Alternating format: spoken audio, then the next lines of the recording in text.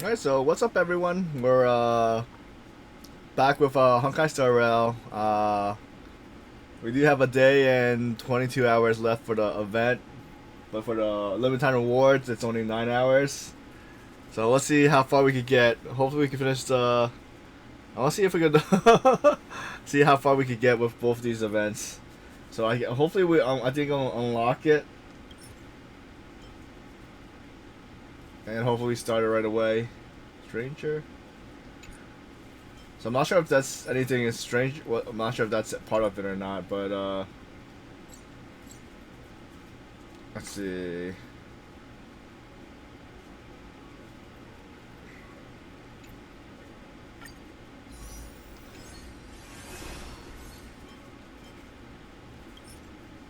All right, we'll unlock it. We're doing Sweet Dreams and the Holy Grail. Unlock. Huh? Isn't that Robin? What's she doing here? Where's Robin?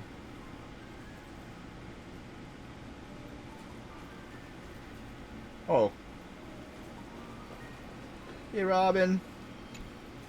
It's been a while. Mr. Scrollum said you'd stop by today, so I figured I'd wait here for a bit. So this is the device for testing the divergent universe, huh? You're interested in the divergent universe too? Oh, you've got the wrong idea. I may have taken some history electives back at Paperfold University, but I'm hardly the right person for scientific research. I'm here today on someone's behalf, to bring you a gift. Do you still remember the Holy Grail War we had back in Penacony? Not a clue. Not surprising at all. This so-called Holy Grail curio is bizarre indeed. Even though I still recall that adventure we went through together, some of the details get a bit hazy when I think back on it. Old Odie gave me this Holy Grail as a token of gratitude for everyone who participated in the war. I wanted to display it on the Radiant Feldspar. He agreed, wholeheartedly saying, Ho ho ho ho! What better decoration for the Radiant Feldspar than a cup set to grant any wish? Talk about grandeur! Mr. Scrollum was entrusted to neutralize the power of the Holy Grail. Now it's just an ordinary dream bubble, stripped of its wish-granting properties. I've always wondered, if the Grail really could grant you a wish, what would yours be? A wish, huh? Feels like someone asked me a similar question during the Holy Grail War.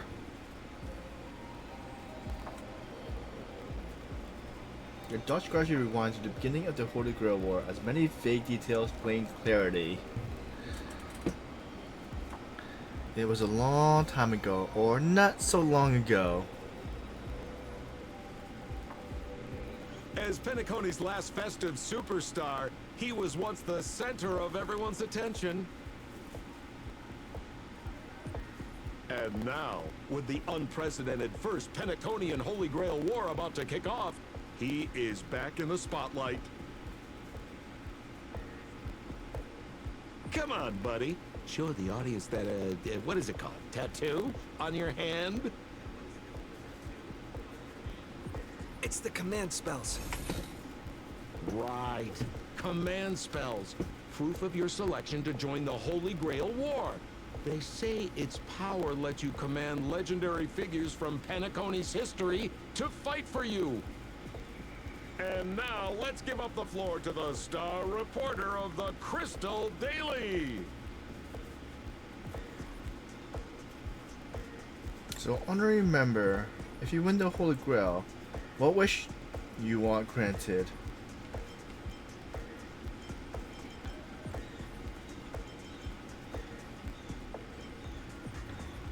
Why are you two even here? Whoa, look at the honorary member dodging the question. Could it be that he got a secret wish You don't want anyone to know? Well then, do you think we got what it takes to win the Holy Grail War?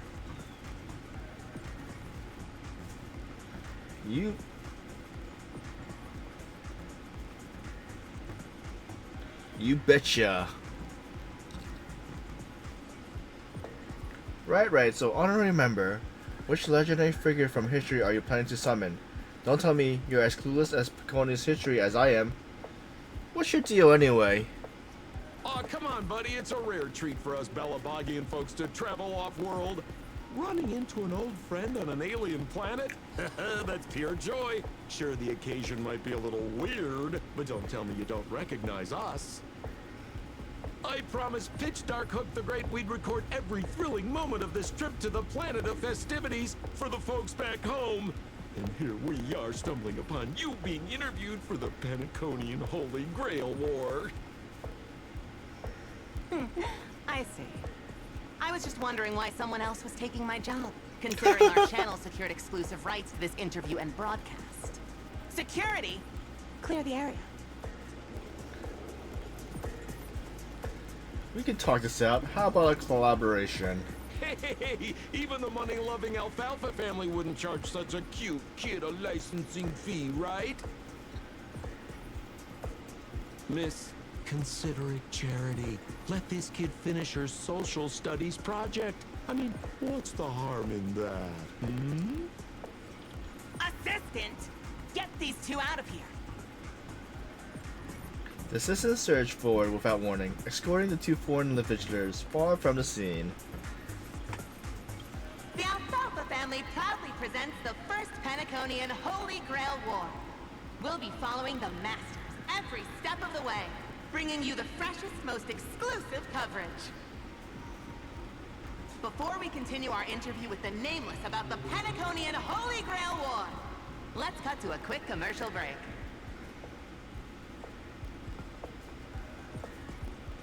Ladies and gentlemen, I'm sure you've all heard the legend of the Holy Grail, haven't you? Across the vast cosmos, such tales abound. Seekers embarking on grueling journeys in pursuit of a miracle capable of Wonder what kind of heroes there are. desires into reality. Yet, only a rare few ever have the privilege of witnessing its existence firsthand. But today, I bring you all that very opportunity. I have brought the omnipotent wish-granting chalice, the Holy Grail, to Penacony. Of course, the right to make a wish is a privilege beyond measure. And like most competitions in life, if you want to claim your reward, you'll have to fight for it.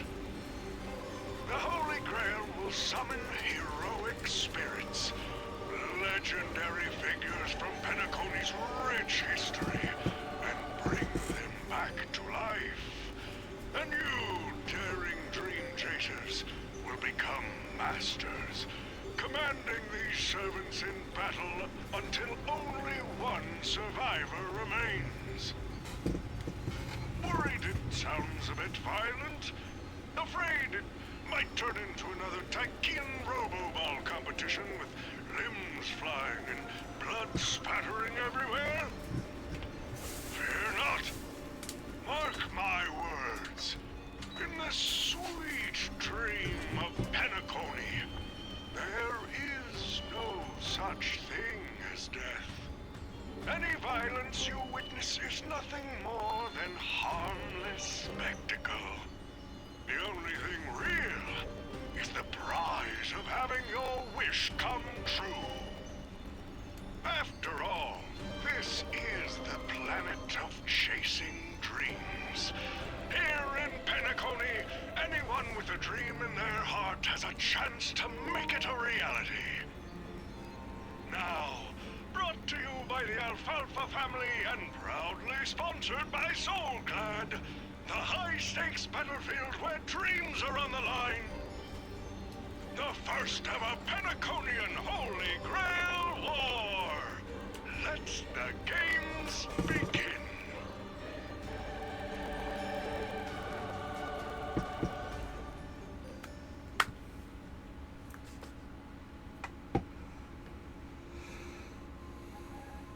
Terrific! I loved how you used the word survivor instead of victor to rally the contestants. Nothing stirs up a person's drive quite like the goal of simply staying alive, hmm? What an inspiring speech, Mr. OT. Even Louis Fleming himself couldn't have done it better. Easy on the sweet talk, kid. I'm not here for your flattery. I brought you in because I expect you to give it your all and become the survivor. Don't get me wrong, Mr. OT. I'm honored you picked me, but I'm just a nobody, a bottom-tier cog in the IPC.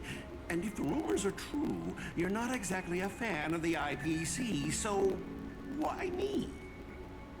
I sent invitations to Penacony's top shareholders and family heads, welcoming them to join this Holy Grail War. Some accepted. Others turned their noses up, dismissing my carefully orchestrated spectacle as just a marketing stunt.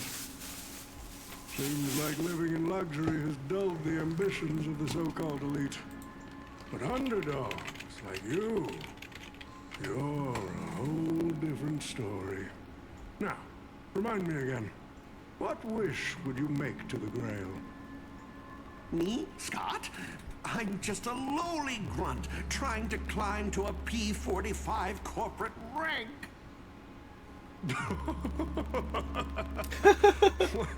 What a delightfully mundane wish. You aren't even dreaming of rubbing shoulders with legends like Diamond or something. But compared to lofty nonsense like world peace, your dream is refreshingly grounded. So, the Holy Grail, can it really grant my wish? Of course it can. Kit, the command spell branded onto your hand is proof of your qualification. You've also summoned a servant and witnessed their power for yourself. Well, we are in a dream world where ice cream talks, wine bottles sing, and instruments play themselves. A grail that grants wishes and legendary figures resurrecting from history? Not so far-fetched here, I guess. But here's the bigger question. If the Grail is real, why are you sharing it? Why turn this into a show? Let's face it, if I were in your shoes, I'd keep it to myself, make my wish quietly, and get filthy rich. A sharp question, Scott. Let me put it this way. Picture an old man who survived 10 Amber Eras, navigated countless conspiracies and power struggles, accumulated an endless fortune, and climbed to the absolute pinnacle of Penacony. Now tell me, what's left for such a person to wish for? More money and power? No one ever thinks they've got too much of either, right? I don't know. You tell me, Mr. OT. You're already getting close, kid. But a single wish, that's far too small to satisfy me. I want to transform the Holy Grail War into an unprecedented form of entertainment in Penacony. Imagine meeting historical legends, summoning them as servants to fight for you. Yeah, let's see what kind of servants we get, or like what that we meet. This will be We already know Penacony's Saber and next grand Archer. spectacle, standing alongside the Charmony Festival as a beacon for the universe's attention. Dreamers and wealth beyond measure will pour in, far more than ever before. And for the first ever Holy Grail War, what story could be more compelling than the wish of a nobody coming true? Understand now? Ah, I get it now. Don't worry, Mr. OT. I won't let you down. As a lone wolf, I've learned how to survive, no matter how desperate things are. I'm not gonna lie, Mr. OT. Just now, during that broadcast, I saw someone. Someone who's dragged me down to rock bottom more times than I can count. Funny how fate works. He's here on this battlefield, too. Let me guess. You mean that nameless from the Astral Express? A real showboat and a tough competitor, I'd say. Oh yeah, in terms of pure strength, the old me couldn't compete with that monster and his crew. But the person I am today, I'm not the same man I was back then. As a master, survival hinges on using your summoned heroic spirits, your servants, wisely, and utilizing their noble phantasms. Isn't that correct, Mr. Rekka? While the Holy Grail War is ongoing, please address me as greedy, producer. Actually, during this war, he should call you by the code name Assassin. You're right. In the current Penacony, the name Greedy carries no weight. Best not to bring it up. You got a chance at a second life. It's best to let go of fragile pride, old friend. Names tie you to your past. They also expose your weaknesses. A wise competitor hides their true self from the opposition. Listen up. I had to offer him film credits and the chance to experience a heroic spirit's memories just to convince that director to act as your vessel. You've always dreamed of creating a masterpiece that would shake the world and cement your name in history, haven't you? On that point, you and Mr. Rekka share the same goal. Don't waste the opportunity I've created for you. Go, record the stories of the participants in this Holy Grail War, and help this ambitious young man by your side fulfill his wish. Following my master's command, my noble phantasm has already been trained on those you invited. I can show their movements to you both in real time. Well done, Assassin. With an ability like this, we're sure to stay ahead of the competition. The participants who have accepted the invitation and plan to join the Holy Grail War are already under my noble phantasm's watch. So, producer, which one do you want to check out first? Producer, time's ticking. Let's hurry and check out the other participants.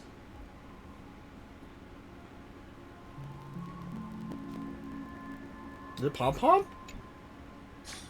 Who the heck keeps tossing garbage around? The next passenger Pom Pom catches littering is going to have to write down the train's sanitation rules 100 times. Huh? The first Penaconian Holy Grail War? Inviting the Astral Express to join? Sounds like the kind of spectacle that might interest you. Seems like he's not around. Maybe I should pass this to March and Don Hong instead. Wait, why is there graffiti on Pom Pom's hand? Ugh, it won't come off. Who's behind this prank? The world's turned upside down. Even the animals on the Astral Express can enter this tournament. What did he get, though? Mr. Odie, should I take care of this first? No need. Letting a contestant like them compete just makes things even more interesting. Check Sunday and Robin. Mr. I mean, bootleg, Pom-Pom, Boothill. it's been a while. No, that's forking hilarious. Girl, I know my identity's a little touchy, but here in Dreamflux Reef, just call me by my name, all right? It sure has been a while since we last saw each other. Not since that monkey raised hell here. how'd your agent even let a big-time star like you put on a street performance like this? A true singer doesn't only perform for the ones who can afford front row seats. But you, Mr. Boothill, your appearance here means something big's about to go down again in Dreamflux Reef, doesn't it? Hey now, don't go making me sound like some kind of walking disaster siren. You've heard of the Holy Grail War, right? The ads are everywhere, and nobody in Penacony could have missed it. Wait, are you telling me you're joining the Holy Grail War? Oh, why do you sound so shocked? Am I not supposed to? That's not what I meant. Or maybe that is what I meant. As far as I know, only the family heads, IPC execs, and the Astral Express crew received invitations to this Holy Grail War. Basically, the decision makers of Penacony. And ain't I Pom Pom, a member of the Astral Express? That's not what I'm saying. Relax. I'm just messing with you. For some reason, that old man went and sent an invitation to Dreamflux Reef, too. Micah figured things might go down the same way as they always do. The folks up top have their fun, and the people below take the hits. So, he sent me the invite. Said I might be interested. I see. So, Mr. Micah's asking for your help in his own way. Makes sense. I mean, after all, I'm a two-time hero of Penacony. Sunday, the monkeys. Dadgum my stupid mouth. Why'd I bring that up? Sorry. Listen, I don't care about any muddle-fudging Holy Grail, but a Holy Grail War. Now that sounds dangerous. Yeah, I get that feeling too. Summoning dead guys from their graves to duke it out. Winner takes all. That sounds like something those IPC shirtbags would come up with. No heckin' way I vibe with that kind of setup. But since I took Micah's request, I gotta see this through. Make sure things don't spiral out of control. Alright, time to get prepped. Up next, per the invite's instructions, summoning the heroic spirit. See ya. That guy, that's the one in Criminal Boot Hill. Mr. OT, sir, can't you revoke his qualification? Letting a criminal join the Holy Grail War is way too dangerous. What if he wishes for every single IPC employee to drop dead? That'd be the end of us. Kid, you're basically admitting you think that cowboy can win the whole thing. Yep. Where's your confidence? You gotta keep your head in the game. Once you accept the invitation and are branded with the command spells, your qualification as a master can't be revoked. Then we should send out the bloodhounds and take that criminal down immediately.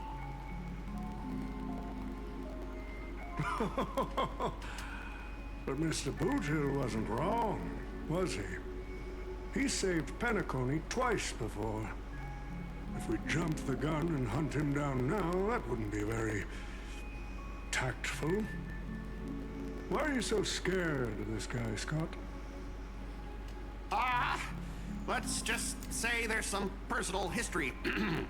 He's got a particularly brutal way of handling my department's people. Oh, then isn't this your perfect shot at vengeance? Win this war, and you can bring that cocky cowboy crashing down yourself. Don't worry, Mr. OT. Forget a small fry like Boothill. If the traps are set right and the schemes are airtight, even Louis Fleming wouldn't be able to escape. Good. Good, good. Jade and Aventurine. Using the memory bow as an invitation, a very Pentaconic thing to do. But what's even more Pentaconian is this omnipotent wish-granting chalice. Well, listen to that. Doesn't it sound like a cheap business scam? Only someone from a backwater place like Eurilo 6 could be fooled by a trick like that. Old Audie's serving up the nectar. But what kind of poison is mixed into the cup? Madam Jade. Now don't tell me you're actually trying to figure out what kind of game this old man is playing. Why not? Pentaconi's biggest tycoon throwing away his usual image of polite dealing making to invite the family head and shareholders to participate in the dream contest, promising afterwards to grant a wish that someone will never fulfill on their own. Isn't that fascinating? Fascinating? Well, people with real power wouldn't waste a second of their time on something like this. I mean, who would lower themselves just to entertain him? And if this so-called Holy Grail turns out to be nothing but a marketing gimmick, then things are gonna get really interesting. Well, Audie knows that better than anyone, so what kind of return is big enough for him to risk the Othello family's entire reputation? So, you believe this omnipotent wish-granting chalice might actually be real? Across the cosmos, ceremonies that taps into the past power to create miracles aren't uncommon. The credit contracts I make with people, aren't they a form of wish fulfillment too? And even more so, are the cornerstones we receive. So does that mean you're interested in accepting the invitation? I'm interested in the Holy Grail War, but not the Holy Grail itself. What intrigues me are the people who joined the war for a so-called miracle. Well, placing your hopes and dreams on some unknown Holy Grail. It's like dousing yourself in oil and diving straight through a ring of fire. Doesn't look promising, but it'll be one hell of a show. And more than that, that's a perfect opportunity to watch and make connections. Only one lucky fool will walk away with the Grail, but the Bonajay Exchange? No. The IPC Strategic Investment Department can grant anyone's wish. Our future strategy calls for more allies. Aventurine, are you going to accept the invitation and join the Holy Grail War, aren't you? I knew it. Pentaconi and I just can't seem to stay apart. But I have to say, the way they mark the participants, not exactly pleasant. Speaking of allies, a certain someone has returned to Pentaconi. Obviously, we can't have any official dealings with him, but since you exchanged intel before, there's a little trust between you two. I want you to use the Holy Grail War as a chance to strengthen that trust. As you wish. Wait, you're telling me the Strategic Investment Department is joining too? What's wrong, Mr. Scott? As a member of the Marketing Development Department, their reach shouldn't extend to you, right? That's right, Mr. OT. Besides, with you backing me up, even Louis Fleming... Let's just let Louis Fleming rest for now. Mr. Scott, the IPC is just one of many choices in this vast cosmos. Sometimes you need to fight for your own shot at greatness. The stage is set, and the characters are all in position. But, Master, for you and me, this Holy Grail War comes with a few complications. Yeah, the competition this time is no joke. No, what I mean is, if you look at the backstories of the participants, they generally fall into 3 categories. Those who are in direct competition with your department, those who have a personal grudge against your department, and those who see you as their sworn enemy. In other words, from a narrative standpoint, every single participant we've identified so far is likely to target you first. It's us. You call that a complication? Like I didn't already know everyone here has a bone to pick with me? A little personal wisdom. Not everyone is your enemy, kid. Learn to separate conflict of interest from personal vendetta. And the key difference? The first one can be negotiated. The second, not so much. So, if I were you... You'd deal with the personal vendettas first. Much appreciated, Mr. OT. I'll keep that in mind. What a poetic twist. Old rivals, now destined to settle the score on the Holy Grail Wars stage. Lucky for me, I drew the best possible card. Assassin. With your noble phantasm, we should have the upper hand. That said, knowing your opponent's next move isn't enough. It's like having a script but never actually shooting the film. Let me remind you, Master, your least favorite Nameless is preparing the ritual to summon a servant right now. Nameless, I gotta take care of you first. Can't have any loose ends hanging around. Next up is the moment we've all been waiting for. The Nameless will step into the summoning circle, chant the spell, and summon one of the greatest souls in Penaconian history. Who will it be? The legendary Dreamweaver Glocks? Or perhaps the first Bloodhound? Let's find out! The stage is set. Now step into the summoning circle and begin the ritual.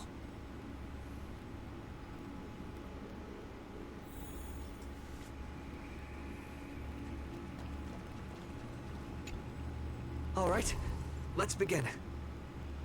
Heed my words. My will creates your body, and your sword creates my destiny. If you heed the express Are they doing it all at the same time? Crispy, crumbly pom-pom pie, then answer. I have not come to bring all the good in the world, but I am fated to perish, defeating all evil in the world. 7 souls flowing from the Amber Lord's stony hearts.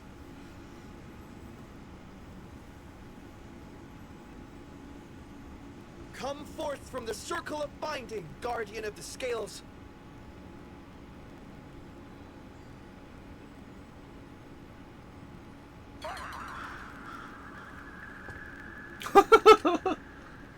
So, where's the servant? There's no light pollution, no exciting music, no soul that came down from the sky. There's only awkward silence.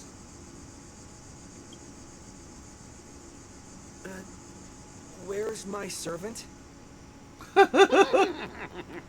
Oh, I wish I could capture this pathetic little moment of yours and pass it down as a family heirloom for generations. I was actually worried you'd luck out and summon some terrifying servant. But turns out, you're just plain cursed. Compared to you, even I seem less of a lone wolf now that I have a servant. Maybe I should let you borrow the title for a couple of days.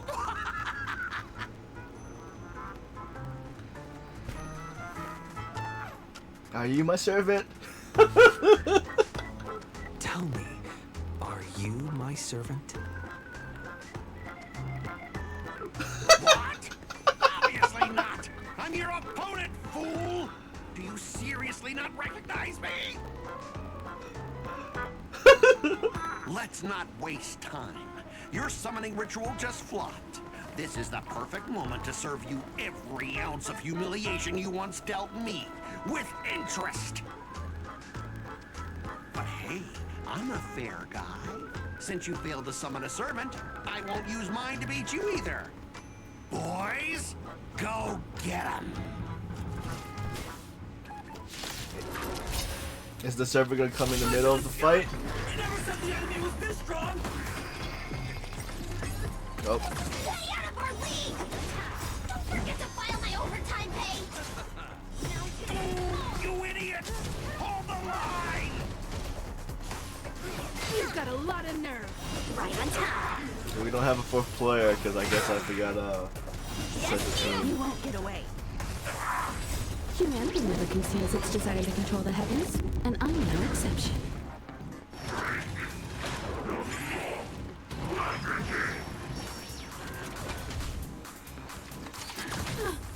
Bloom. The dead return!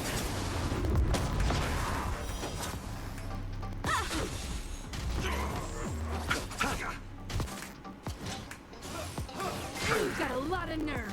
Right on time.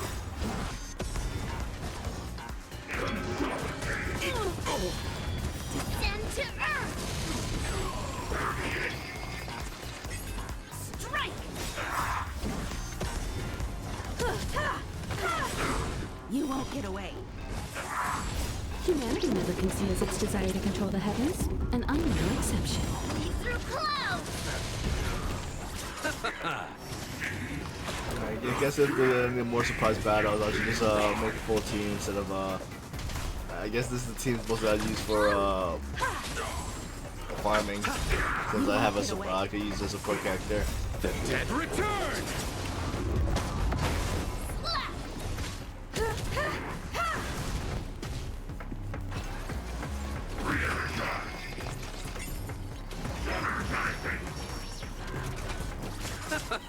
Strike!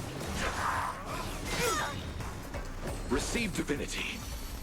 Repay. Yes, you! Humanity never conceals its desire to control the heavens, and I'm no exception.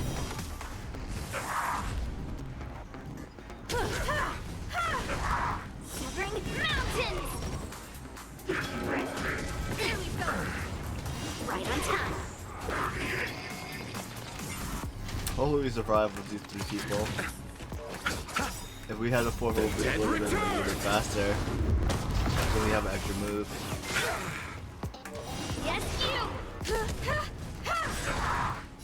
Humanity never conceals its desire to control the heavens, and I'm no exception. You won't get away.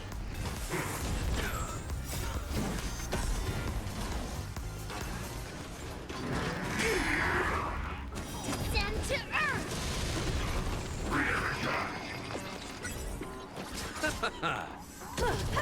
Almost down. You've got a lot of nerve. Right on time. Yes, you!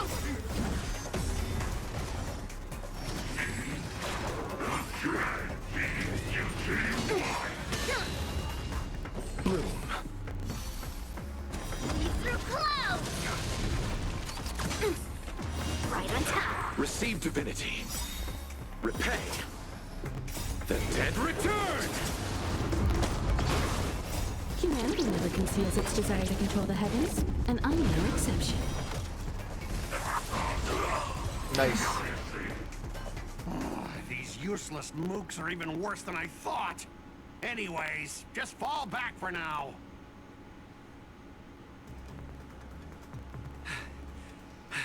God. Scott! That's all you've got? Guess it's my turn to hunt you down. Oh, now. Wait, I can't make a team? Alright. Who should we put in?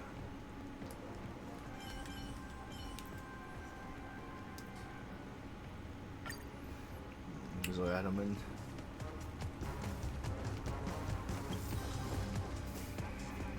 The chase!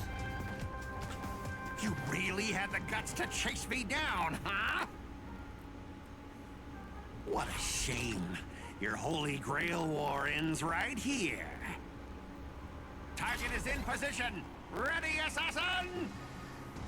Ready to roll, producer.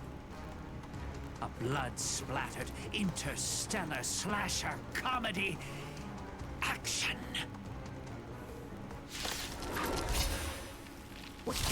What are these things?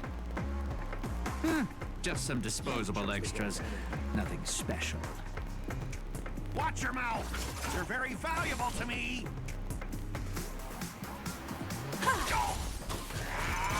I underestimated you. Yes, you!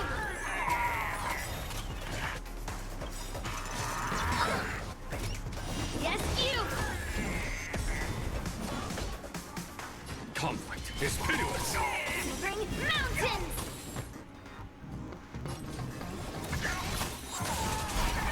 Let's settle this. Is it 3 waves? You won't get away. I have something for you.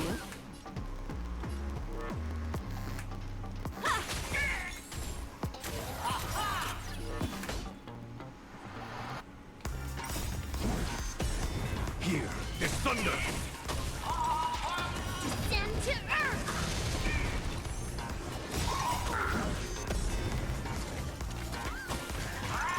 I underestimated you.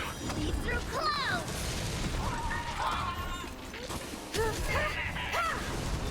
Receive divinity.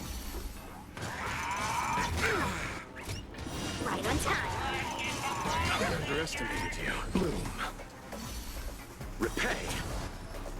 Yes, you! You've got a lot of nerve. Right on time. Yes, you! Conflict is pitiless.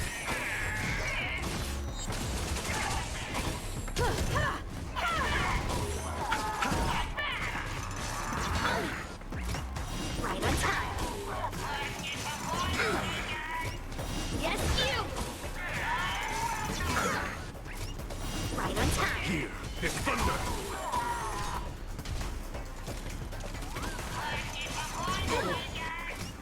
Yes, you!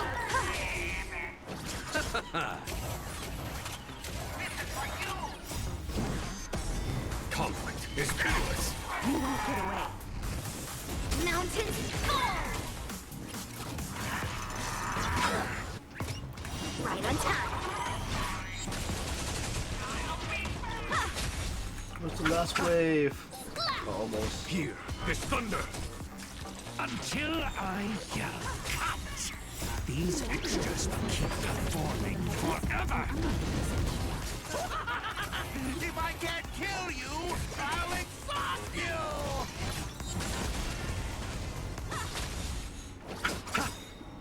The dead What the heck are you? is thunder.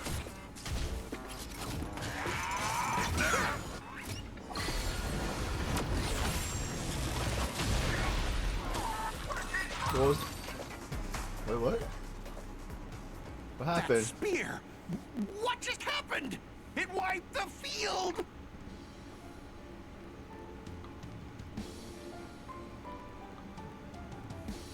Lancer? Tell me this guy's your servant! Assassin, do something! Someone's crashed the set, producer. I'm not built for frontline combat, and that guy is bad news. So, how about we take the smart approach and run? How did he disappear? He got his assassin self one too? Huh. So he put his masters into spirit form too. Assassin class. Always such a pain in the neck.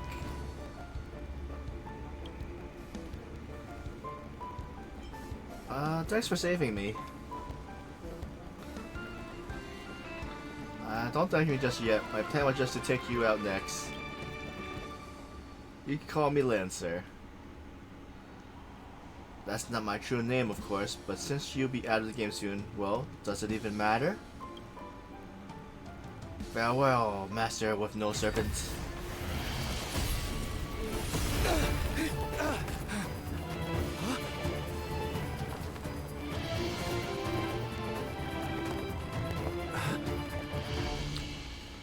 I ask you, are you my master? Contract form, servant summoned. What a terrible reunion. That's what I was thinking too, Lancer. But as long as I stand here, I won't let you lay a hand on my master. Well, kid, you just hit the jackpot.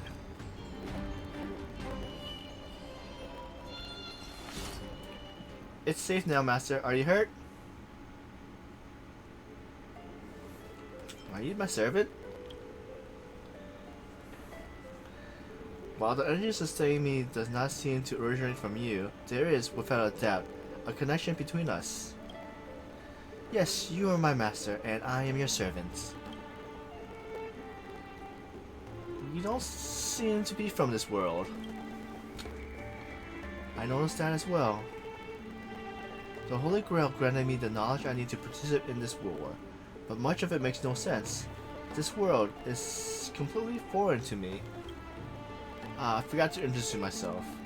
You may be calling me by my servant class Saber, or by my true name, Altria Pendragon. I was once the king of the knights in Camelot. I assume you know nothing about this place either. We do have a Camelot here, actually. Oh, seems like different worlds have their share of strange parallels. Tell me, does your Camelot still stand? Unfortunately, no.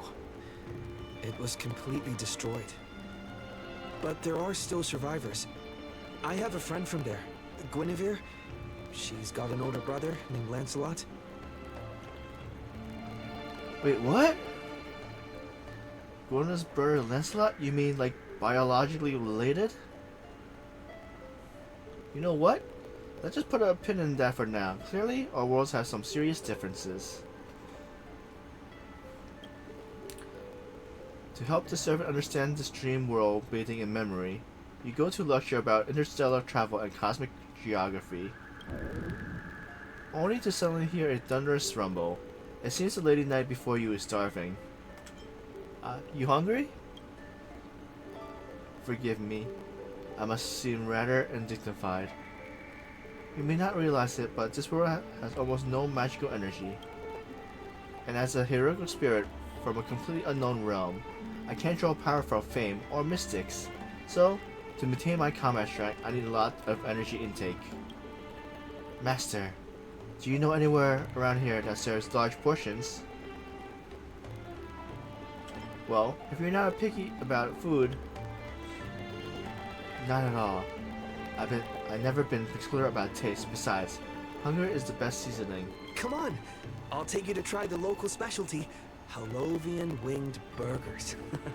No way your world has that. At the same time, in the golden hour.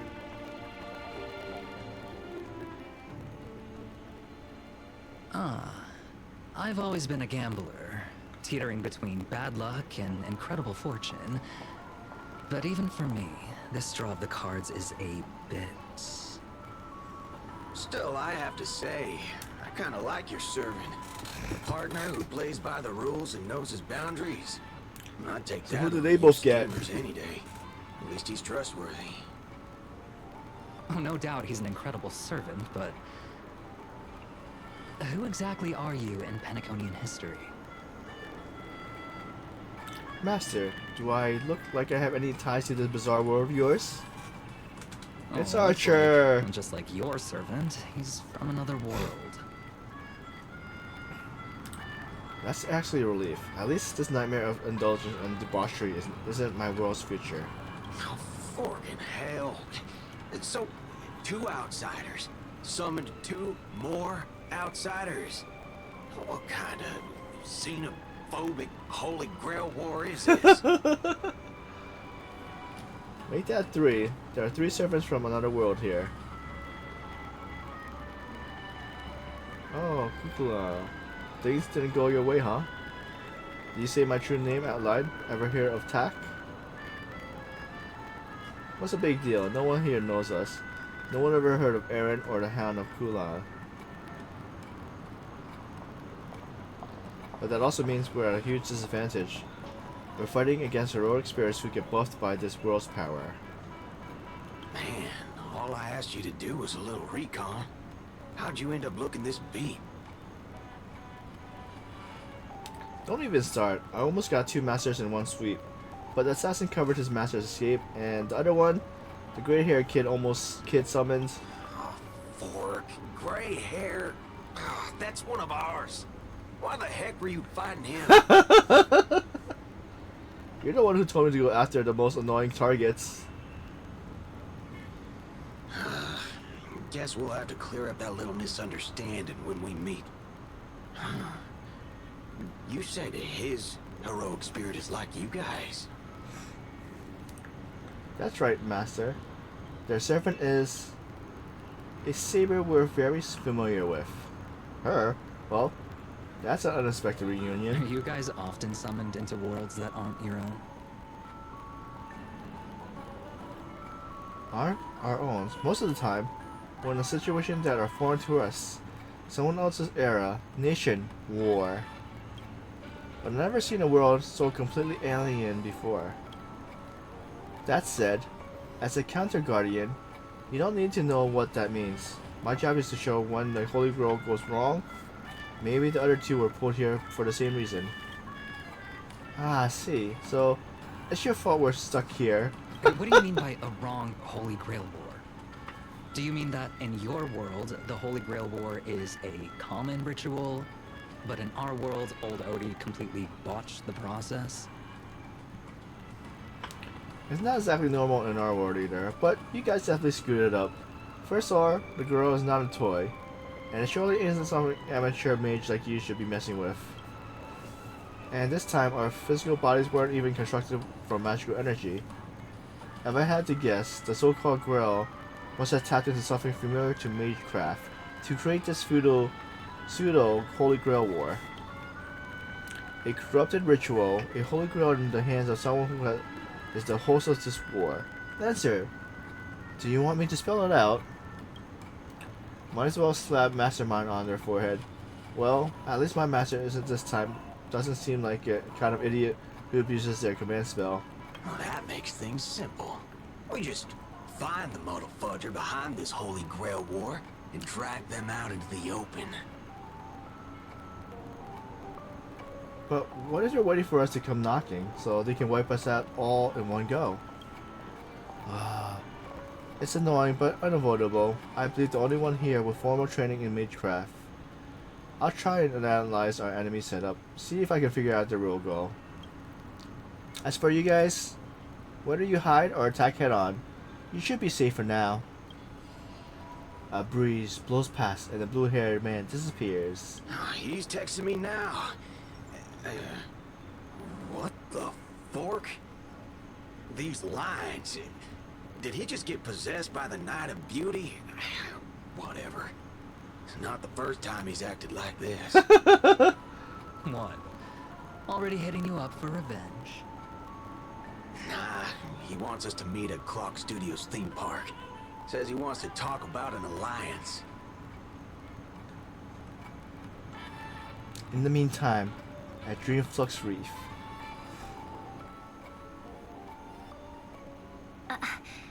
I thought a heroic spirit would look... I don't know... more special? This isn't quite my true form, but I'm afraid this is the only way I can appear before you. Summon at your request. I am... Caster. I would of course prefer to be honest with you, but every time I try to say my own true name, it turns into this. Dissonance? But that's your name. It was. But it's been trademarked, copyrighted, owned by someone else. I'm sorry, Master. Just call me Robin. I'm not used to being called anything else. Miss Robin. I'm sorry if this isn't what you were hoping for. I'm just a faded star from the age of dreaming. A piece of dead skin in an industry that sheds its past without a second thought. I was brilliant. Once. Who was I? Well, maybe you'd find the answer buried in some old, forgotten magazine. They used to call me the Eternal Silver Screen Beauty. The Golden Note of Sheepay's legacy. I've had even more names. but ever since I first stepped into the limelight, I've never had my own. Not even in death. Not even now, when I've been dragged from the grave to perform on this new world's old stage.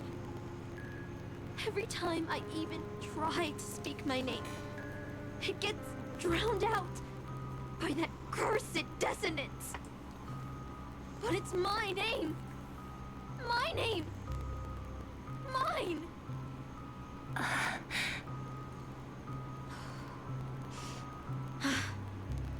I'm sorry. It's okay. Let it out. I get it. Sometimes I want to lose control too. When we're on stage, under the spotlight, performers like us have to keep our composure. Since you can't use your real name, what should I call you? Caster. That's the title the Grail assigned me. No, I don't like that. I want a name you chose, not a name that was chosen for you. Thank you, Miss Robin. Then, call me Miss Note. For now. Funny.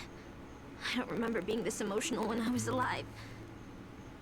Maybe my fractured spirit origin is affecting my personality. No true name. No noble phantasm. Just this ridiculous talent for theatrics. But I'll do what I can. However little that may be, I'll fight for you and myself to earn a chance to wish upon the Holy Grail. You want to win? To me, the only real victory is making this war disappear. And that's something weapons can never achieve. Only song can do that. But people always remember the ones who win wars, never the ones who try and end them. Whether you want to end this war or win it, you're going to need allies. No performance is complete with only the lead on stage. I know. I was just thinking the same thing. Out of everyone in this war, there are at least 2 people I can trust. I've already invited one of them, and I plan to lay everything on the table for him. Penacony, cityscapes floating in the sky like clouds, where ice cream and cotton candy like chirp and jump straight into your mouth. This is incredible. Just like you said, Master, this world is deep in dreams. But it wasn't until we arrived at this place, Dreamflux Reef, and I truly understand why the Holy Grail chose this place. Why? Because every shining palace has its forgotten corners, gathering dust ignored. And in those places, there are people with countless unfulfilled wishes. That's why the Grail should come here.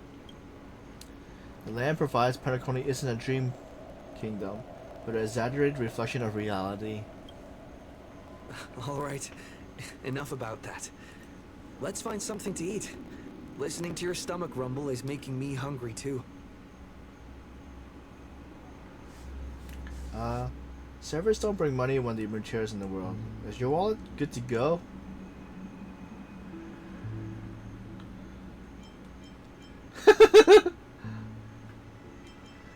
No worries, the fast food joints in Dreamflux Works are cheap and with big fortunes. Then I'm relieved. As a servant who is a veteran in many battles, I don't really care about the quality of food. Almost there, Saber. Up ahead is the Dreamscape fast food restaurant. Wait a sec, where... wait, can't jump?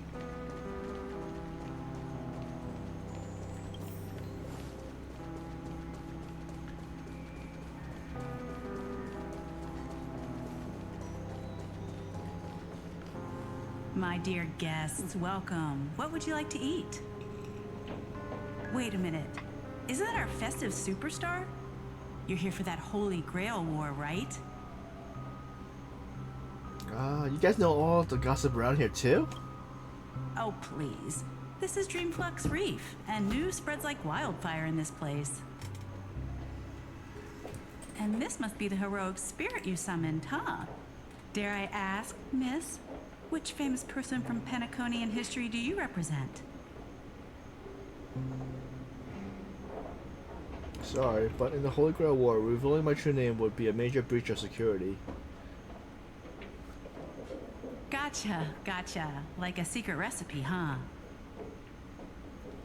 Why don't you tell me this instead? What's the best dish on the menu? If this is your first time in Dreamflux Reef, I highly recommend the Holovian Winged Burger. It's a burger you won't find anywhere else. Our store only uses pure organic ingredients sourced from the Memory Zones farms.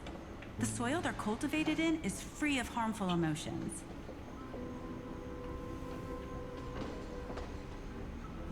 Thank you, but no need to explain. We'll go with the Halvalian Wing Burger. All right, we'd like 100 burgers. Okay, wait. Did you say 100? Are you sure about that?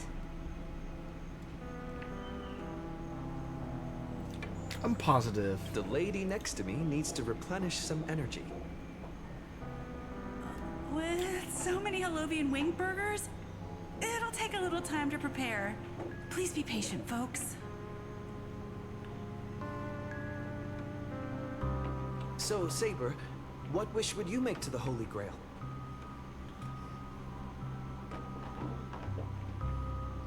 If I'm lucky enough to win, I hope. Hold on, let's talk later. Master, I sense another servant approaching. 2 Holovian Wing Burgers, 2 bottles of Sousa juice. Miss Note, is that okay? Of course. But I'm afraid this isn't exactly a quiet spot to dine. We have a rather noticeable servant in front of us.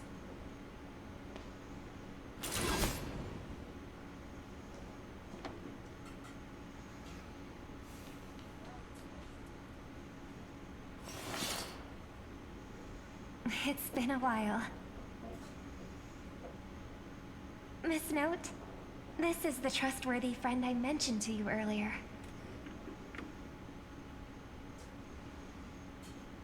Oh, they're a friend of yours, Master.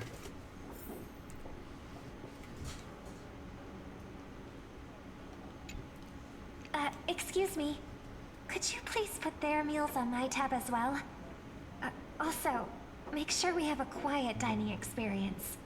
No interruptions from the other guests. I'll leave an extra tip for that. Thanks. All right, you can rest easy. No one's gonna bother you while you're eating. Miss Servant, over there? Could you turn down the murderous look? If your hand's always on your sword, I'll have to step in to protect Miss Robin. This is the Holy Grail War. Please forgive me. But I stay on guard until I'm sure you don't mean any harm to my master. Relax, we're friends. Sorry to interrupt, dear guest, but if you're gonna fight, maybe you should eat first. Your Holovian Wing Burgers are ready. So, let's eat first? Agreed. So they ordered 2 burgers. You 2 ordered all of this? With quiet pose and grace, the 2 servers polish off the Hawaiian Wing Burgers. It seems they've all calmed down after eating. The dinner table really is the best place for diplomacy.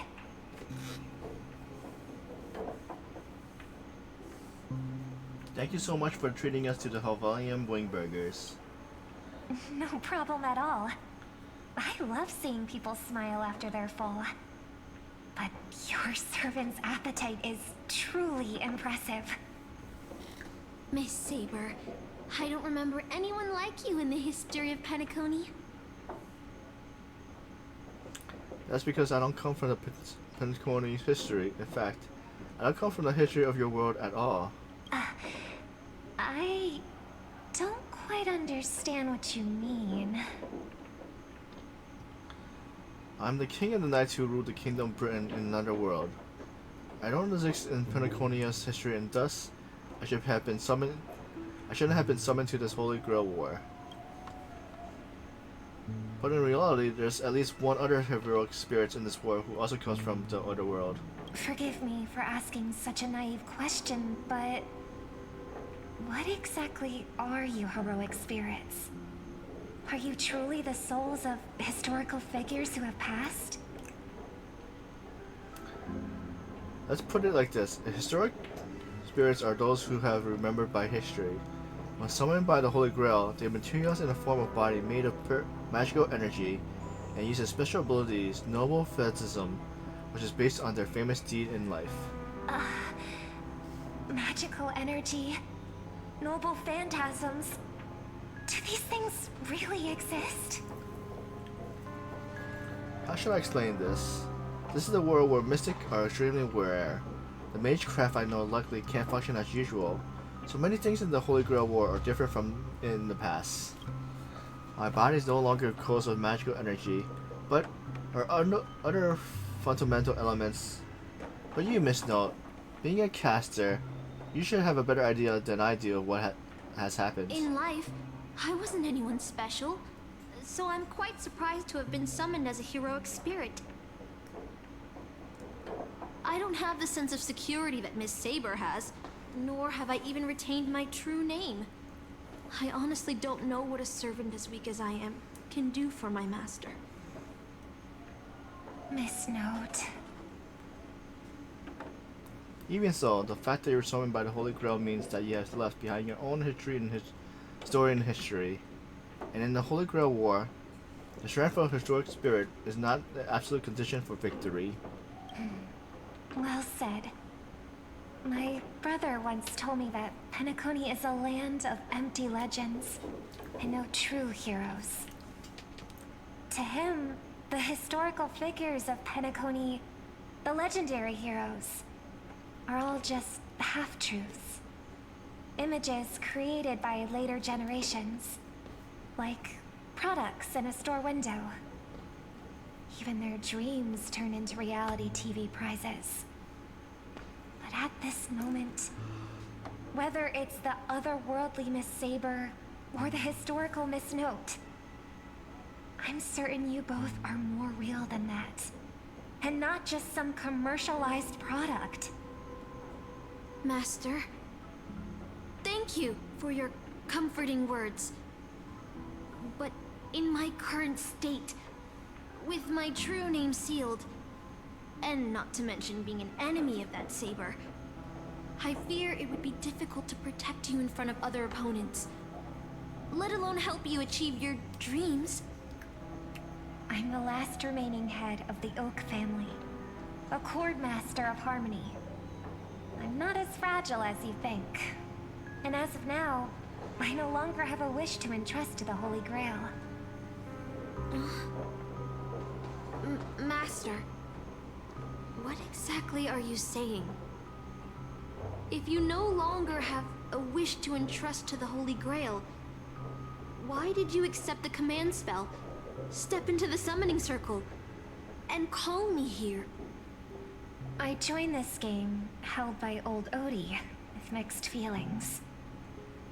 Because at first, I did have a vague idea in mind.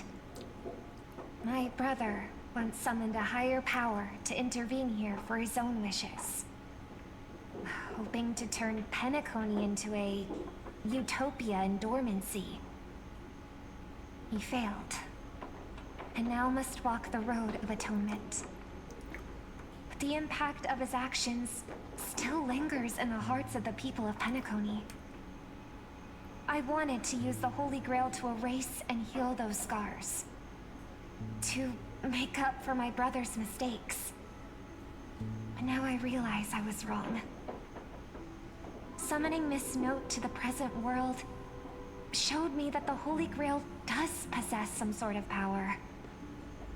And entrusting my vague, unclear wish to an unknown entity would lead us down a very dangerous path. Regardless of my intentions, my wish is still selfish.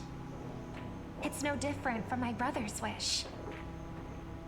I'm sorry, Miss Note.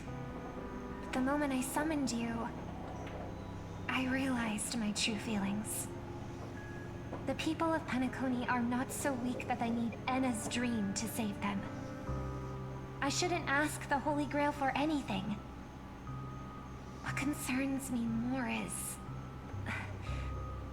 what exactly does old Odie want to use the Holy Grail for? The Holy Grail War is indeed suspicious. You may not know, but in my world, the Holy Grail War was originally a ritual for mages, one that needs to preserve its mystical in order to attain the power to create miracles. But this old Odie, the host, is openly displaying the ritual to the public. This should not have tainted it, making it impossible to carry out. I experienced many Holy Grail wars and seen many different ritual forms, but this one is unlike anything before. In my view, it's best to proceed with caution, Master. What do you think? Let's unite everyone! That's right. Exactly. From what I know of old Odie, he won't stop this game no matter what. So I want to form an alliance with as many participants as possible. Until we clearly understand the true nature of this Holy Grail War and the power of the Grail, we shouldn't make any wishes too hastily. You're a worthy successor of the Oak family, Master. But I think your plan for alliances is a bit idealistic. Each participant and their servant have their own desires. And until the final winner is decided, no one can guarantee that your trusted friend and his saber won't turn their blades on us. Hey, that's a bit harsh. But, for now, I'll follow your lead. However, if the situation changes when trying to form alliances with other servants, I'll make my own decisions. Huh? Boothill just sent me a really long text message. I got one too. Was it a mass text? New message. Let's see. To my dearest masters, greeting to you all. I'm the bootleg, the Galaxy Ranger. As the evening breeze of Asana carries with it the tender whispers of approaching summer, I humbly pray that your noble self remains in radiant health, untouched by the vexity of seasonal alignment, so as not to miss the splendor of this midsummer enchanting beauty. Though, but my human fugitive, it is my profound honor to stand along with esteemed self in the pursuit of the Holy Grail. As such, with my heart brimming with revenge and gratitude, I extend you the most earnest invitation to grace Clock Studio Theme Park with your presence. There, I shall humbly offer a modest feast of wine and fare in your esteemed company. In this season of summer retreat, Clock Studio Theme Park has transformed into a realm of poetic wonder, a paradise on earth that promises to etch forgettable memories upon your hearts. Should you decide to accept my invitation, I will be overjoyed beyond measures. I shall eagerly wait your reply. May this humble gathering serve as a cherished testimony to the bonds we share, and may it bestow upon you a moment of delight and respite amidst your noblest endeavors. With the highest regards and deepest wishes, here's to you. Salutations from yours humbly, Boothill. Is this a text from Mr. Boothill? From the love of Vali, he's cursing up a storm. Huh? You've already figured out how to automatically translate his swearing in your head? Wait. This absolutely isn't from him. Looks like the mutual slaughter has already begun. See? Peace is just the interlude in a war. That Boothill. He's probably already been taken down. No, he's a seasoned warrior. There's no way he's out this early. But Someone must have gotten their hands on his phone and is using his identity to lure us to Clock Studios theme park. The invitation is written so earnestly. I guess we should have to graciously accept. Yeah, I was thinking the same. If we rush over now, there's still a chance to save Mr. Boothill. What do you all think? It's like, Boothill will be fine. I believe he'll make it out safely too. Either way, this is a good opportunity to ally with him and stop the fighting. The enemy has set up a trap. If we pull back now, we'll avoid the risk, but losing 2 allies will put us at a greater disadvantage in later attacks. Then let's head out.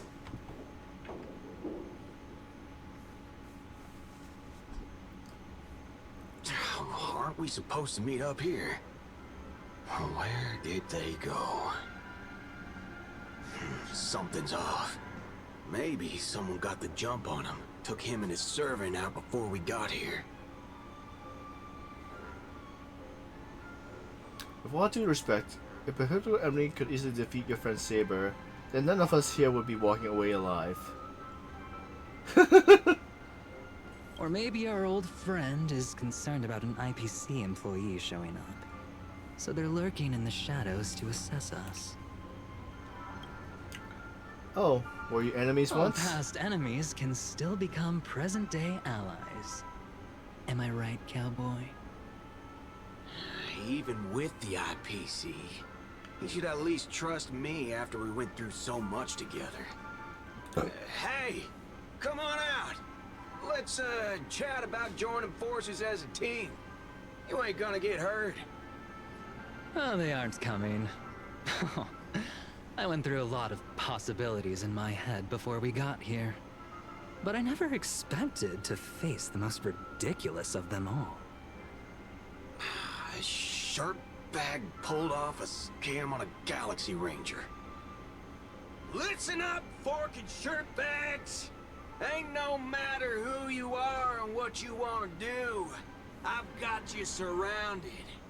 Pop out now. Don't say I didn't warn you when you stub your toe on the way to the underworld. Did you hear that? He's gonna kill us if we don't give ourselves up. Oh, he's every inch a serious criminal with a huge bounty on his head. I'm positively shaking in my boots with how he talks. Huh? Wait, isn't that Mr. Aventurine of the 10 Stonehearts? Why is a criminal wanted by the IPC walking around with an IPC executive? Sir, if that blasted cowboy's got you kidnapped at gunpoint, just give me a blink. Or maybe you two are actually friends? An IPC executive secretly in cahoots with a cosmic fugitive. Assassin, you've got to grab this awesome scene on film. Oh, your servant is... Mr. Rekka? No. Wait, now that I'm looking at him, there's something off. Hey, you know him? The guy in the IPC uniform next to Rekka? There are more IPC employees who know my face than there are grains of sand in Sigonia's desert. You think I can remember them all? Oh, wretched brat. You think I'm scared of you just because you're a Stoneheart? The Strategic Investment Department's reach may be long, but it will never reach my neck of the woods. After I win the Holy Grail, I will make everyone do as I say.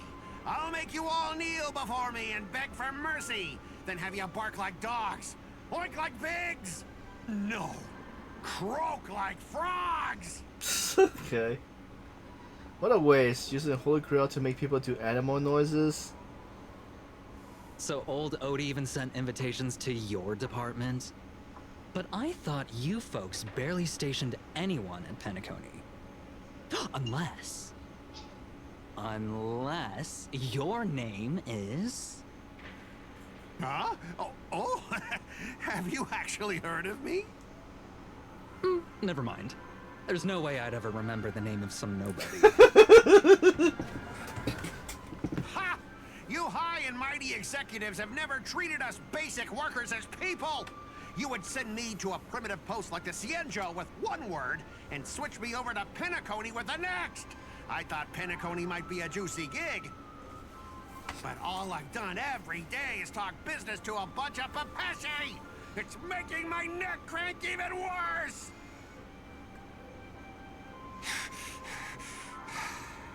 But hey, all of that'll soon be a thing of the past. Aventurine, I'll replace you and become the new Stoneheart of that name. Assassin, use your noble phantasm to bring me victory. Huh? Do I finally get to see this shrimp servant in action? Archer, get ready for a fight. What's with the happy smile? The filming has begun, actors. Take your positions. Let the camera roll. Let the film spin. And let us return to the silent horror picture show. Ready? Wait, is this eyes play buttons?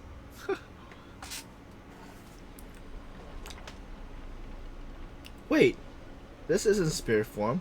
He just vanished right before our eyes. The server presence concealment is more disturbing than I imagined. Wait! Where's your voice?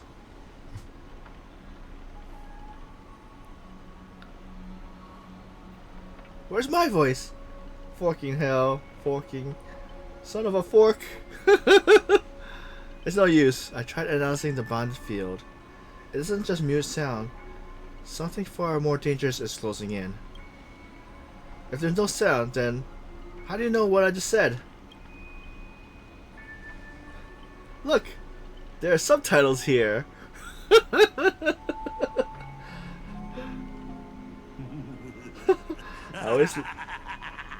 I've always wanted to see you people like this.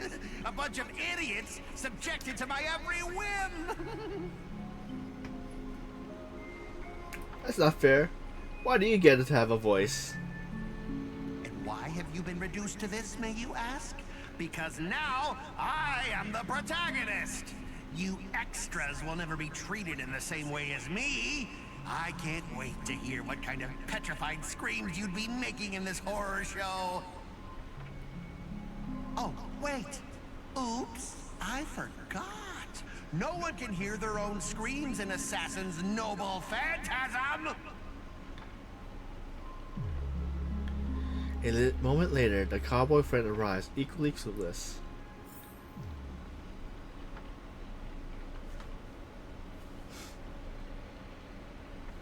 It's usually quiet, no sign of Mr. Boothill or the enemy who lured us here.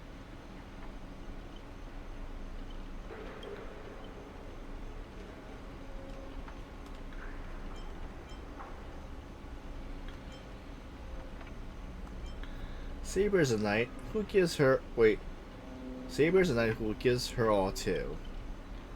I'll protect everyone in the best of my abilities. Please don't stray too far from me. But with the enemy in the shadows and us in the open, even the greatest caution can guarantee our safety. In a wide open area like this, if an enemy sends Archer to attack from range, we'll lose the initiative and be a serious disadvantage.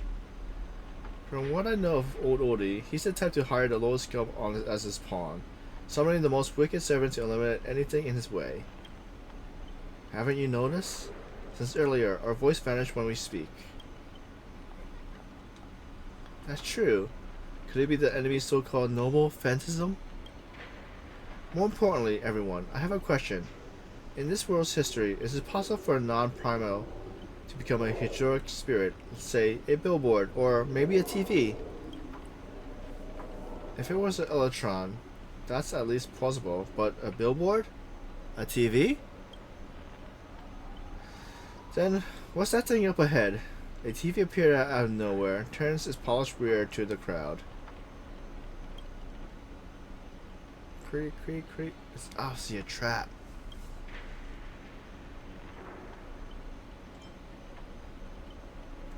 Scan the surroundings and look for anything unusual. If this is a decoy, the real enemy probably lurking nearby, waiting for us to take the bait. We should steer clear of this trap.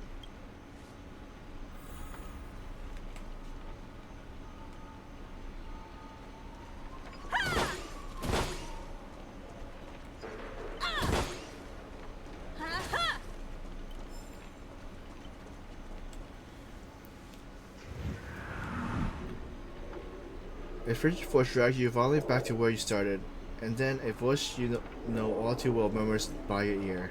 You want to leave after entering Boss Scott's turf? In your dreams! Why does it sound like a dog barking? Scott, the NPC specialist who does their biotic voice impressions. Unbelievable. Scott really made a name for himself. Even the plain Robin knows who he is.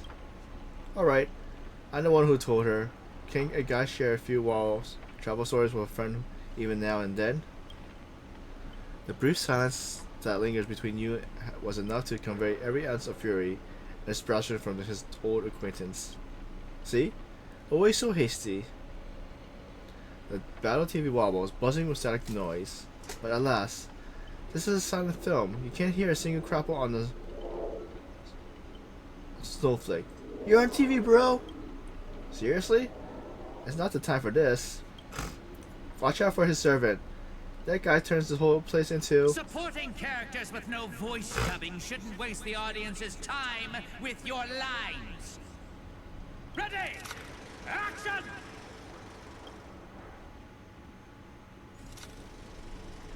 Silent Stage Act 1. Midnight Chainsaw Rhapsody. Lead actor, Scott.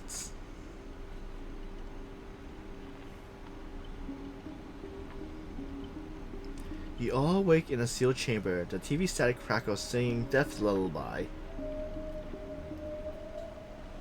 Separate from your servant, you run into another pair of familiar enemies. As for your cowboy and songstress companion, vanish without a trace. Why are you here? Scott sent a scam text to Mr. Boot in your name, and you know how that goes.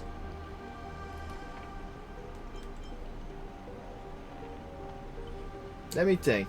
How will he bark this time? Forget that third-rate nobody. What I really want to know is, where did he send our servants? Splitting up in a horror movie. That's a death flag. Let's figure out what we're dealing with here. That monster in the room sure is eyesore.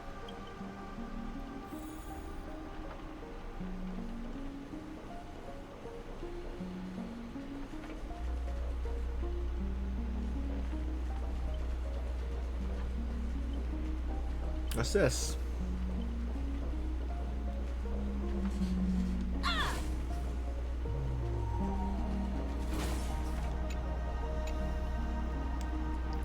A nameless corpse lies before you. Don't ask why it's still twitching. More importantly, you find no clues on it, but it got a little hint for you all. You're employees of the Intersect Peace Corporation. To reward your outstanding performance this year, the IPC has organized a special vacation at the hotel. But when you arrive, the hotel is completely empty. As midnight strikes, its true nature is revealed. This is already the 5th room. Hey, can you hear me? What a bunch of troublesome fools. I can't believe that even you fell for it, Archer. Just so we're clear, I was against this from the start, but those 2 blockheads insisted on investigating. Now it's 3 blockheads. Master of the unworldly Holy Grail War, and not a hint of caution among them. That's how I ended up with frown lines. Isn't it a little late to say all that? Listen carefully. This place. The Holy Grail War is strange indeed. It's my fault. I have failed as a servant. I should have kept my master away from this trap. Right on cue. Master, I saw your subtitles. I'll find a way to get you out. Hold on. If I was the enemy, I disguise myself as the master and wait just behind the door for a perfect ambush. Archer, listen to my voice. It's obviously me, right? Sorry. This is a silent film. All I can see is a line of subtitles under the door, with the name Adventuring slapped on it. If you want to prove you're the real master, you have to spill 10 humiliating secrets that only my real master would know. You really don't know who I am? Will this ever end? This is a horror film, people. Background characters, start acting scared. This place was once a FPC prison, where criminals were banished. Its deadly traps ensured none escaped. Now, the inmates have passed, leaving only bloodthirsty, vengeful spirits. I wanted to ask this since your first line. Why target the IPC workers? Back when I was still in prison, the IPC scoundrel turned it into a living hell. What do audience love most? Watching those criminals suffer. Swallow someone's leg and the door unlocks automatically, but if nothing happens after the system hour, boom, the room explodes. You, the guest, will also go up in flames. I know this one. The room you can't leave unless you do a particular thing. It's one of the classic tropes from a particularly vintage horror flick. You watch Railroad Wild films. Why's that be? I did not expect someone your age to know that much about Pinnacle's early dream bubble cinema. You have a bright future ahead. That's right. I was the one who gave the world my genius vision for my first film in Pinnacle's early days. So this noble offensive is based on that. That guys really get carried away and start babbling. Nice work, Master. No wonder the scene feels so awkwardly shoved in. Now, it all makes sense. Randomly clobbing together old school horror tropes.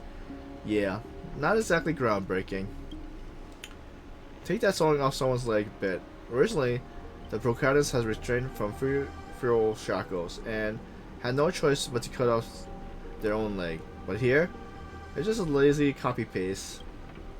Kid, I take back every compliment I said about you. Your screams will be played on loop in the most consistent spot in Granny's films. Revealing your true name on purpose. Let me guess.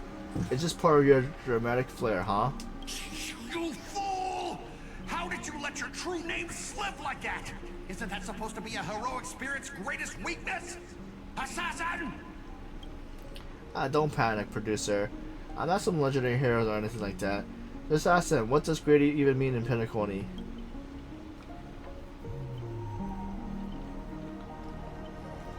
And who are you? I expect this. Soon, you will see Penacony's greatest director is. For now, I'll slip behind the scenes. So, what will it be? Self-sacrifice? Or will you turn your blade at each other right before my eyes? Take what little time you have left and talk it over. But keep stalling and, well, tick-tock, boom.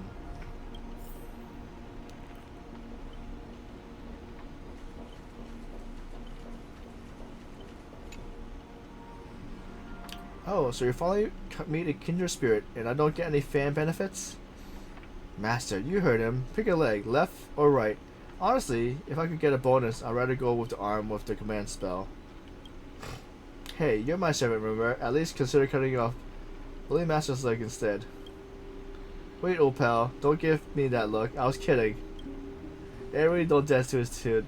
Don't let him pull us along. The more chaos he sows, the calmer we have to be. Still, not turning on each other yet. Rumors about to blow.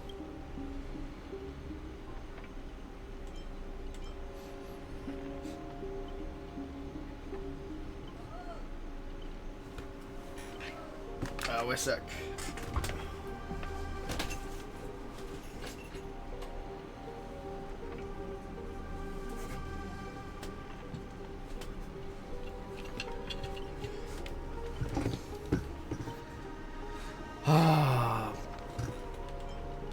I have to solve my own leg. Let's vote. I vote for the flamboyant master. Hey.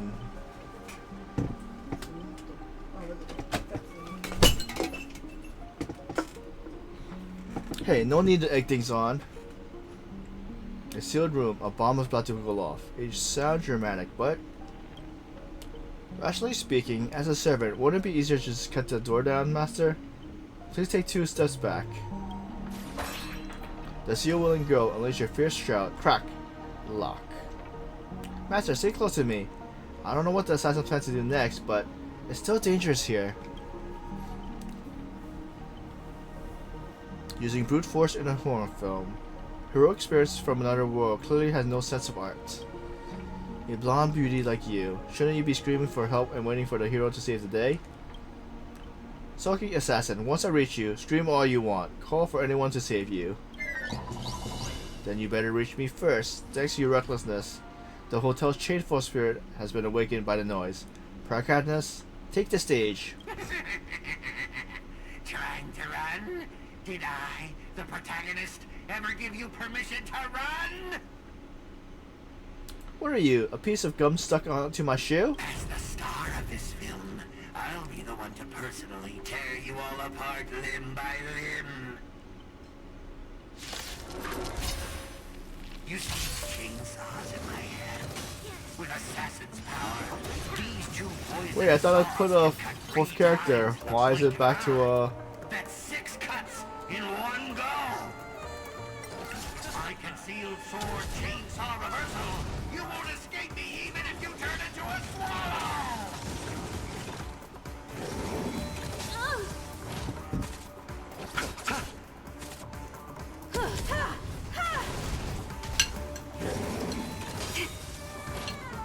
Right on time.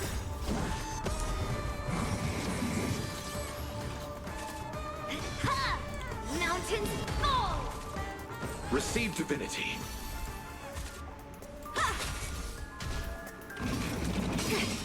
Yeah. Yes, you! The dead return!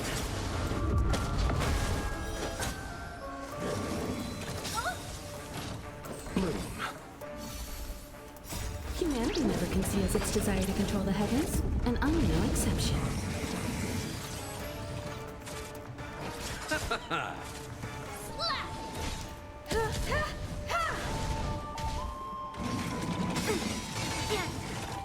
Right on time. Well, at least we have a healer, so it's good. Lead through clouds!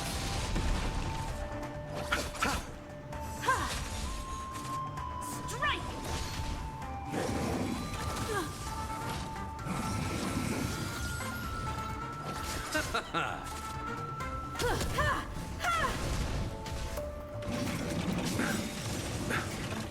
The dead return! Again. Yes, you! Descend to earth! You won't get away. Humanity never conceals its desire to control the heavens, and I'm no exception.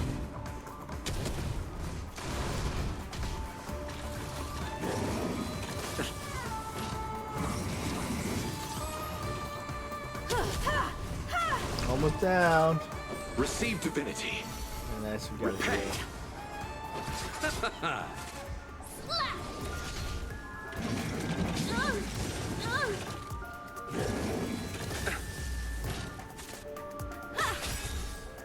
Humanity never conceals its desire to control the heavens, and I'm no exception. The dead return!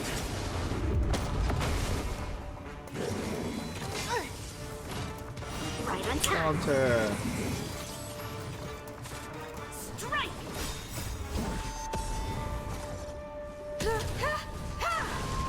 Severing mountains!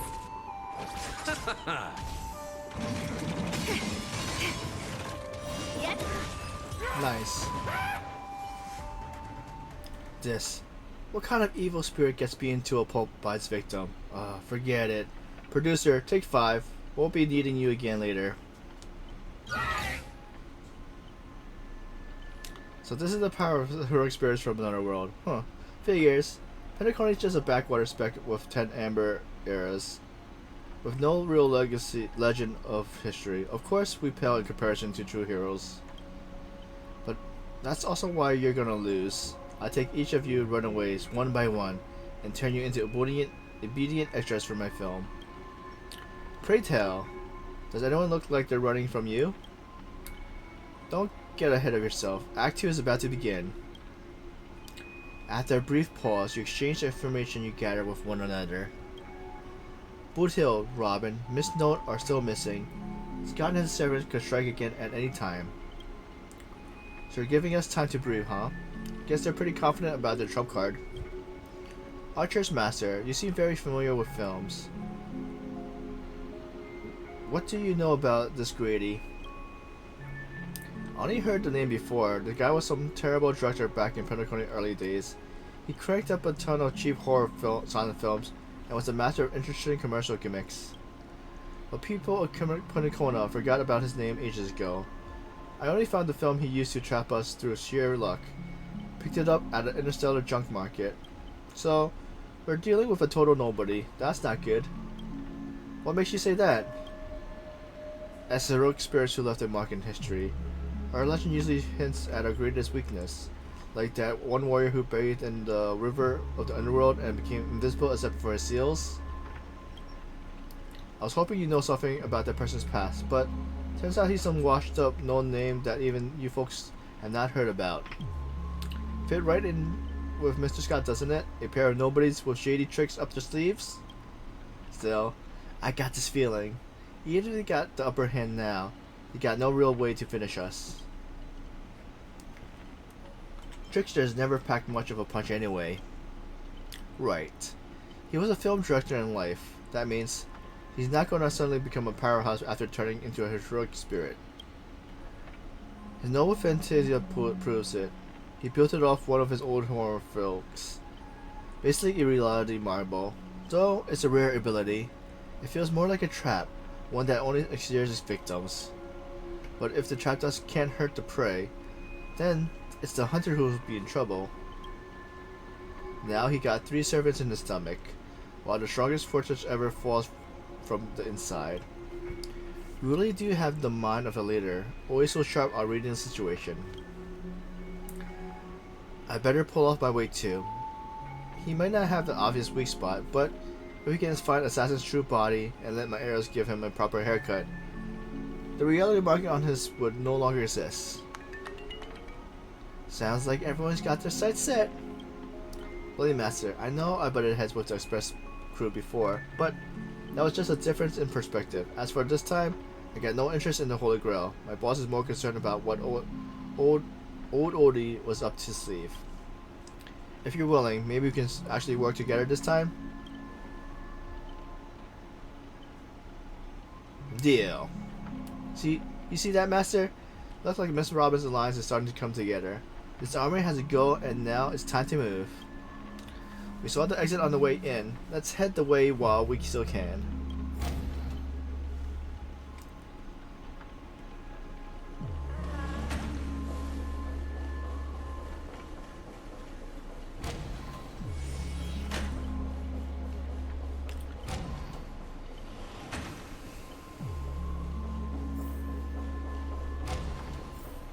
What?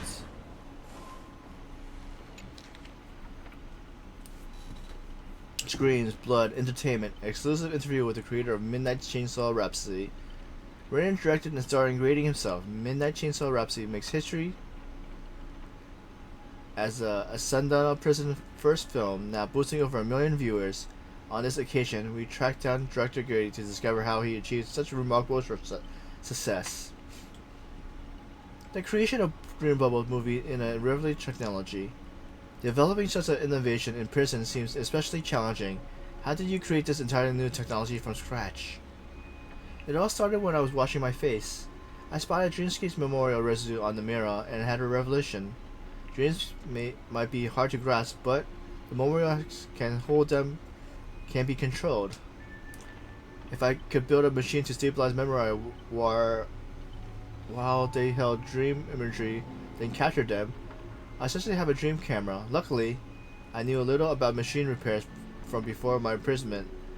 I collected discarded parts from around the prison and spent about a year or 2 experimenting until I finally created a little contraption. What inspired you to make movies in prison, and why horror films specifically? Initially, I just recorded dream scenes with my device, but I got pretty old fast. Then, something suggested, why don't you make a movie? You got nothing but time. Entertaining yourself gets dull eventually.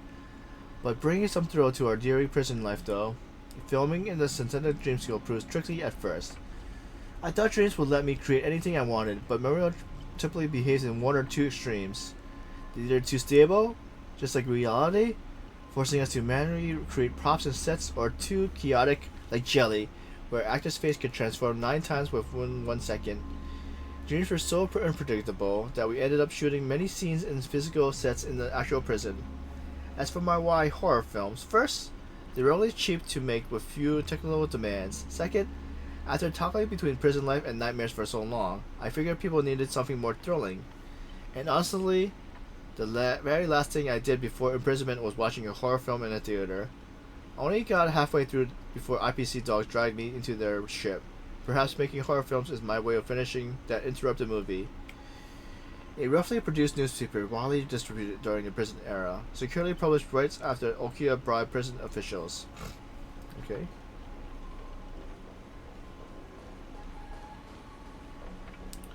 If we can't bring the space to calm, we will never find a way out.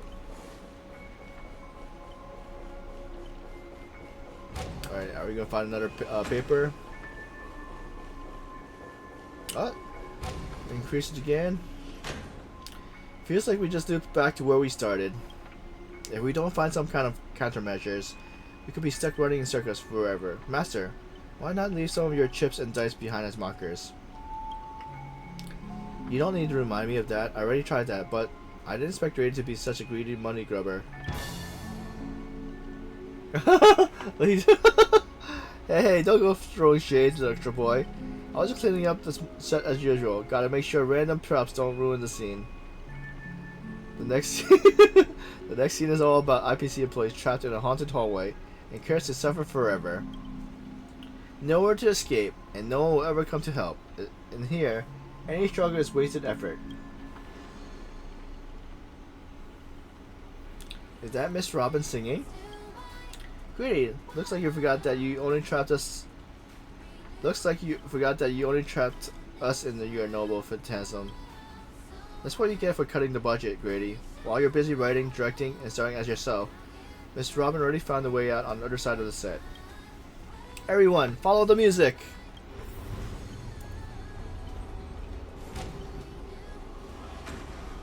Producer, use this piece of truck. I sent you to ambush 2 mere Lola's characters. How do you still mess it up? And this music, why can't my noble suppress it?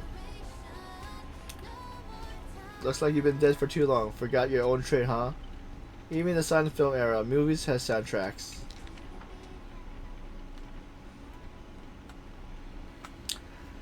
So Grady's film anniversary special, now dominating 45% of pronounced local film market. Grady Entertainment Company stands as the city's most successful at time change. As we sit around with Mr. Grady once more, will he deliver another unsuspected perspective?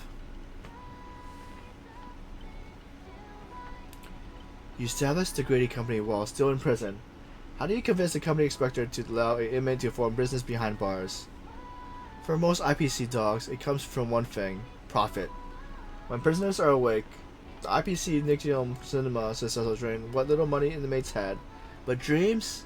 Well, before they realized it was just happening, my lawyer friends has already put my name on the Dream Bubble movie technology patent.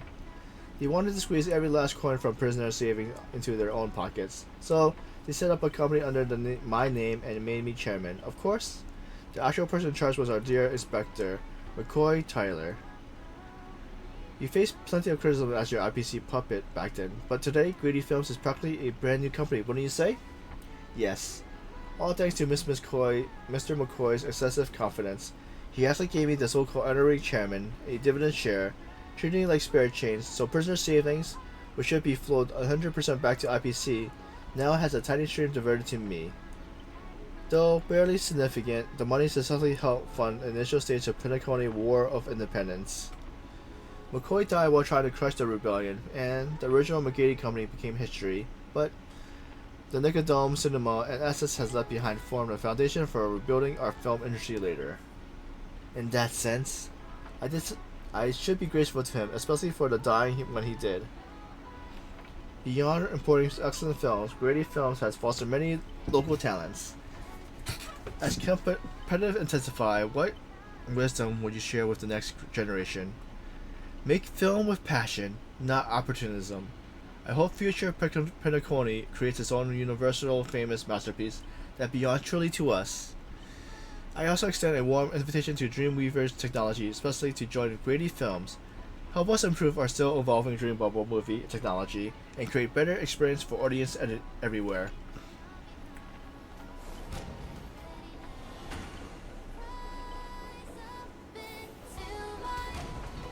We found a gentle form of harmony floats through this tight space. At its heart, two singers light the way to the lost. But at the same time, evil spirits approach, determined to shred and consume these visitors beyond the sky. By my command spell! Whatever you have in mind, it's already too late. In a blur too fast to track, Miss Note grabs the attacking monster and viciously smashes their heads into the floor. Oh no! My control rolling tubes. Ah, don't hit the screen with your microphone. Ouch! Click, click, click, bang, bang, bang. Honestly, this might be the first R-rated scene in the whole movie. You should start to wonder if Robin actually summoned a berserker. That's it. The guards back in the summer prison were tougher than these things. Bravo! Truly Platonic brightest bloom. Brilliant in both drama and action. This terrible wardrobe, this nonsense plot. No one else could have cooked this up but you, Grady. I spent so much effort clawing my way out of the grave. So quit burning my eyes with your bargain flicks. Of course, real directors know when to leave the stage to their actors. You and Grady seem to have a bit of history. Let's just say it was unpleasant. We meet again. As a caster, your combat skill was quite a surprise. Can't say that counted as a fight between mages. Guess people in Penacony really had a broad definition of casters. Really? I thought it was pretty normal. A usher dueling swords isn't qualified to talk about this. I managed to feel out the right path using the power of harmony. All thanks to Miss Note's protection. I saw you covering me in that fight. Even if you can't say your name, I know you must be someone great. I believe in that wholeheartedly, Master. That cannot change the present situation. Without a true name, I'm just a weak heiress family artist. No, the way you shield your master just now proves you're an exceptional servant. You'll never understand the despair when even your name is taken away. You've been wrung dry of all worth. Exactly. Powerless, barely able to protect his master, let alone win the Holy Grail War. Then why not work with me instead, like before? Mr. Odi can grant you all your wishes. Shut up. You're a fool with less arsenal's taste than the automatic instrument. Your work doesn't even have the artistic value to ruin a roll of film. Sorry, Grady. That's a bit harsh, but why are you serving that opportunist fat old fart? Hiding somewhere off screen, Grady sighs too, his voice full of melancholy. Because he's summoning, of course, even in death, forgotten by the world. Penacony clutches our soul like a mister. But hey, sweetheart, at least we have a chance to rewrite our past failures this time. This gloom won't do. Let's kick off the final act of Midnight Chainsaw Rhapsody. The true evil awaits at the end of this haunted hotel.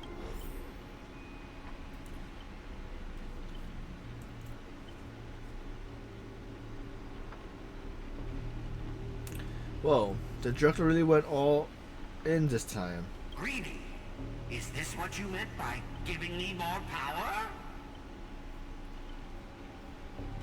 The surviving protagonist finally reached the heart of the hotel. The evil spirits through the screen, then I gather all the lights and effects on you, shaping into an invisible monster. Now, Scott, you will become a legion of evil spirits, a horror icon etched in the history movies. I'm all fired up. Fired up! Now, I will take back everything you took from me. You shall pay tenfold, no, 1,000-fold! Honestly, the way this guy keeps coming for you, even the wildest British hounds would call it excessive. Master, what did you do to him?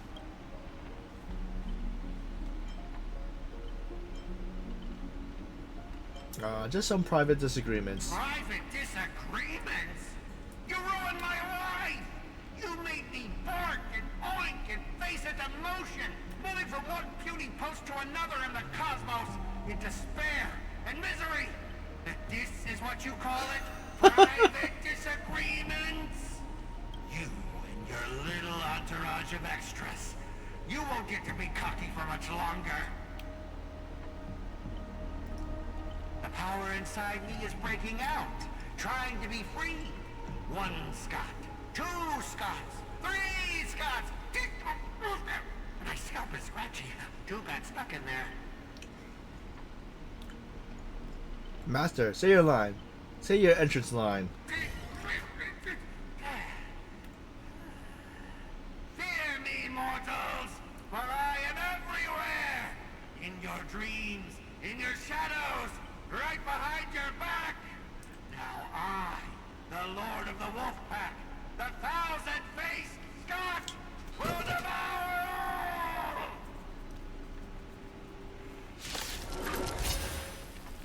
I've got 7 ways to end your lives. 7! Let me show you the overwhelming strength in numbers!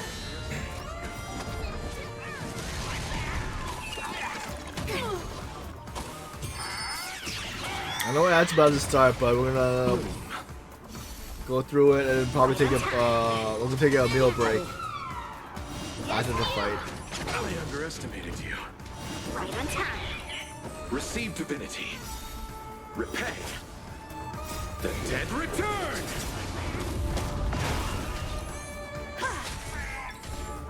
Hopefully we survive it though. Bring mountains!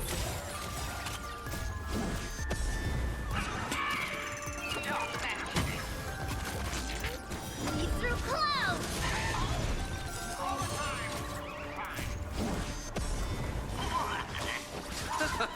Mountains fall!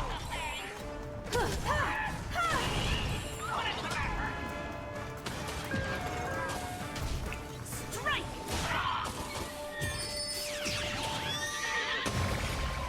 Yes, you! Right on time.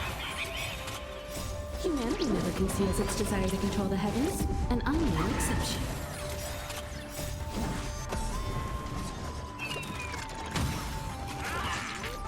Descend to Earth! I underestimated you. Yes, you! Lead through clouds!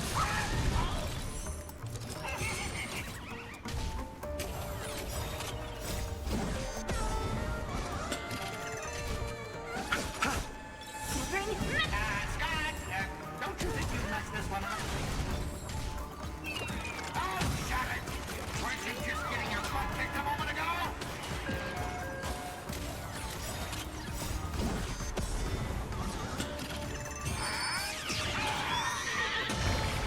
Receive divinity. Descend to Earth!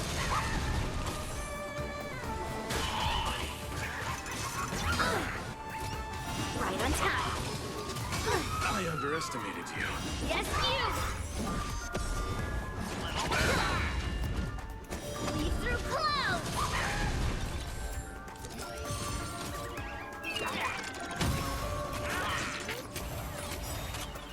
Humanity never conceals its desire to control the heavens, and I'm no exception.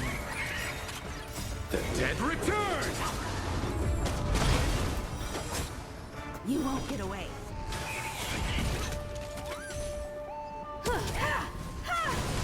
You won't get away.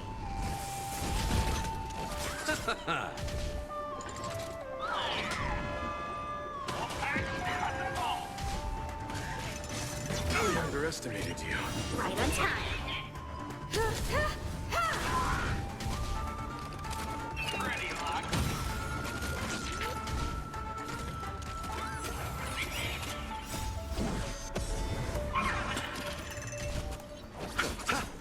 Descend to Earth!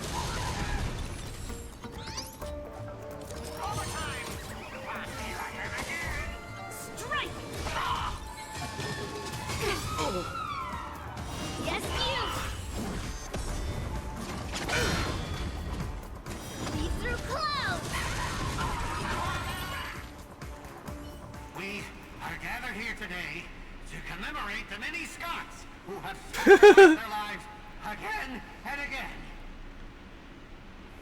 But if those dead weights weren't dragging me down, I'd have won ages ago. The true lone wolf walks alone. Only weak rabble sticks together. Coward! You've been hiding at the back all this time. Even my eyelashes did more work than you. There's gossip between bickering and tossing blame around. What a scene. Finding someone like this, there's no honor in it. Greedy! Do you still even want the Holy Grail? Go change the script on the fly! Move the stage props! Give me more power! Let me crush them all! Crush them in the palm of my hands like a true villain!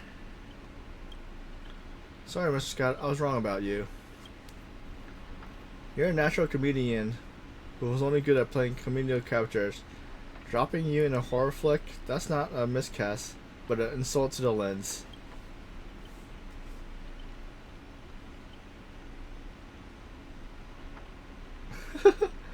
Great minds think alike. Wait! Are you trying to betray me? Don't forget, I am your master! With my command spell, you'll have to... Ribbit, ribbit, ribbit, ribbit! Trying to dominate in my set with just 3 command spells? Mr. Scott, consider yourself fired. Apologies. Cast and crew, you had to witness a little meltdown between director and actor. Underestimating the power of harmony was on me. I also shouldn't have brought you all together. So I'll be more thoughtful with your stage entrance next time.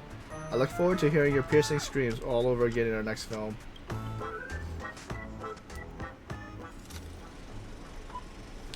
The Silent Stage, Act 2, Haunting of Clocks.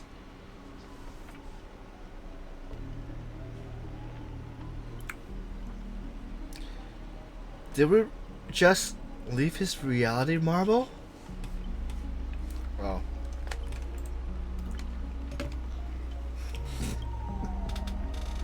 Something's off. Each night, the Clockland will reveal an unknown side.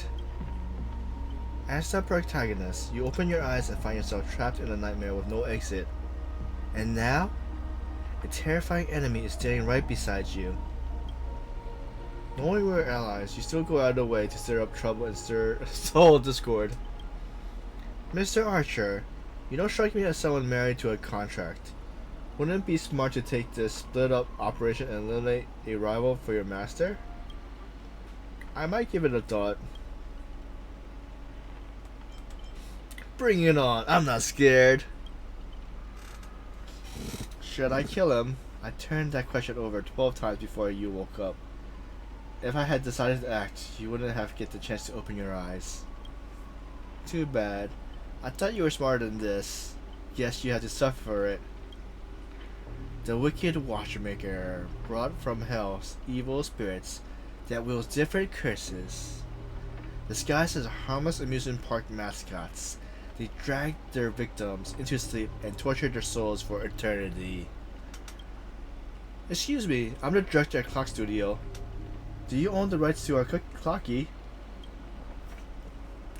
Don't worry. Mr. Alden's PR team will handle it. I used to dream of turning Clock Studio theme park into my own nightmare park. Who knew I'll get my wish this way?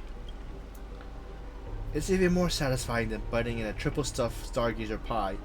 Soak in it, dear character, until you become toys for the evil spirits. If you're just gonna stand there, I might just take Assassin's advice and write you out early. Come on, according to that great director, it's time for us to be tortured by evil spirits.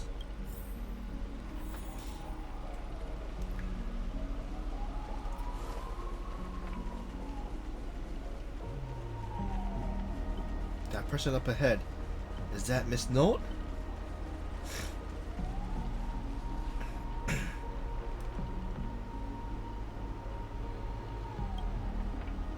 Oh, my bad, sweetheart. Almost forgot. Your voice is already my personal property. First, it was a copyright of your song, then your image, and finally, your name. You found a younger, prettier girl, slapped the name on her, and put her on stage, and you? You'll die in despair in the desert of Dreamscape. I'll devour your body piece by piece, and even that fake name misnote will be mine.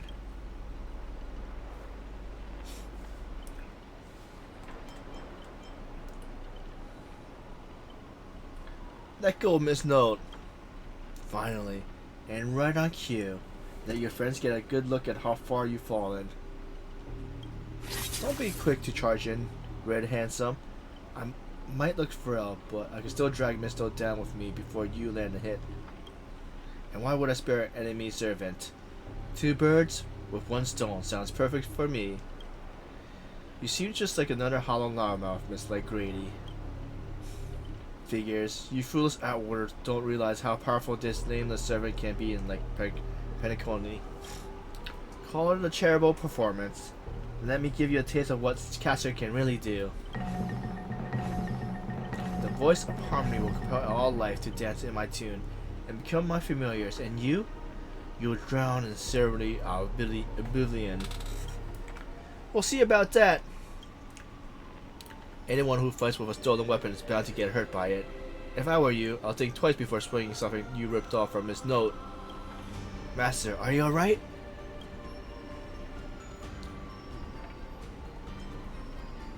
Archer threatening me.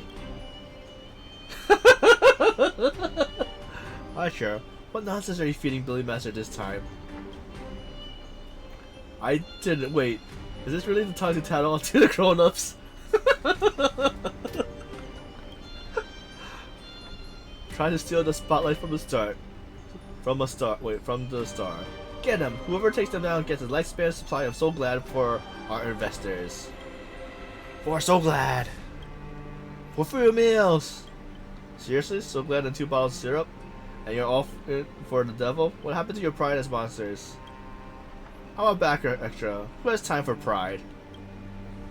Human or monster, beast or demon, if you get a mind of your own, then you got the right to chase hope with your own 2 hands. Your soul's worth is more than a pittance of employer is offering. I can't promise you paradise, but I swear I'll always fight on the front lines, not hide behind you while you die. So what it will be? Spend your life as a dancing puppet for him? Or live one moment for as a knight? It's not too late to turn back now. There's only one answer to that. Wherever my king's sword points, our heart shall follow. I was here first. What are you controlling my familiars? she took control of them.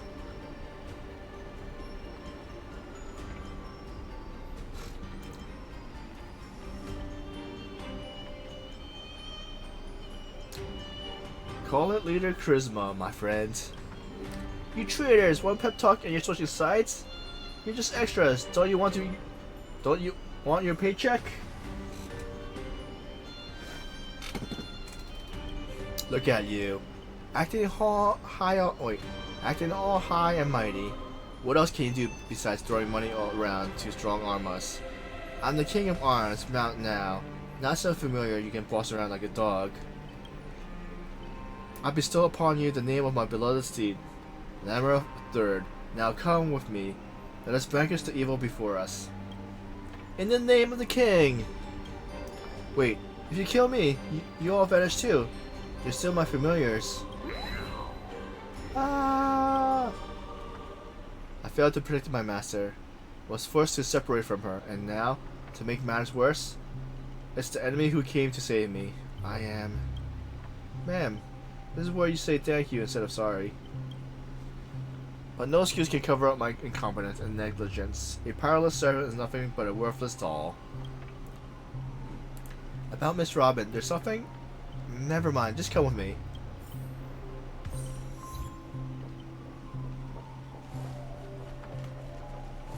Lead the way, Saber!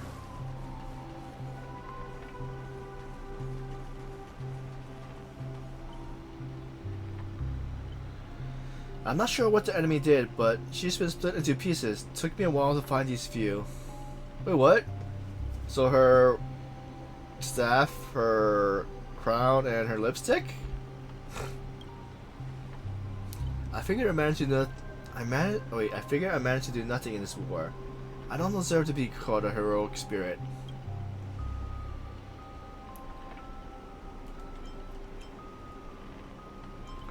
You have done extremely well. Love using your little harmony tricks on me, huh? Then I'll scatter your singers across my nightmare park and see who's helping you get out of there. Please don't be sad because of us. You already done your best, just like Iris B by Riverside. Call it what you want. She's still too weak. No need to sugarcoat it. That old fool. Once I find that darn Odie, I'm gonna tear his puffball and stomp on it right down to the ground. Judging from what I can tell, splitting us up like this was probably an act of revenge, but our minds naturally try to connect. Dearly, we can reunite all the me's.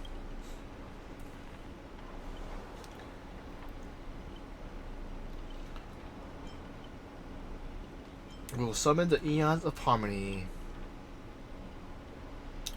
Give me a break. Are there no functioning adults around here?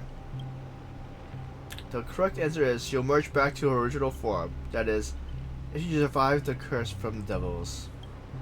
Then let's get going. Wait, you're really trying to drag all these dead weights with you while you fight? Heads up, I don't have an action part of Robin with me. I only think, I don't do. Wait, please, someone just stay behind with me to protect Miss Robin. I know this is too much, but I'm even offering my life. Victory gained through Gusurt is a disgrace to any warrior. Since Miss Robin is our ally, protecting her is only right.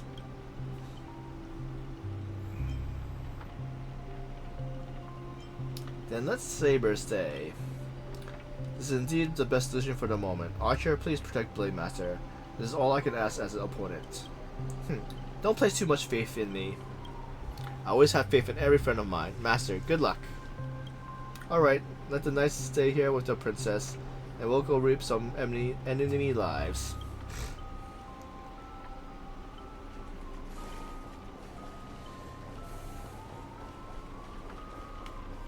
Oh, was that not the right way? Oh, this way. Wait, how come...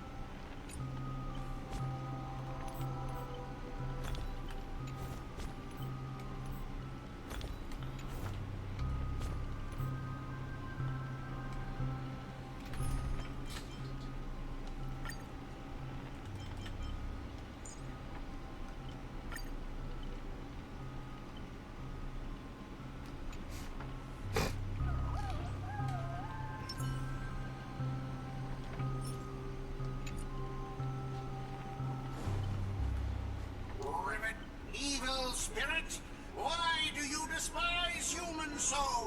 Is there not a single ounce of love or compassion in your heart,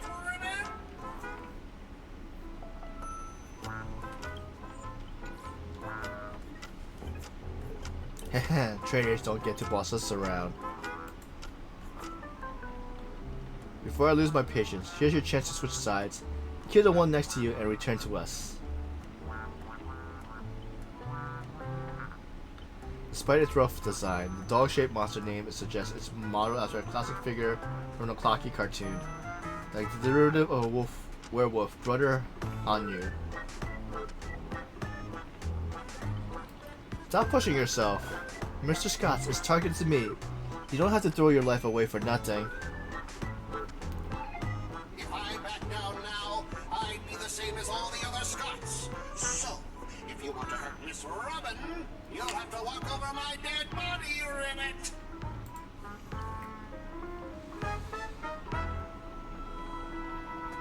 This nightmare is terrifying. Oh, foe, you've arrived just in time. Help me! Together we can crush this blasted evil spirit! Doesn't matter if you want to punish me later or demand an explanation. As long as Miss Robin is safe, you can do whatever you want with me, Ribbit. One or two, it makes no difference. You get stuck in an endless cycle of suffering and play Hanyu's adventure for the next billion years. The Lone Wolf brothers let off a very satisfied Enough chit-chat. Time for the most terrifying torment in all of Penacony. With a blinding flash, your body shrinks, and you're forced into an outline of Brother Hanyu. Now, you know the horror of being trapped in Hanyu's adventure for life. Oh, they turn people into cartoon characters? Is this some kind of magecraft from the age of ancient Greek gods? No, the mechanics feel entirely different. Where's my rocket launcher? I know you got a lot to say, but to preserve the integrity of Hanyu's adventure, all you have to do is let out a very urgent They even lost the ability to speak rationally. Maybe I should just leave him. It's not like he was all that helpful anyway. You let a terrify. So you can just understand. Guess I can't leave him. Can you make sense of what he's saying? Of course, Brother Hanyu says he's going to punch that evil spirit right in the face. How did it come to this? Is this a nursery or a zoo? Surrounded by animal echoing cries, a faint throbbing faintly on Edger's temple. It was the worst mental trauma he suffered since the Holy Grail War began. You really want to tell Archer you need Hanyu's TV to return to normal. Maybe you should look around for clues.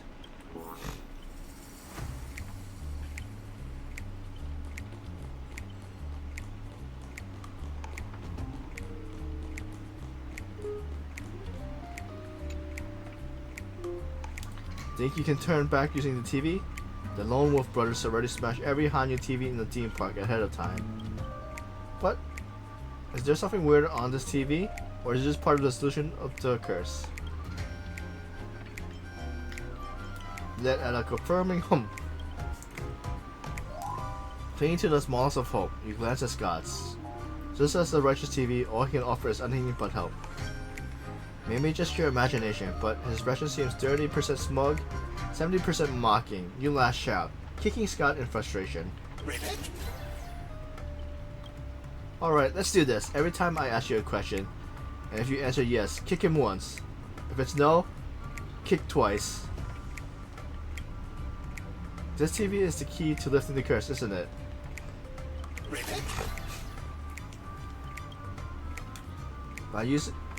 By usual magecraft logic, destroying the core should notify the effect. Should I smash the TV?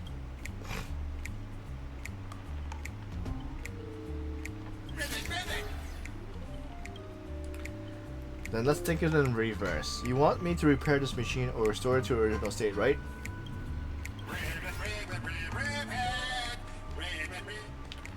Time to end this. Trace on. Blade work. Back to normal. Impossible. You actually found a way to break the curse? That's cheating. Doesn't count. I demand a rematch. You think you get a second chance with the same trick? Looks like I won't have to step in after all. Thanks, pal. We'll be taking this thing's head now. Anytime, anyplace. Galaxy Ranger, serving justice. Die, you son of a fork. Long time no see, though it's only been a little while. Ever since the Certless sucked me into the TV, I've been lost in the hotel, sending my greetings to all of the other ill fudge pies along the way. Just a moment ago, the whole space cracked and collapsed. When I regained my footing, bam, there was Miss Robin right next to me. Didn't expect it, but the girl's got a bit of a ranger vibe in her. By the way, what's that fudging thing raised by the nose walker next to you? A prisoner? Ribbit! Here comes a hero of justice, Ribbit! Huh? Hey Raven, how's everything? How are you today? Have you gotten better? I know you said you were sick like 2 days ago, so.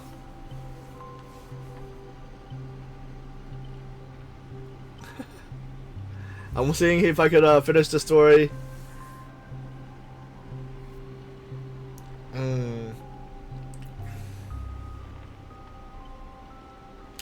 you feel better soon.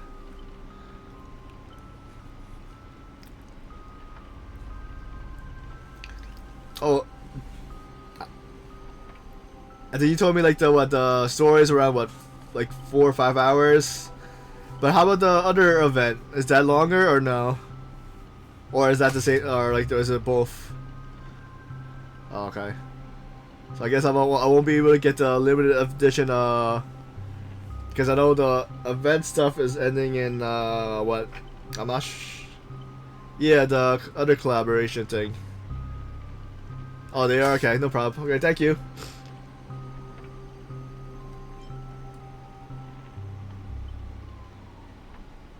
Alright, let's get down to business. 3D split my consciousness into countless fragments in the previous battle, just like what happened to Miss Robin. I'm honestly as shocked as you are. Who'd have thought there's justice in that man called Scott? And yet, my chest burns with righteous fire. Scott of Justice, not like the evil ones. He threw himself in to protect me. Tweet!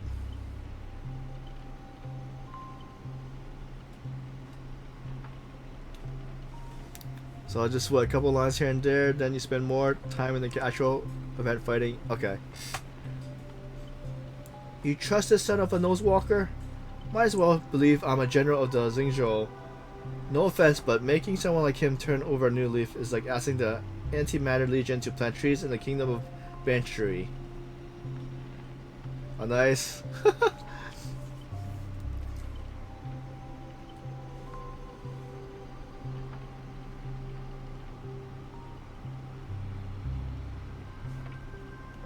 Yeah, I was like that like 2 or 3 weeks ago. I was like, I think it was like sick for like 2 weeks.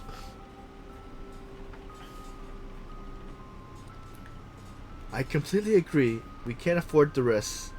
If the enemy cursed him or turned him into a kind of special familiar, then I thought, what if this is all part of Scott's plan? What if the evil side of him is lying in wait within me, ready to spring to action at any moment? I want to go with you to save the other Miss Robins, and I also need someone to kill me if Scott ever takes over my body.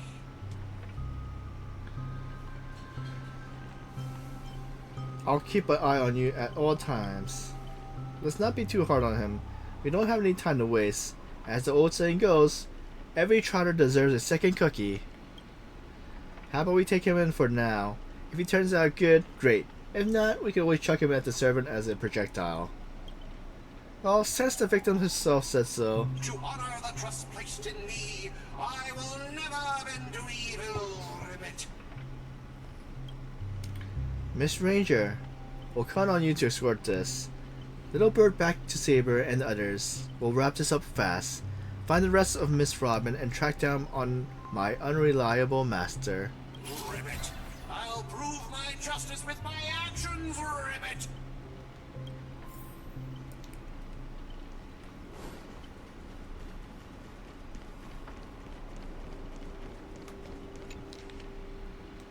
It's a long reading. There's like two, so far this is like the third or fourth one. Following the multiple scandals involving famous actress, all major associate companies have terminated her endorsement contract and canceled her Dreamscape tour.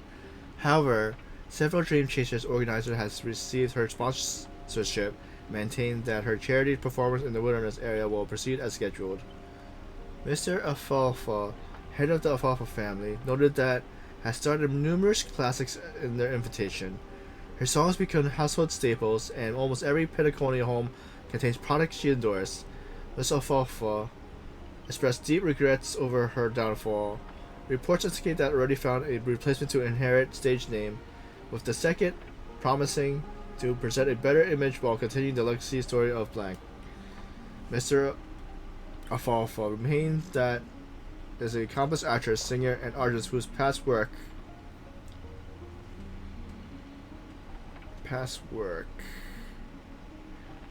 shouldn't be diminished by current scandals. However, per contract terms, the Alfalfa family retains the right to reclaim all related copyrights, including musical products, film, television rights, and register something trademark. If used by any commercial without the Alfalfa family approval, they will pursue legal actions. Additionally, at a recent press conference, a Grady film spokesman announced that they would terminate their partnership with Mrs. and 10 System Days due to recent negative impact. Their upcoming film, Sparrow Station, scheduled to begin shooting at year-end, will now start the second, selected by Alfalfa Energy instead of the original.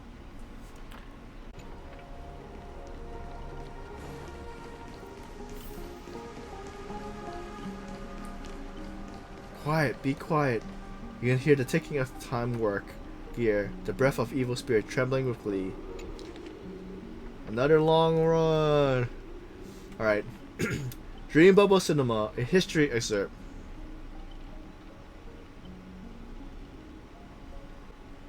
Okay.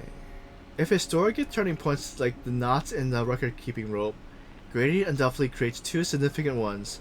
First came his invention of dream bubble filming technology. Second was his shocking decision to tear up the patent copyright. Why abandon rights to such astronomical profitable technology? Grady never offered explanation. Contemporary audience praised Grady's selflessness, but these accolades gradually morph into criticism as his terrible film floods the market. Here's an interview from the period. It's truly remarkable.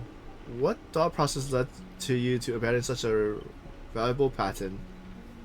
The Dream Bubble patent has long restricted Peliconi's film industry, forcing talented creators to abandon their dreams. While copyright awareness grew, so did copyright control, corrupting a creative environment as the horror director.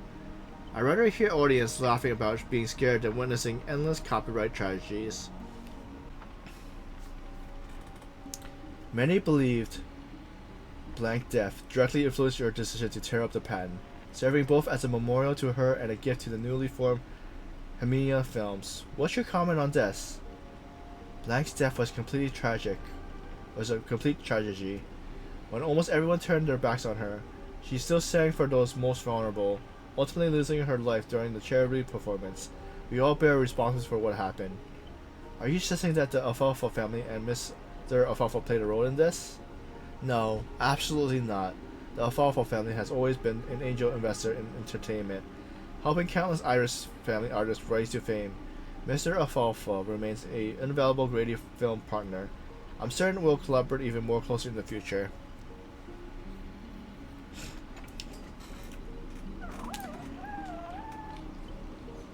Just wondering, did you do the Genshin summer event or no?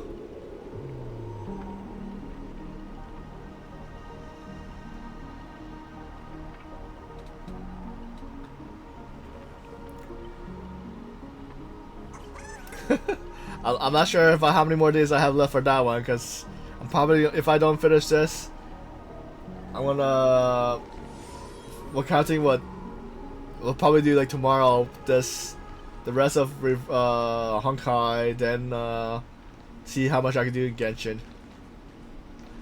Like, I'm pretty bad at the gacha stuff where I tend to do everything last minute for the events.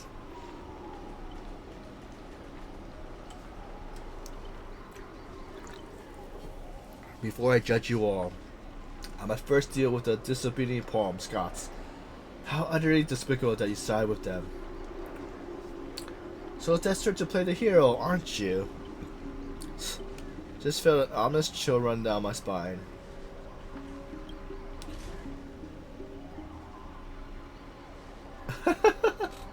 Why waste your breath on it? One bullet to flush them up, and we're done here.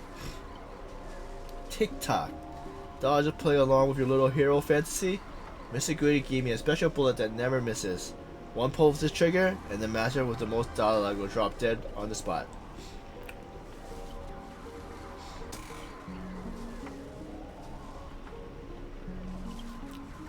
Die, bloody master. Fight now? Shock took the fatal hit meant for you. Oh. I can't keep going with all of you. But I'll die happy, knowing that I gave my life for justice, to keep others safe. Don't you dare die on me. Tell Rakshmi. Yep. The night we broke up, I lied to her. There's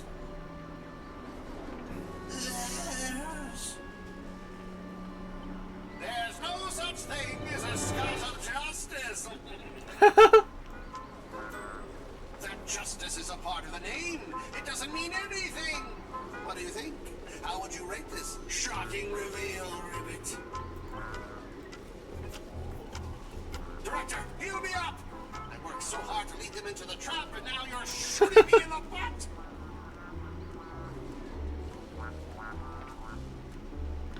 Penacony preferably.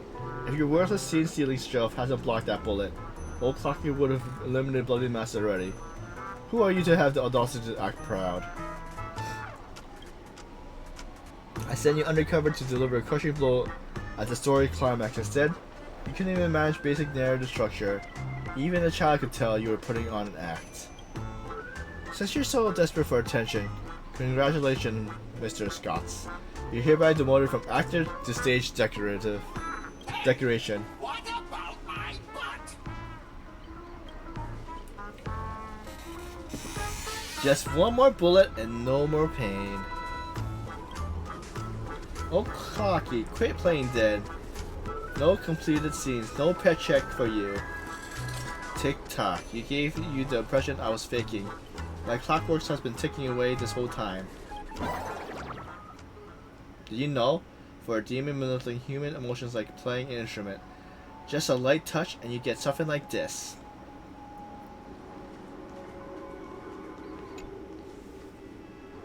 Ha! That was so fudging satisfying. Time to break out the Hendoran smoked melt juice to celebrate. Uncontainable joy surged through the man's heart, sending him into euphoria. And yet, this is nothing more than a common mental attack. Watchmaker, witness this. Your most prized trick now belongs to me. Darn it, for some bizarre reason, I have the suddenest urge to dance with this jerk. Tick-tock, behold the clockwork, invented by the watchmaker, the devil who once ruled Penacony. In its presence, even the strongest mind becomes nothing but blank pages, easily rewritten at will.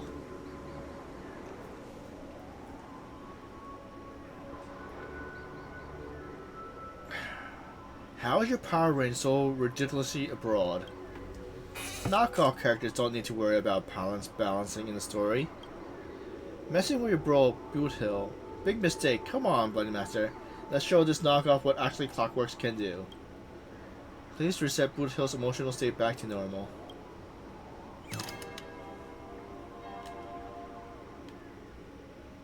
Untunable.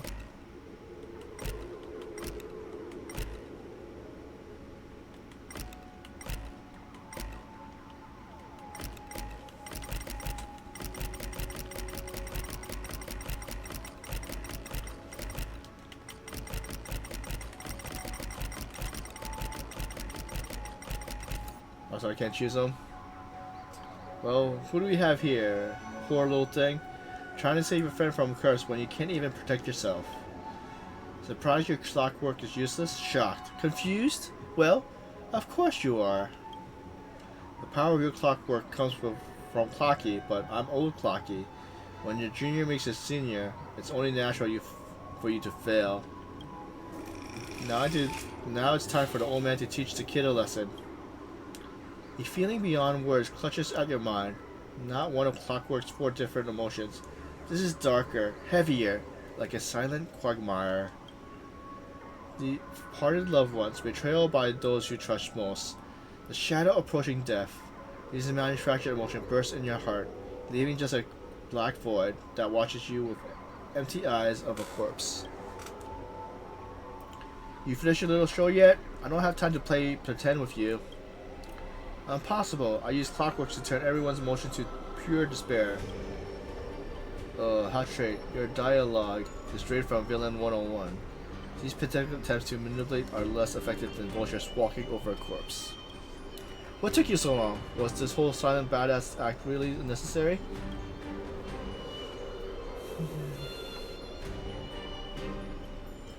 Have you figured out Well, besides the emotion-manipulating power, this guy's nothing but walking weak points.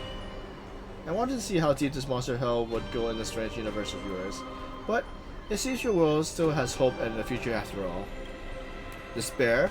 Please! I witnessed enough scenes of despair to emerge this entire playground of nightmares.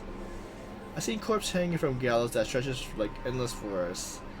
I witnessed the charred remains of doomsday battles where people became nothing more than ruthless beasts devouring each other. Just who in the world are you? A hard-working guardian, though immediately somewhat of a workaholic. I've seen far too many forms of despair, but to break me, your fake illusions don't even come close. Tick-tock. Cranking to maximum. I refuse to accept that anyone could resist my clockwork now. Even seen bodies mangled under war chariots? Trace on!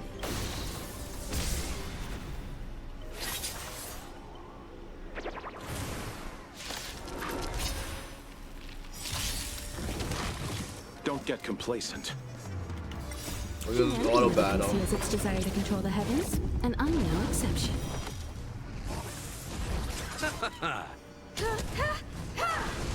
Conflict is pitiless. Show no mercy. Strike! Yes, you!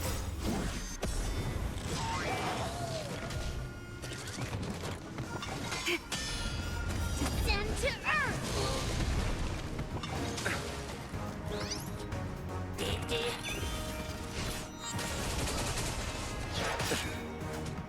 The dead return!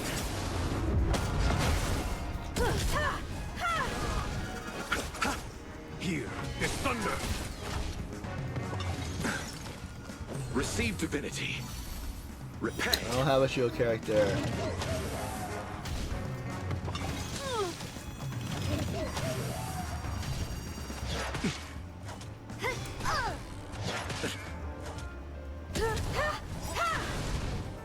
Humanity never conceals its desire to control the heavens, and I'm no exception. Were you able to finish the range suppression events? The dead return. I was trying to level up Caprina to do the shield thing, but I totally forgot that it ended. Nothing.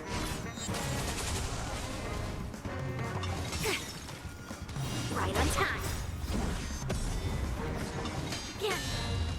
Lead through clouds. You won't get away.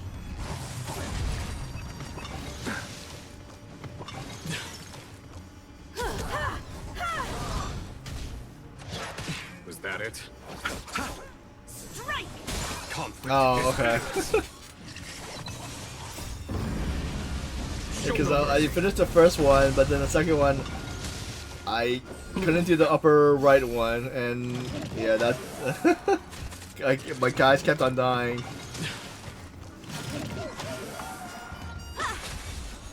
Because like when I had Miss Babel in the group too, but then I guess the enemies started targeting her, so she was the first to die because of the weakness too. Because the mineral was not good for that one. Yes, you! Humanity never conceals its desire to control the heavens, and I'm no exception. Here is thunder. Shivering mountains!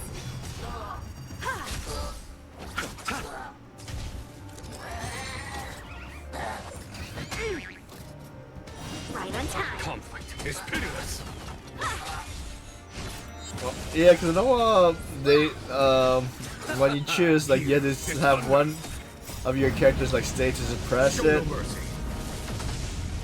So that's why like sometimes I bring like characters that I don't use and like, okay, you can just press it, and then I can just use my main ones.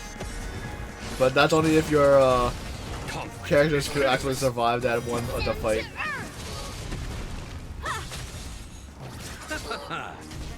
Because the second part, my characters barely survived. Here is thunder. Humanity never conceals its desire to control the heavens, and I'm no exception.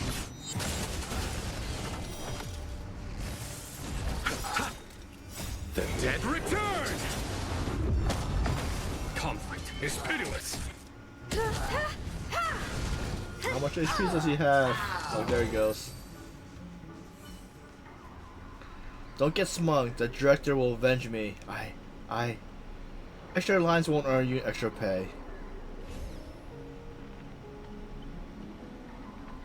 Yeah, got harder. Yep. Good. Now let's recruit with the others. Oh, looks like you crawled out of a tough fight. Forking Void Song. Well, now you decide to appear after we did all the work. Well, I did something alright. Some evil spirits called the Revolver Government got all clean with me. Instead that we play a game and end up losing 10 years worth of savings to me. Look, I even brought an old friend back with me. It's the Sleeping Robin. After a short break, the scattered allies.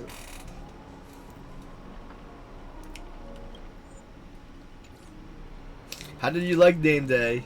I haven't used him yet, so I'm not sure how he plays.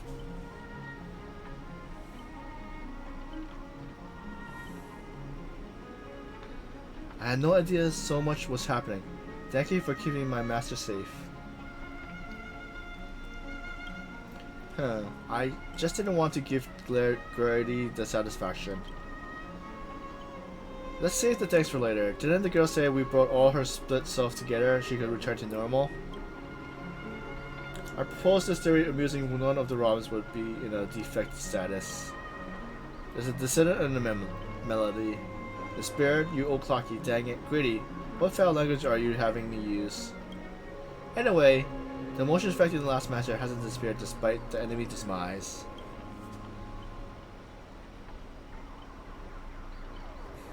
Sunday will actually kill me dead. The reticence isn't nearly as powerful as Miss Robin, but it's enough to clear the minor disdain. Master, please stay quiet and don't disturb my melody. So he does work, not as good as 6 stars, for example. Hezebeth works better than him on that team. He gives buzz but do not generate that much moxie as others. I think the good thing. Oh, I mean, like, how do you like Hezebeth? Because I think she has the whatever one of the moves that where it's like an extra move or like it does like it doesn't use up any of the AP or something. Ignore whatever you see. These are just my internal thoughts and won't hurt anyone else. Now rebuild a melody that truly your own. Thank you everyone for your help. Without you, I would definitely have been fudging. Sorry, seems the consciousness splitting effect hasn't completely worn off. Everyone, please come closer. I decoded this film melody. With a few adjustments, we should break through from Grady's noble phantasm. Master, you gave me the chance to join the Holy Grail War, and I saved you once in return. We're now square.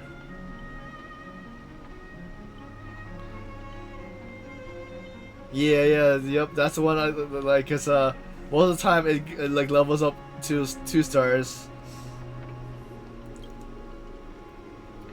What a pleasant surprise, old friend. Have you finally understand that who it is that truly grants your wish?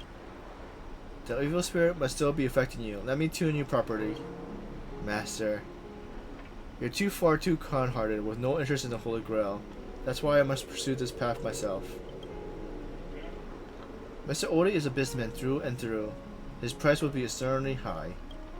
And would you really betray your friends just to let me win the Holy Grail War? Here's some advice. While I'm still here, use a command spell to kill me, just like all the others who toyed with my fate. This is beyond you, Miss Robin. Then we must part ways here. This is a declaration of war. Since you're no longer Miss Robin's servant, I have no reason to let a potential enemy walk away.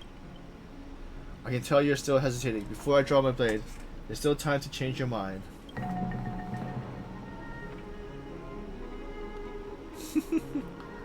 Everyone, aren't you forgetting something? I'm still here. I'm wondering, I have to check her her portrait levels.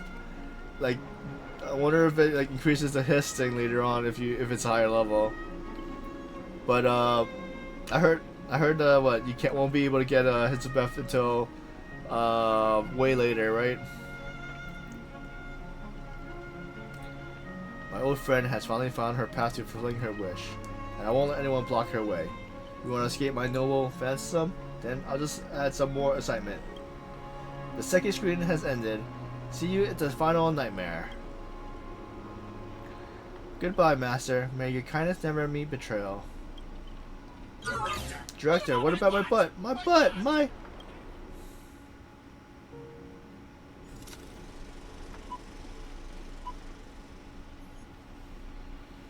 Plan 6 from Outer... Hero Blood, Monster Blood. In this third act, the story details how explorers cause bloodshed in strange worlds. This is exactly what Dream Chasers of the Pioneering Age lives for. Dubgon, Woobaboo, when will this ever end? Aren't these movies all the same? Oh my, even a proper pioneer like Kaba can't bear to watch any longer. Director, though I don't know your life story, you're surely a box office disaster, and an miserable and seems all but faded. And you, Mr. Scott, did you change your tune because you're planning to abandon the darkness and embrace the light? Looks like you not even assassin masters can tolerate this trashy film more anymore. Director, you placed me in the wrong spot. I'm still among the bad guys. No. Given your stellar performance earlier, our partnership ends here. As for Old Oldie, I'll file a claim for accidental casualty composition on your behalf. It'll be issued to your family. Because the ending of this Plan 6 from Outer Space is no survivors. Huh, Grady, since you showed no mercy, don't blame me for returning the favor. Director Aventurine! My earlier hostility has just acted fool my our enemies. I infiltrated Oldie's group especially for this moment, to help you win the Holy Grail, the only one who truly deserves it. There it is, Scott's special banking technique. Mr. Scott, I know things have been going smoothly for you in your department, but if you show even commitment, the strategic investment department might have a better spot for you. How do you accept such things so easily? Grady, you don't think I'm actually going to let you play me like a fool, right? As an actor, I am part of your noble phantasm, too. As such, being a formal protagonist, I can naturally use your second noble phantasm power. How dare you? Director Adventuring, this is my show of commitment to you. Deploying staff access, one-click noble phantasm skip. The process to take. So did we skip the scene?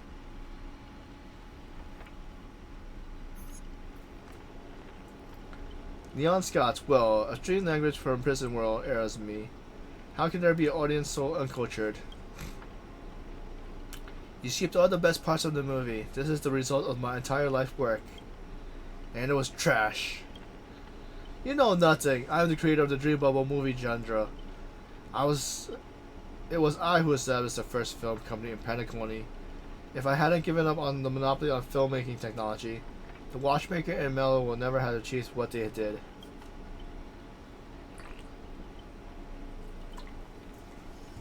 So, would that make the film you made not bad? I'm even feeling a bit bad for you, Director Grady. You were thusly classed by two amateurs. As a master of marketing or inventor, you are definitely a success. But the audience doesn't care what you gave in your effort. They just know that your movie's terrible. You can't feel the limit of the audience's patience. It's just an endless, cliche-written science series of utterly unexpected lore. What a waste of everyone's time. It's no surprise that the audience eventually does abandon you. Haha. Well, it's hopeless. You guys probably gone mad. Archer. What? A simple offer him a final shot. You're the one who drove him insane. What a sharp tongue. Amusing. A flamboyant actor you are. It's rare for anyone to make me go completely speechless starting a debate. Didn't see that coming, did you? Strangling you all in the nightmare pandemonium feels a bit dull now. Tell me, will you be interested in siding with old Odie? What are you yapping about this time? Trying to drive a wedge? If we join forces, we could sweep the rest of the opponents off the board in an instant. Surely, a senior executive of the strategic investment department who understands investments better than anyone would make the right choice. Wouldn't you agree, Mr. Aventurine? You seem particularly obsessed with me, Director. Is it because I, as the amateur film clerk, repeatedly tore apart your masterpiece? Of course, it's because you're the cleverest one here. I'm also aware of the fact that despite your apparent power, none of you have actually escaped the battlefield. So someone like you, betrayal is always an option to consider, not a moral absolute. Someone like me? Huh. You may be a terrible filmmaker, but you're not bad at reading people. Fork me, you're not serious. A good businessman always evaluates the situation and adjusts their stance for a better investment. I'm tired of this endless farce. Eliminating this many competitors at once is quite profitable. Adventuring, you double-crossing me? Apologies, Bully Master. I wasn't being honest. Great, I love flexible actors like you. Now, let me show you my goodwill. Let's move to the next scene. Your caliber deserves a bigger stage. The Golden Gatekeeper. Archer, as my servant, you'll come with me, right? Taking orders from the hack like Grady? Seriously? Makes sense. Compared to this lot, you and Grady are clear cut for the same money-grubbing cloth. Oh, what's wrong with being a little underhanded if we can win?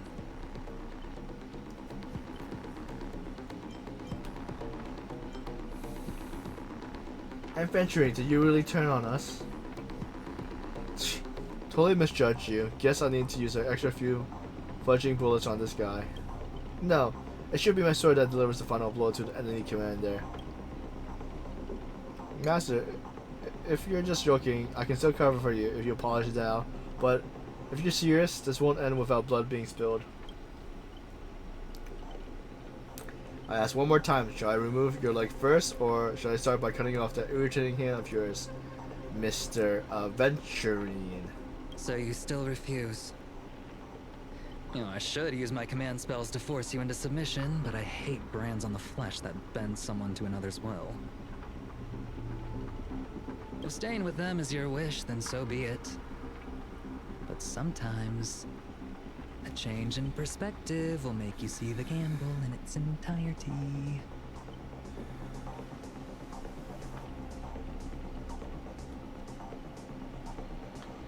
That's right, killing you will erase my existence. Well then, sorry everyone, I surrender, I give up. Archer!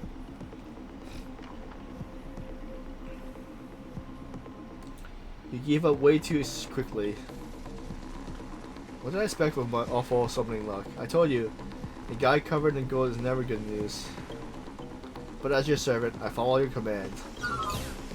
Wait, Director! I can be a traitor too. I want more scenes too.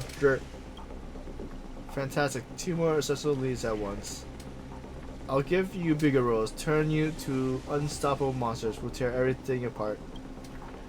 Step into the spotlight, Mr. Adventuring, and enjoy the special feature I crafted just for you.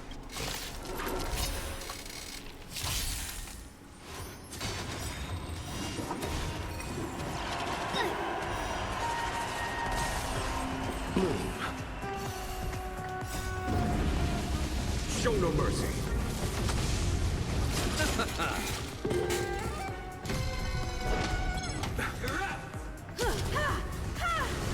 Here is thunder.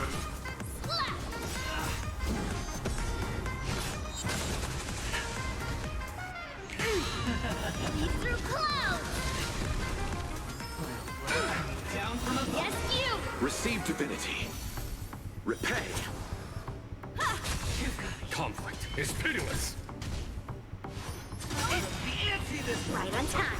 The dead return!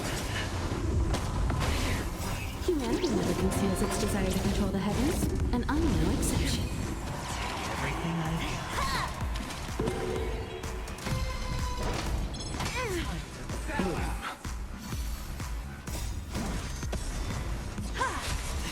Mountains fall! Here is thunder. You won't get away.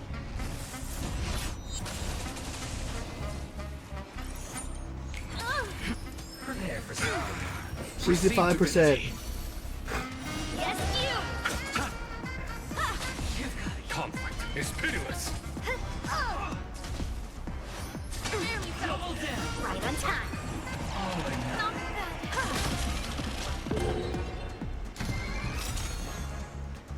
Humanity never conceals its desire to control the heavens, and I'm no exception. The dead return! Here is thunder. Show no mercy.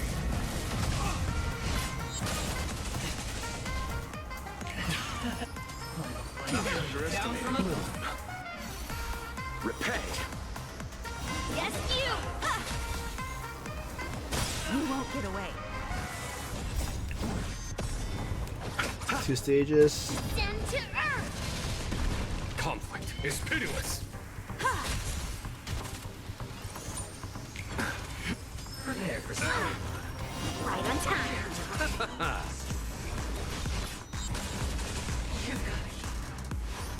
Going all in. Yes, you! Everything I've got.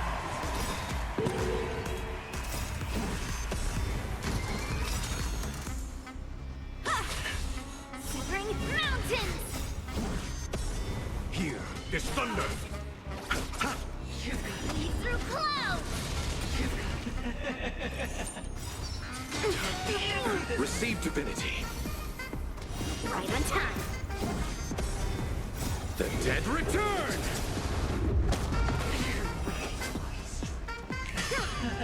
Send to Earth! Oh, really? Humanity never conceals its desire to control the heavens, and I'm no exception. Conflict is pitiless. Yes, you!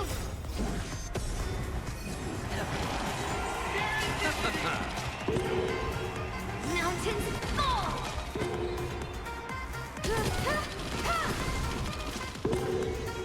Here is thunder. Strike!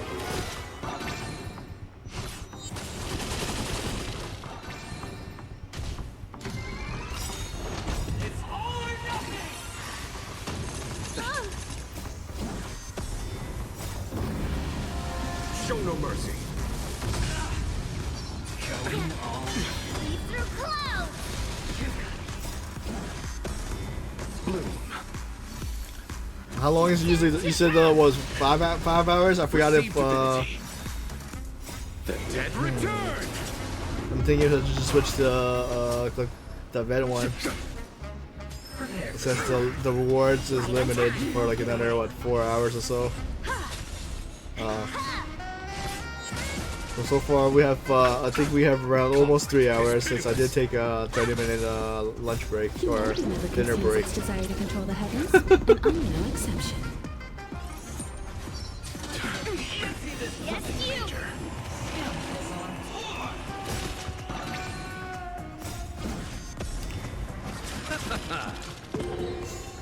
Severing mountains! Here is thunder.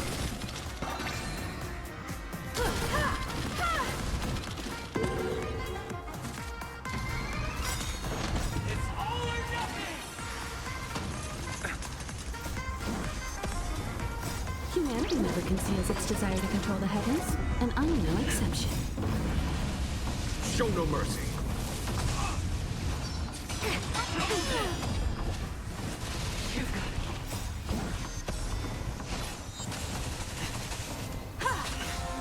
Descend to Earth!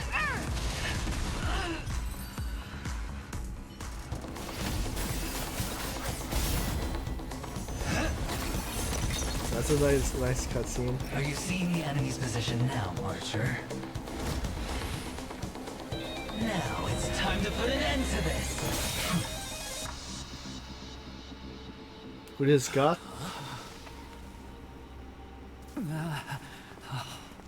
Oh, he found it. Why do actors in horror films never see where the monsters come from? Why do monsters keep popping into the frame as long as the film is rolling? It's because the true monster is born beyond the set. The director's lens is the real cradle of terrors. Your presence concealment skill is simply a manifestation of the theatrical rule that characters in the story cannot see the cinematographer filming behind the lens.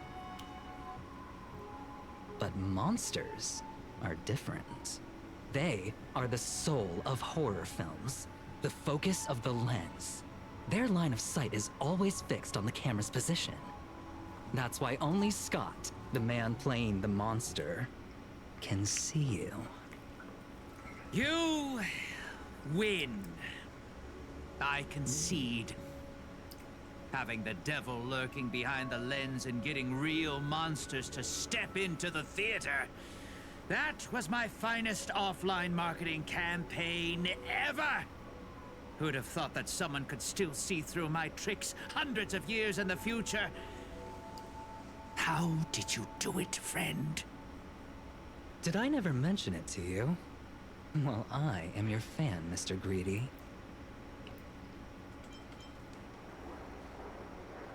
Wait, weren't you the one who roasted him so bad before? A director of flops from centuries ago, catching the eye of a big shot from the strategic investment department. Thanks for the compliment, but that was a pretty bad lie from you. Oh, have more confidence in yourself, Mr. Greedy. After I stumbled upon your first movie, curiosity led me to dig through the archives of Greedy films. Now, you had each moviegoer sign a death and liability release waiver before entering the theater. And you released memory zone memes into the theater at intermission. Oh, these interactive marketing tactics were way ahead of their time. You could smell out exact market demands and deliver maximum impact with minimal resources. Oh, had we met back then, I would have made sure to secure a spot for you in the marketing department. I'd rather not be recognized for those achievements. You could have been rolling in riches. But you poured everything into filmmaking to create something you loved. You're a director worthy of respect for that alone. But what you've done is unforgivable. The watchmaker said almost the same thing to me back then. But like I said, I concede. I have no talent and can't create true art. I've come to terms with that after dying. Then could you tell us old Odie's plan? If he truly wanted to achieve his wish, he could have easily hired a few masters to stage out a variety show with a rigged outcome. But he deliberately gathered a group of uncontrollable individuals to participate in a Holy Grail war that might never even happen. Mr. Odie gave me a backup plan before I came here. When I lose, I'm to humbly admit defeat and invite everyone to the Grand Theater. Mr. Odie and the Holy Grail will be waiting for you there. You'll hear all the answers from him. And you, my fan, this little behind the scenes is just for you. I believe the reason Mr. Odie reached out to you all is simple. You'll bring in higher ratings for this show. Do you trust what Grady There's said? nowhere in Penacony more fitting for a grand finale than the Grand Theater. Oh, Mr. Boothill, why are you looking at me like that? Didn't expect someone like you to be that Fudger's fan. You could say my master's taste is as tacky as his outfit. Instead of calling me master, a word that brings back dead class structures, I prefer you address me as Mr. Aventurine. See, Red Guy? Those business crooks are all the same. They take everything you throw at them. Insulting them's like punching a cotton fluff ball. Ain't no fun at all. Then now Gresham can play Mr. Aventurine. As for the final showdown at the theater, I'm sure that Mr. Odie has prepared the battlefield for us. With a Holy Grail in procession, he'll be far more difficult opponent than Grady.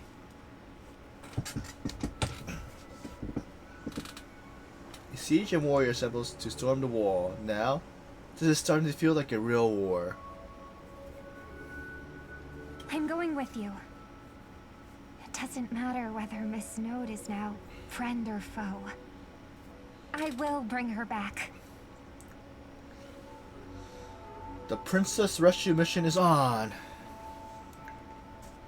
Come to think of it, wasn't there someone else? Not far away, he's slowly slipping away with hushed steps. Oh, by the way, I think I forgot to ask. Mr. Boothill, do you know which department Scott's from?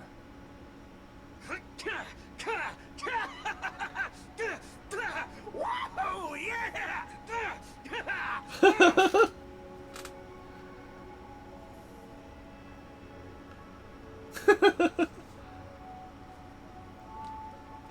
Eventually flashes a grin more sinister than the Devil's Own, his lips barely moving as he slightly mouths the name of the department. The space cowboy lets out a hearty laugh, cracking his knuckles with a sharp snap, a wicked smirk spreading across his face as he strolls towards Scott.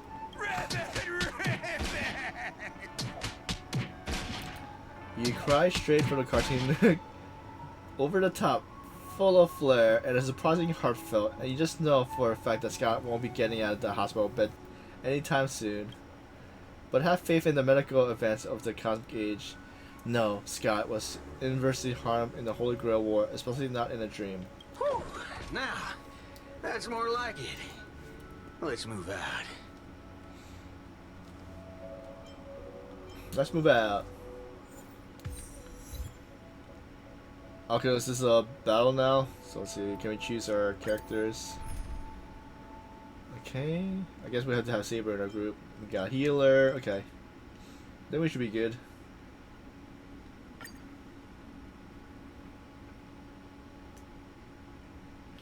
Oh really? It's a mockery of war, but you said it so directly. I don't get it. Oh, okay. 12 hours has referenced the passage of time, and this moon placed right at the heart of it all. Anyone with magecraft training can feel power continually flowing into this place, but the world has no magecraft or mages. So, did you really design the whole Holy Grail War, old man? You don't actually look like a mage. The sharp instincts of a businessman are enough for me to know where and when to make my moves. And the Holy Grail has told me everything I need to know. You are the servant of that Galaxy Ranger. I didn't think your nose would be even sharper than the Bloodhound family's minions. Is it really wise for you to charge in here on your own instead of loyally staying at your master's side? That cowboy is in quite a pinch right now and would appreciate a speedy rescue. What a pain. If I blow your head off right now, or here, I'll save my mental clump of Master 2, no? Let me offer you some advice from experience. The Holy Grail never grants wishes the people expect. All it leaves are dead souls buried by the desire. I appreciate the advice, truly. In that case, am I not giving the Holy Grail a new purpose? It'll become an entertainment spectacle much more worthy of investment than some wish-granting chalice. Ha, entertainment speculation. I get it now. That clicks very well with the essence of the Holy Grail. No wonder it managed the power to this Holy Grail War. I've been wondering what you could possibly put in the Holy Grail apart from wine, given this is a barren world where mystics have completely degraded. But if something could replace magical energy and manage to influence the Holy Grail with enough power to create miracles, well, that changed things entirely. Instead of something that must maintain the concealment of mystics, the Holy Grail War will become a public entertainment spectacle instead. Then, the people of the dream-soaked planet will come to believe in the miracle of the Holy Grail through learning this ritual and witnessing the summoning of heroic spirits. And so, little by little, their wishes will turn into fuel, coated the Holy Grail in a fabric of miracle, and force the orchestrated will end up stopping all over the wishes. Quite the impressive insight, servant from another world. Your presence here was certainly a surprise to me, but you and your friends are needed. The Holy Grail needs more efficient fuel. And that means you. Miss Note? No. It's time for you to show Penacony your true charm.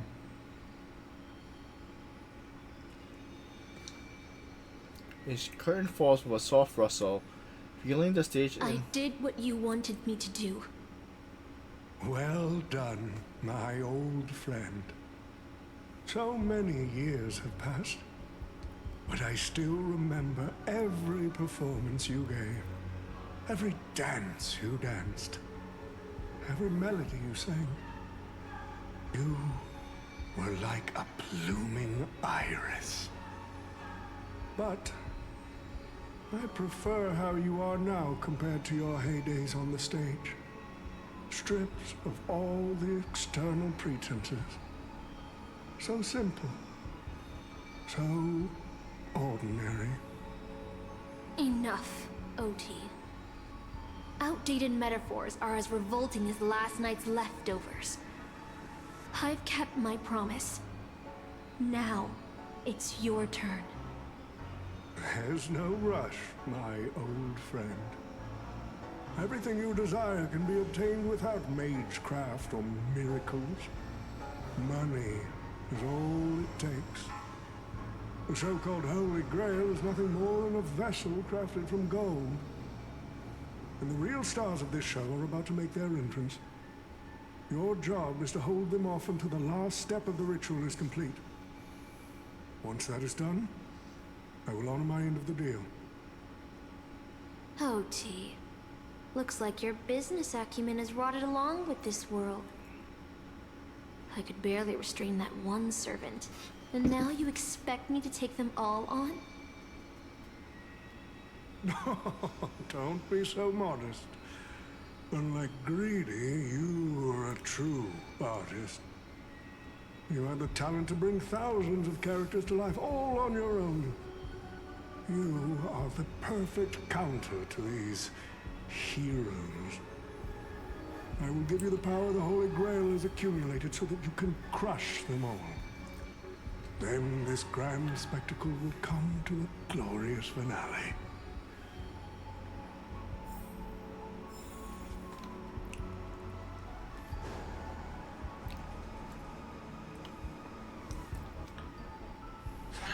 Fork it.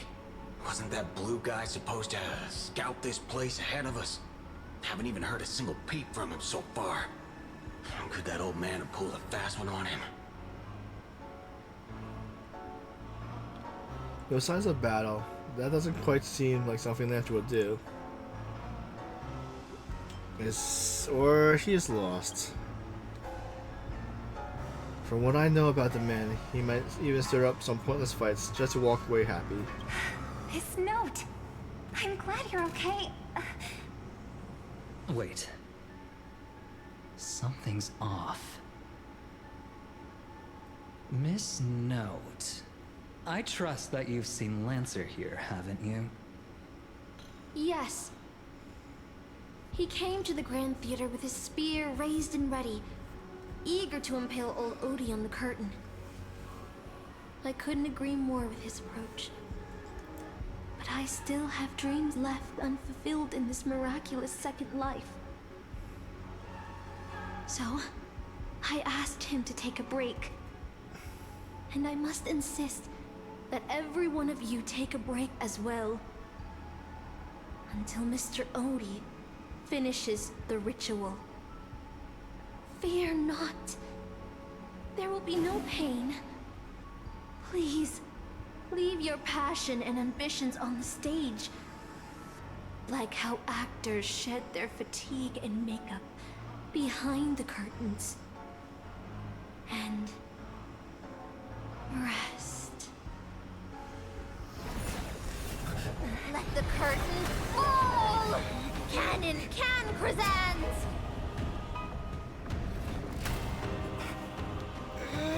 The Puppet Master!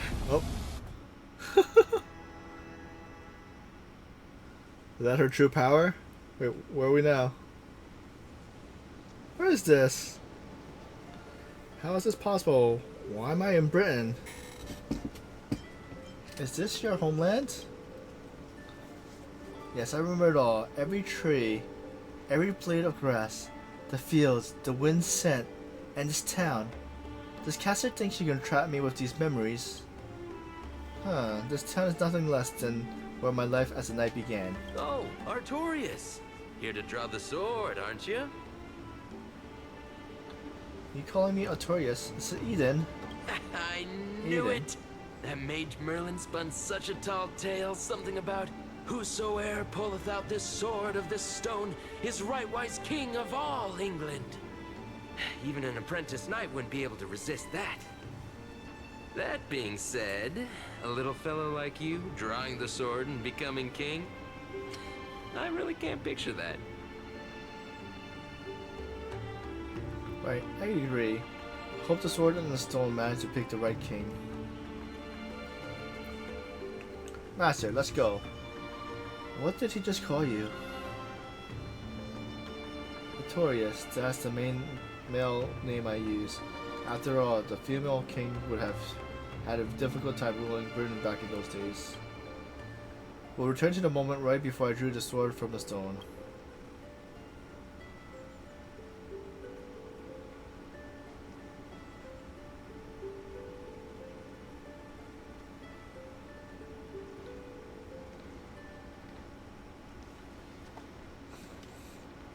How I miss all this. I never returned here after I left as a knight. What we see before us is a childless dream I had when I was still a nameless nobody. The girl seems drawn by something. Her gaze wander to the end of the path. What a shame. She created such a fantasy for me, yet I don't have even a mount.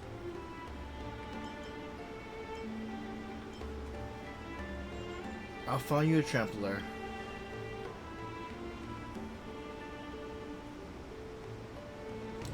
My greatest dream as a child was to have a mount of my own, to become a knight, to ride a horse, to follow this very path across the field, and reach the grassland where Edgar's house lies.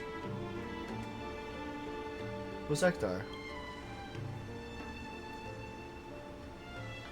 He's the oldest knight tasked with raising me. He was my father in a sense. He wore a sworn expression, but laughed at the smallest things. He always told me that he hoped I became an ideal king for his land.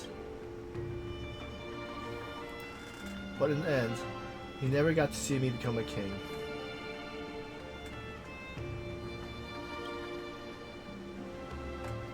I'm sorry, Master. I got carried away talking about my past. Now that we're here, how about we set aside our worries about illusion and dream, and I'll show you around my hometown instead.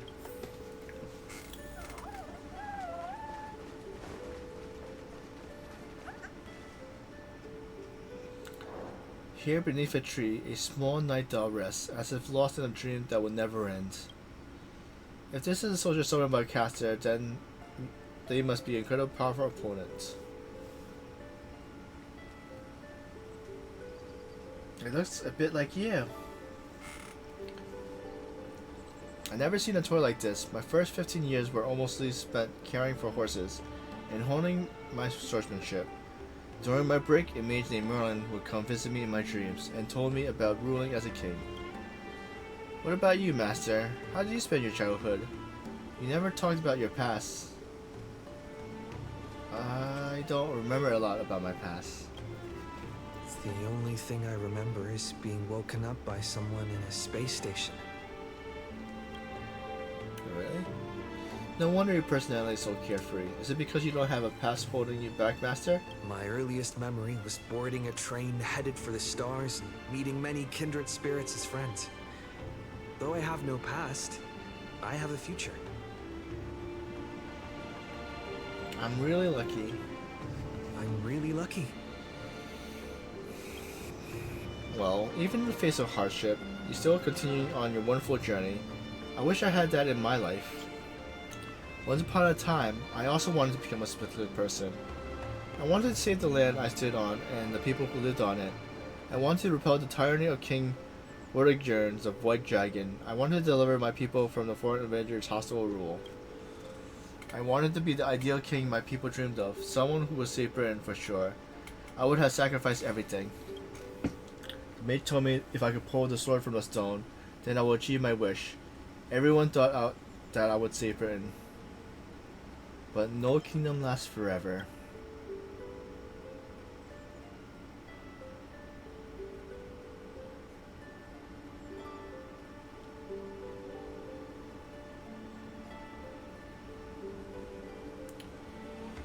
I didn't save Britain.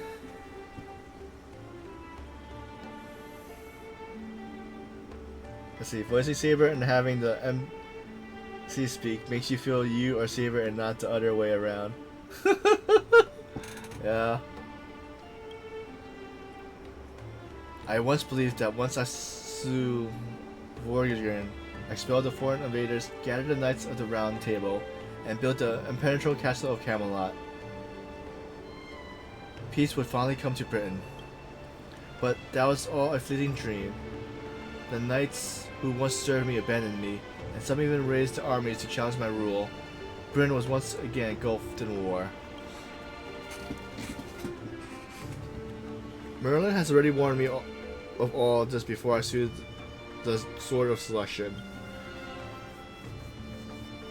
So, wait. So is this a different? Is this being a different color mean something different? I'm gonna hit the snooze button for the ad. He told me that once I drew the sword, I will meet a tragic end, hated by all. And while the kingdom was in its prime, he also told me that Britain would one day fall and its current prosperity will build on the suffering of its own king. Yet I thought I could carry the weight of the kingdom's pain and trade it for the peace of the people. The sacrifice would be worth it, and I would be willing to face my deathless end. You remind me of Sunday. You recount the fantastic dream you had during Penacony's ceremony to Saber. Nah, how a man dreamed of creating Paradise Kingdom with his own power. It's Robin's older brother. His thoughts and actions do sound a lot similar to mine. I promised everyone that I will build an ideal kingdom, but I left the land of Britain with endless war, dying warriors, and starving children. The one who deserves to face destruction is me, not my country or my people. That's how it should have been.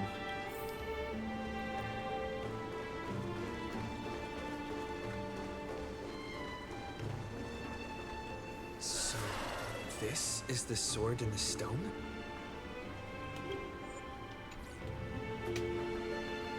I wondered countless times, had I not drawn the sword, or had there been someone more suited to be king, would Britain have truly become the utopia I dreamed of, and what kind of life would I have lived?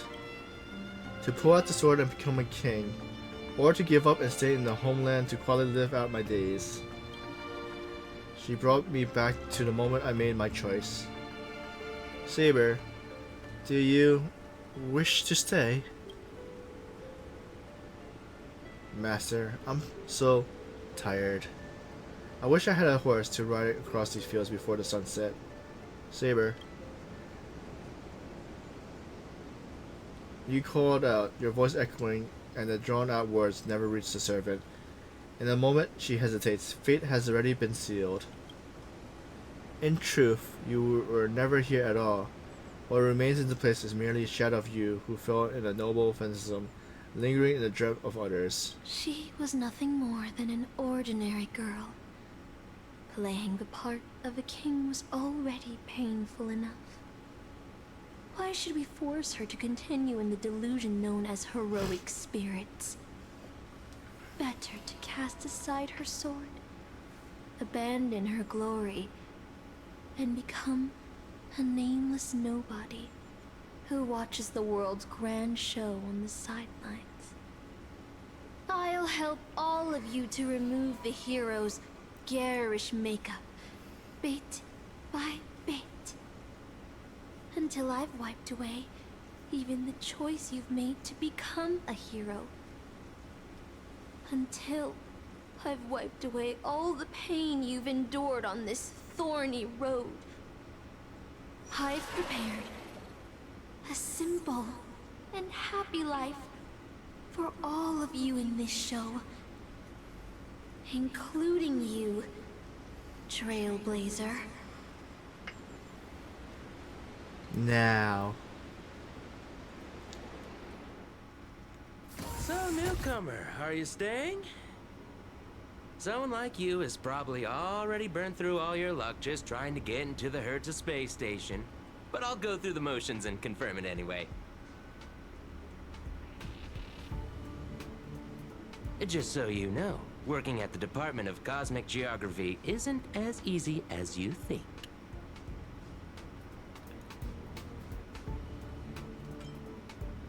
Where does she send me? Who? Madam Herta? Well, this is her space station. Look, I thought I was pretty impressive too when I first arrived. But you'll be beaten into shape in no time. You're just a regular researcher on this station. No one's gonna even bat an eye at your so-called talents and smarts.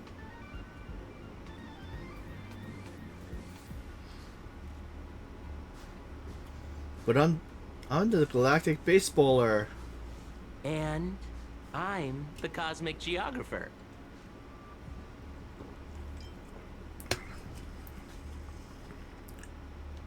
But I defeated Talalov. Who's that, a game character? But I'm a nameless. I don't belong here. Are you dreaming or something? Maybe you should take a sick day and get a checkup at the medical department. I'm a bit of a fan of the Astral Express, and I know that every nameless who boards it has been through some incredible adventures. So, tell me, what great deeds have you done?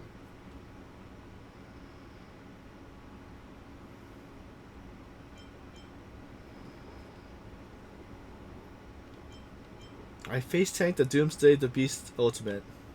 Oh, I've heard of that. Apparently, a valuable relic was stolen from the space station. It was swallowed by a mysterious intruder, which then led to an attack from the Antimatter Legion. If it weren't for Madame Herta stepping in to handle the crisis, we'd all be burnt to a crisp by now. Any idea who that mysterious intruder was? Yep, you guessed it. It was you, brat. The only reason you got a job here is that lead researcher Asta took pity on you. I defeated Filia on Zenzo. Oh, you mean the Lord Ravager who recently appeared on the Xianzhou and caused a huge ruckus? From what I've heard, her plan was foiled by the general of the Luofu, but the Xianzhou people paid a heavy price for it. Listen, don't use someone else's tragedy as your bragging material. I woke Penacony from his eternal slumber. Let me guess. Next, you'll say you were invited to the Charmony Festival and became the festive superstar. Did you peek at the strip?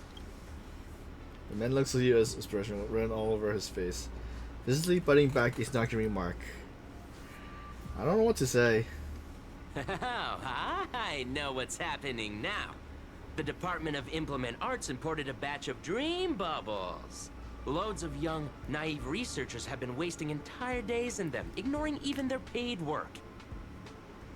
You probably ate too much of that Memoria too and thought those illusions were real. Uh-huh. Why else would you believe you're a nameless aboard the Express?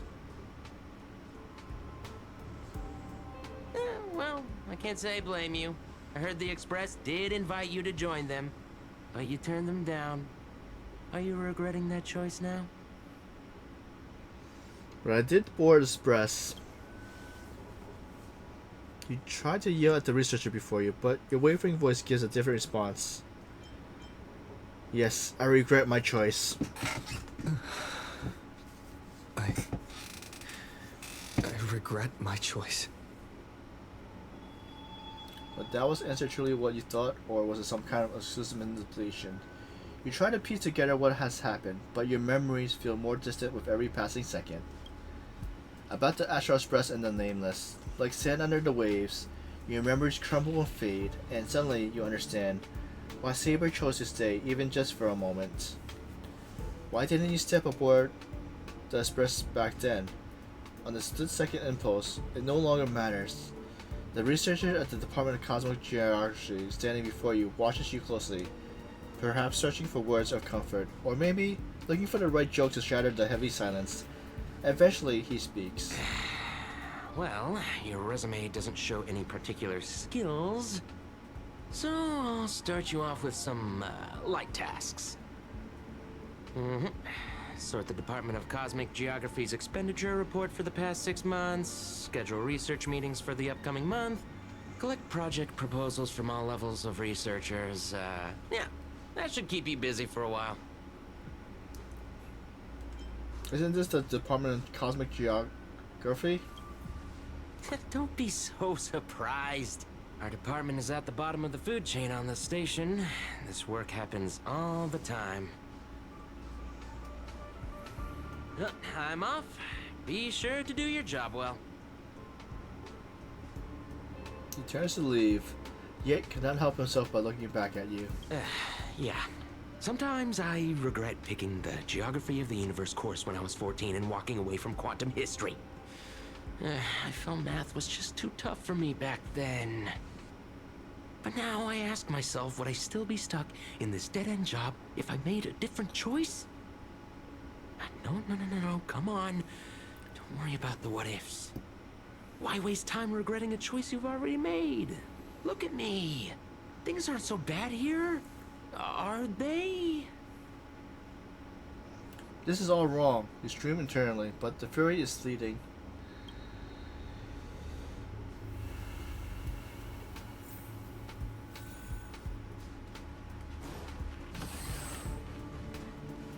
You're late, newcomer. A few more system days of delay, and we'll miss the reimbursement deadline. I'll cut you some slack, given that you're new. Now get to work. What a messy desk. Am I supposed to organize all this stuff? Where do I even start? Timeline. You're too slow. Keep going like this, and you'll still be here when the Amber Lord makes our next hammer swing.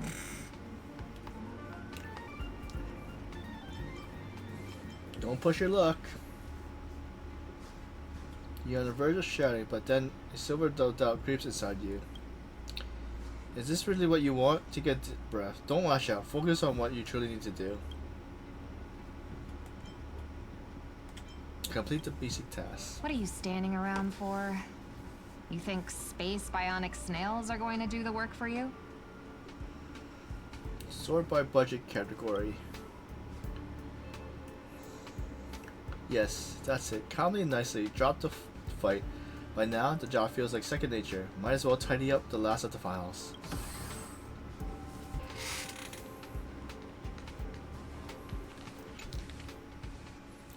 Department of Cosmic Geography monthly financial statement.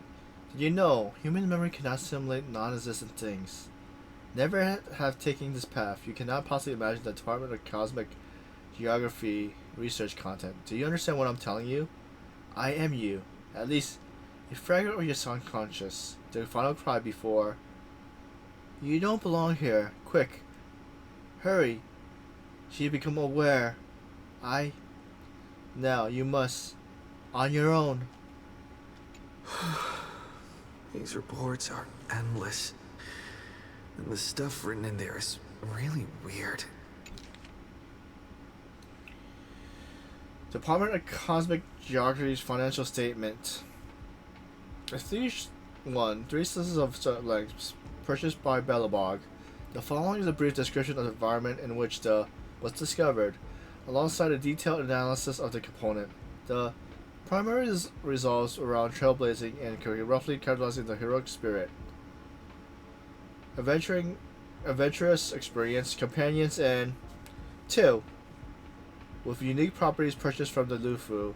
The analysis of the nature is as followed. For detailed experimental procedures, please refer to Project Report. The gaze of the Eon has no significant impact on the fundamental nature of the... There is a potential for escaping, but no one can truly break free from... Do not step onto the stage. Do not aspire to become a hero. There, you only find... Do not go the Cyril path. Hold on. I think I've seen that person over there before. Ikuhaku, Hitsugi, how's everything? How's your stream? What were you streaming today?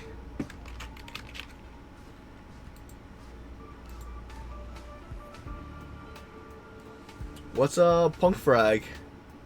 Is it like a shooting game?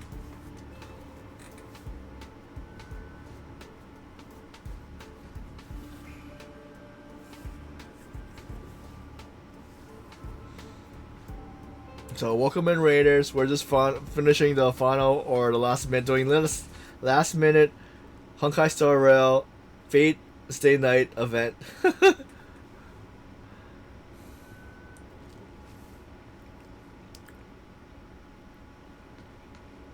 It's Archer. If you're gonna ask me, have we met before? My answer is gonna be no. See? You definitely know me.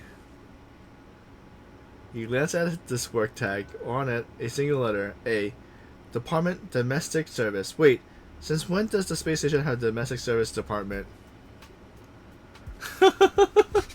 Come on, Uncle A. Don't you ever feel like you don't belong here?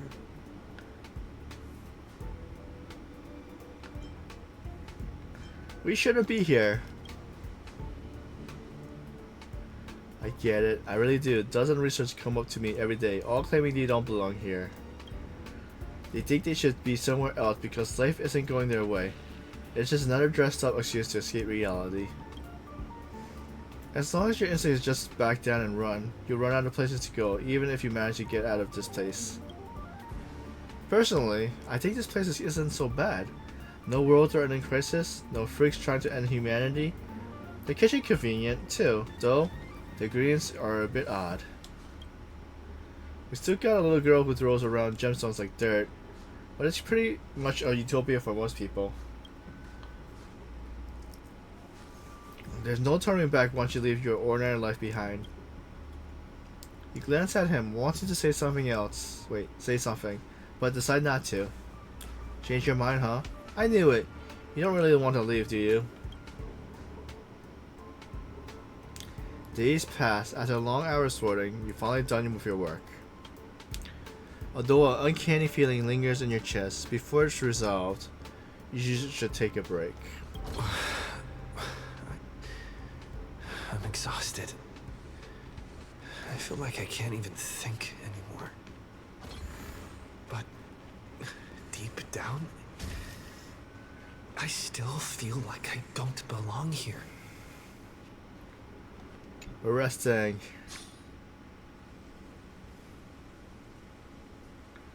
Drifting quietly over the surface of a dream, suspended in the moment before you sink. Let me tell you a story about a king named Uther. He ruled the people of Britain before I showed up, and after my appearance, he launched an attack against the White Dragon to protect his people. A battle that ended in defeat. Even so, people still call him the greatest king.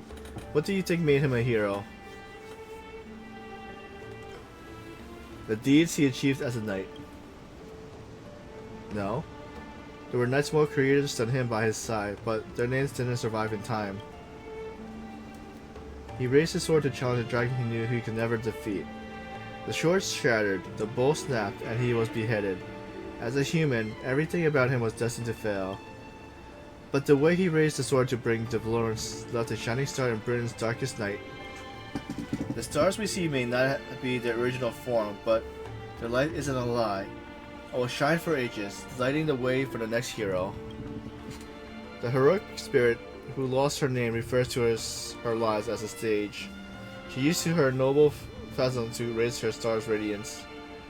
But Master, if you still have courage, if you're still willing to become that star, then all the spectators who have seen you also steps onto the stage, becoming heroes of themselves.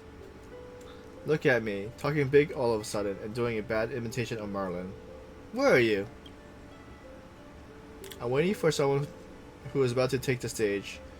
I'm also riding through the wilderness. The dream is nearing its end, Master, for me and you.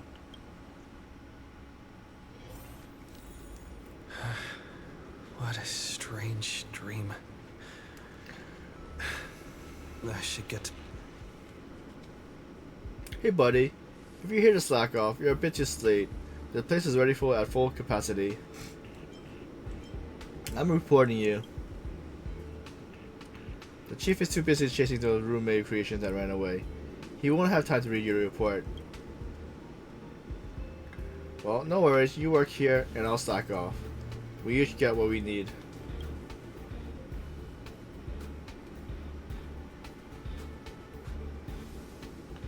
For now, you ignore the security department's staff careless attitude and lower your head to resume your tasks. You got this. You're not losing to some grown-up who's slacking all day. First on the list, a quantitative analysis of Mada Cage cluster interference of planetary magnetism field. 15 attendees must be scheduled within the next 2 days.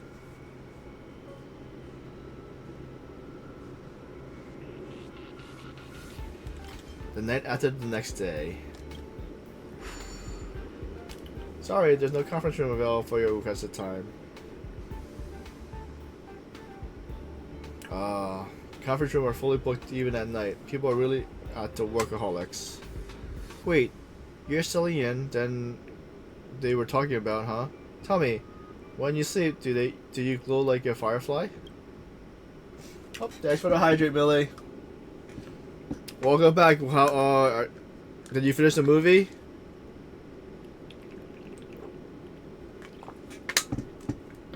Thanks for the stretch.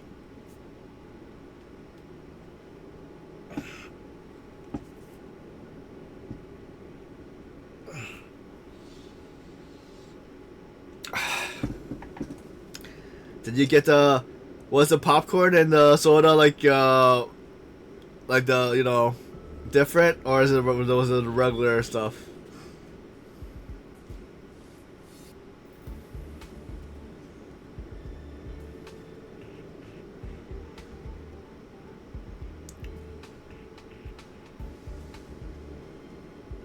Oh, okay. Young ones like you should really find a mentor. Learn some skills and carve your own path. Live like a true hero, no strings attached. Yeah, same. Ignore the distraction around you. Let's look at the next meeting details. The effect a starquake phenomenon at the artistic expression of researchers. 2 attendees, no time constrict. 1 year later. Something stirs in your memory, sparks from an engine streaking past the space season. The faint witlessness before the express conducts a warp jump. Wait, no. None of that is real. Researcher, you should be focused on your task at hand.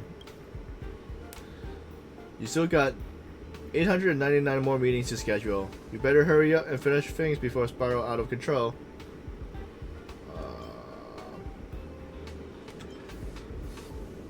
Monthly budget review. Alright. Completed the 2 new system generated meetings. Just 897 more to go, and the list is done. That's right, exactly. You're in a zone now, handling the work before you with practical ease.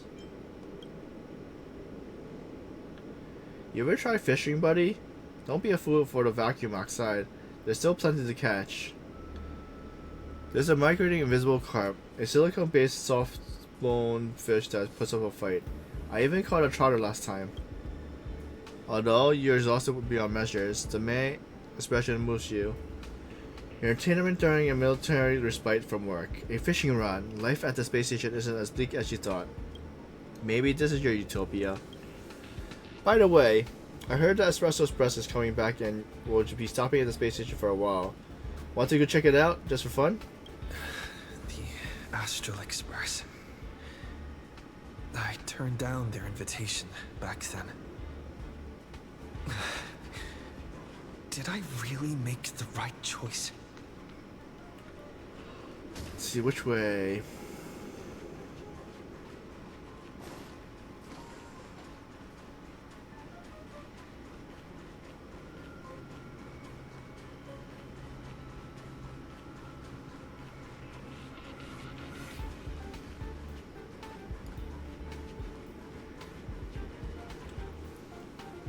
Long time no see, Bloody Master. How's life been on the space station? Not so well. I see, if things are tough. You can always talk to Asta. She's sure to help you out. We traveled to many places after we parted ways. Bellabog, the Zenso Lufu, Penacony. There are both good and bad memories along the way. How's Pom Pom?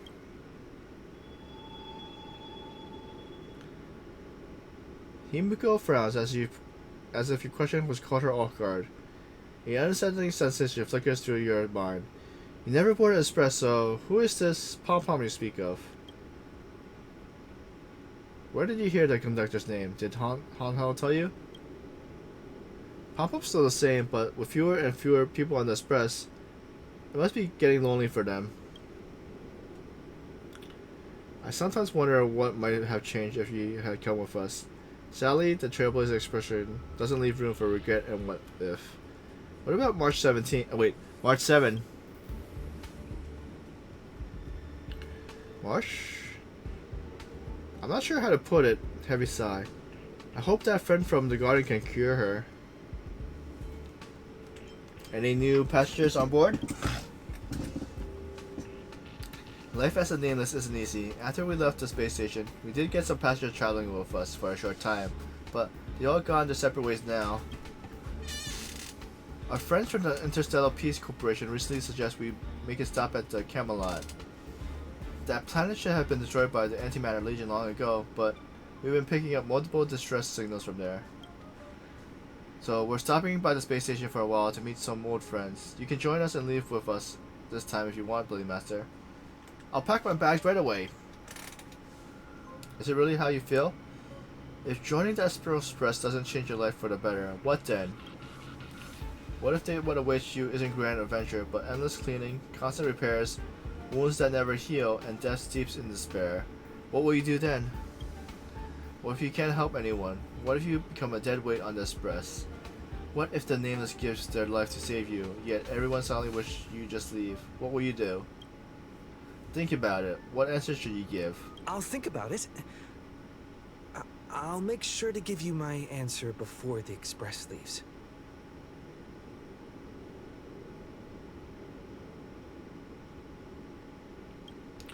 Alright. I respect your choice no matter what you pick. Okay, where are we going now? I'm so tired. Maybe I should head back first. A peaceful dream stirred by bird songs beyond the window. However, can a robin really sing in the vacuum of space? Let me tell you the story of a bird who was imprisoned wrongfully. She was once a singer. thrown into a dark cell for composing songs that the powerful didn't like. The bird heard many voices of sorrow. So, she sang for the others trapped inside, soothing their homesick hearts and inspiring them to rise up. In the end, the bird broke free with a pocket watch, a wolf, and countless companions by her side.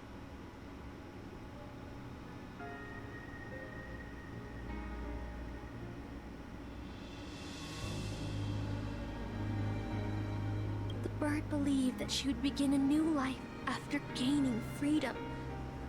She would shine on the stage and the silver screen, displaying her beautiful feathers and voice, just as she had once brought hope to the hopeless. But she was wrong. Penacony soon became unrecognizable. The songs she sang, the films she starred in, and even her own life were all locked away in a cage called money, turned into mere commodities. The movie studio wanted to turn the bird into a symbol of beauty, but the bird longed to escape from this suffocating, filthy gutter.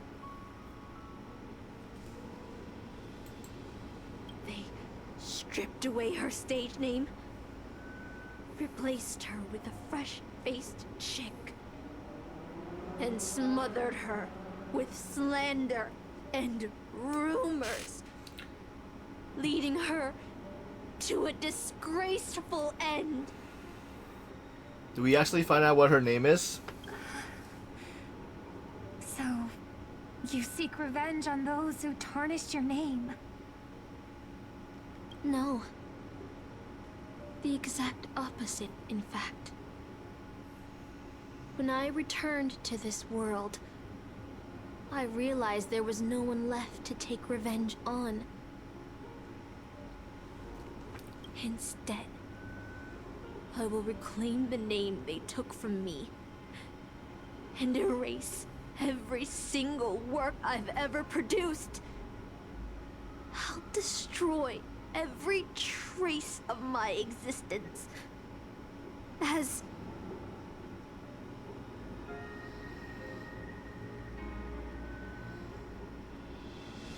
you know how it feels to be locked in a cage and have everything taken from you. So why do you still trap the Masters and heroic spirits in your noble phantasm when they wish to end this Holy Grail war?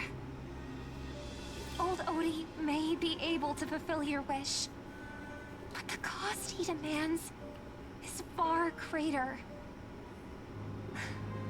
As someone born in the same era as him, you should know this better than I do. Ugh. OT is nothing more than a parasite feeding on Penacony. Of course I won't trust him. But you're different, Master. He's a worm who has a wish for the Holy Grail. Yet, there's nothing the Holy Grail can do to sway you. If you want to stop my noble phantasm, you'll have to force me with a command spell. Come, Master. Take away my free will. Just like how they took away my name and career with their contracts and laws. You know I won't do that, Miss Note. Let's make a wager. I've never once gambled in my life. I bet that those masters and servants will not yield to your noble phantasm, even though you've stripped their identity as heroes. I trust them. I will wait.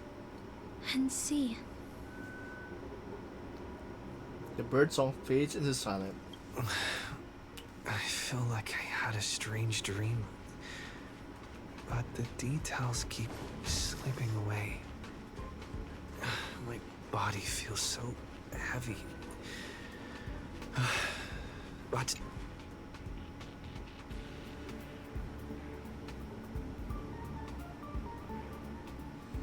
how many days has it been since you started working at the space station?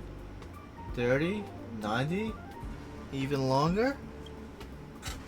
Do you still remember what you need to do now? Compile project proposals from all levels of researchers.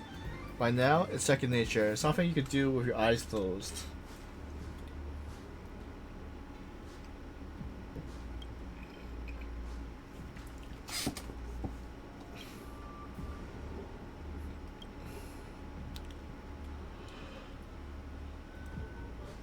Still thinking about the Astral Express. You've been wrestling with that choice for ages and still haven't made up your mind. They'll be parting soon. You wish them a journey full of wondrous encounters. I want to leave. I don't know where to go. If you board the Express, what waits you may be nothing but danger and the terrifying unknown. Your deeds will be forgotten in time, and your journey will eventually come to an end. Let me go! I lived for a quiet, ordinary life.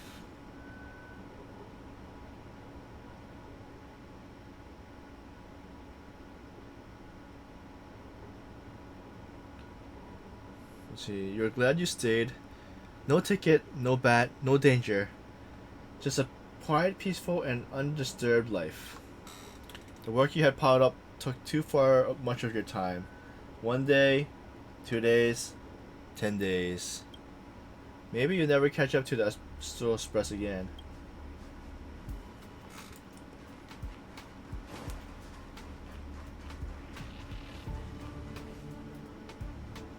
Isn't that our Stellaron boy? I was about to mix you a drink, but since you're still underage, I will hold off for now.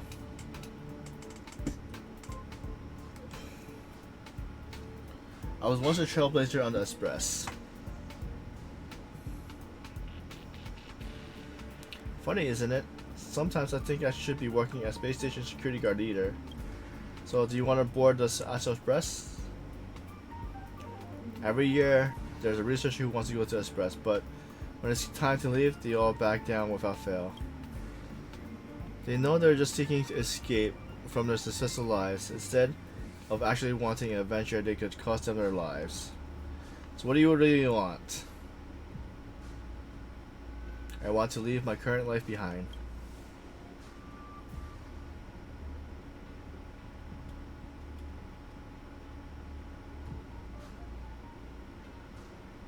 Staying where I am is fine. Someone better will come along. I'm just an ordinary person. Why speak of regret when everyone who has ever lived has regretted something? Yet, has anyone turned back because of their fear of regret? Humanity would never have produced any heroes.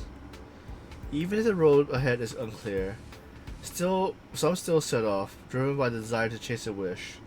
It may seem foolish, but that's what gave birth to the nameless, trailblazer, and the humanity a hero. The doll you carry is proof of a certain hero's experience. A shabby little trinket that's left a trace in history because of one person's silly wish. The Express may have already left, but it may not have. If you truly want to walk the path, what does it matter if there's no Express? If you truly believe you are nameless, then there's only one thing left for you to do. I must set off. I need to set off.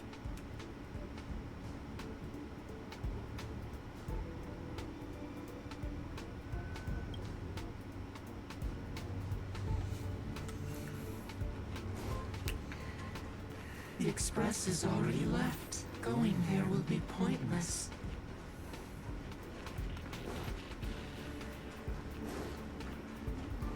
Let's go to the lab.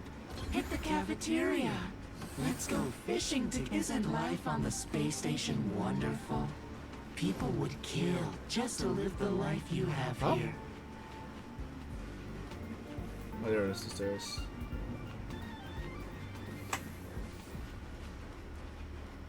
There's no antimatter legion. No abominations of abundance.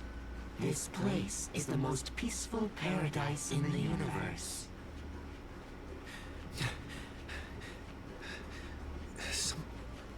Stop. The future of a nameless is nothing but emptiness and despair. I mean, is it like yeah, I guess so. It's like robots or something like that, right? Do you think you're special? Think of Tiernan and Kelbeck, the nameless who were better than you. They were all consumed by the lightless outer space, never to return.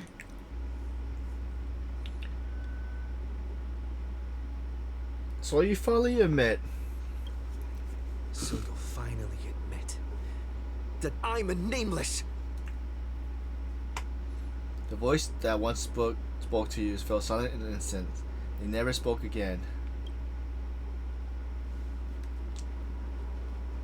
We're in the Matrix. So many copies, clones.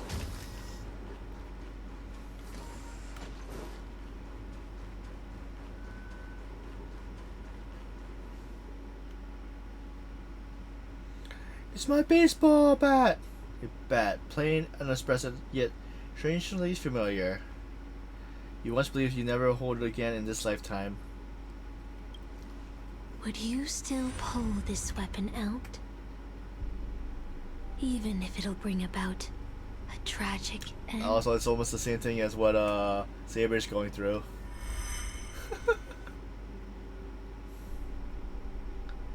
Which is why I've crafted such gentle dreams for you all. Isn't that what you've been looking for all this time?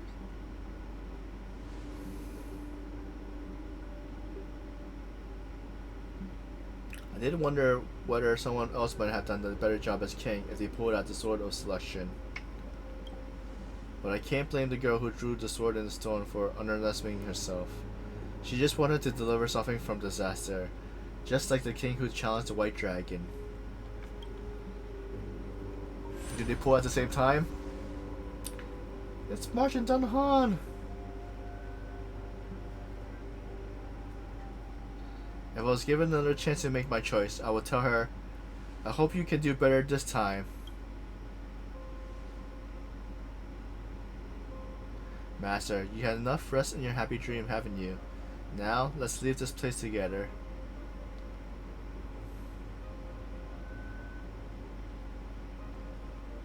You'll regret this!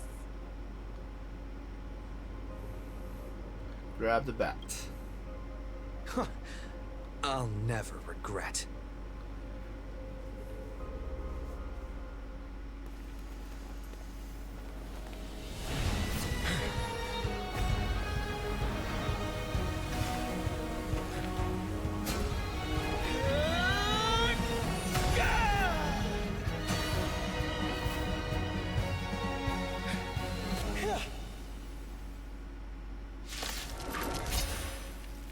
Why? Such blind courage! Don't you ever feel regret? I guess so. Alright, let's see.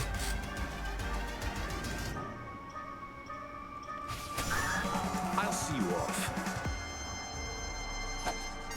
Receive divinity. I have something for you. Eternal sleep. The dead return!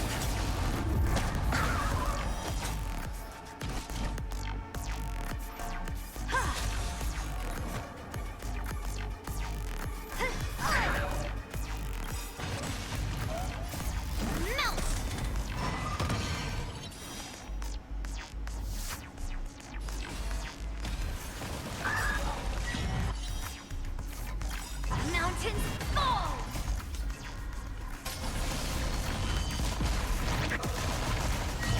chose the wrong enemy.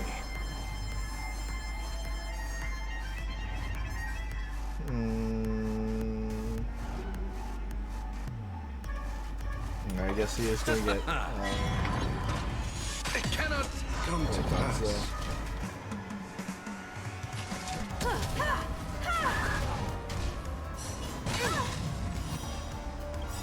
Right on time. Perhaps humanity never conceals its desire to control the heavens, and I'm no exception. Yes,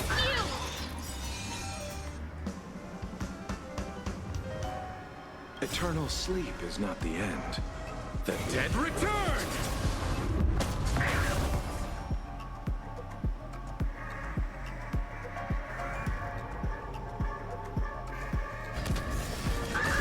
What are you made of?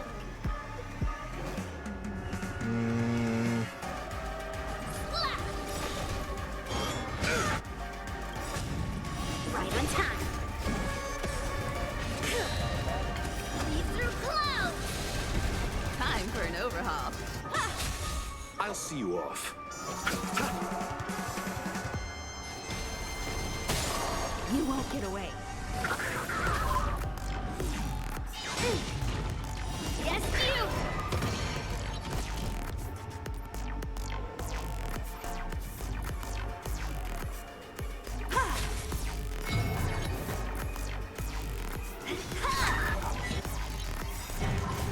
Melt! You chose the wrong enemy. You got taken. Oops, wrong target, but.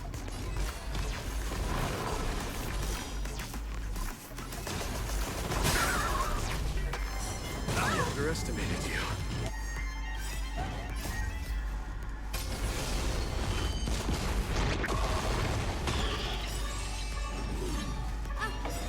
I can't become a fool like you.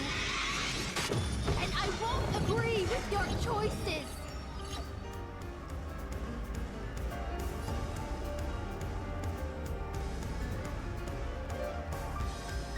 Eternal sleep is not the end. The dead return!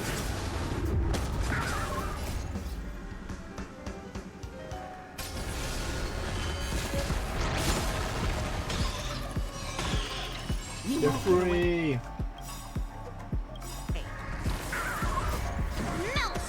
Perhaps you still don't understand.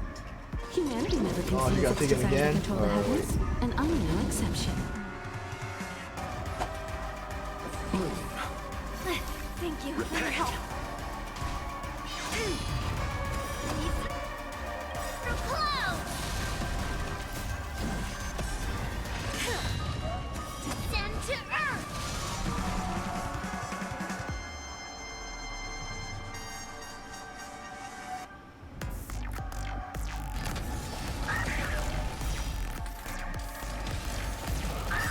I have something for you.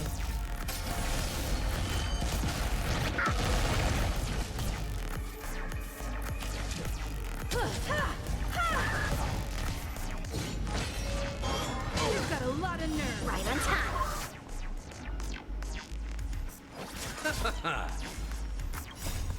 Melt.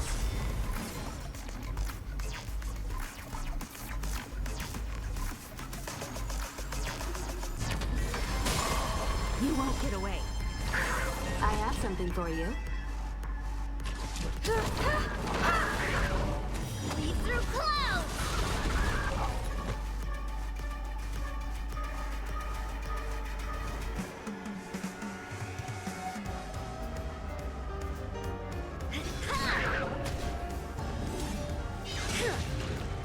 Yes, you. Yeah, Abby. You're gonna have to redeeming third and second. I failed. Just like how I failed in life.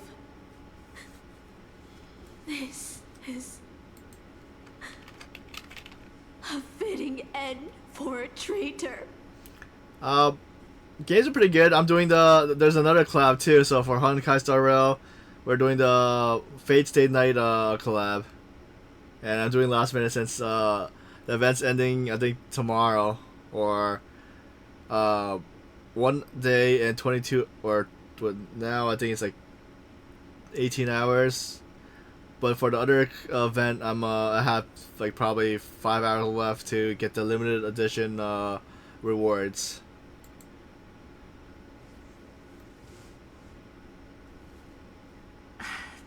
The performing arts had given you so much pain, Miss Note.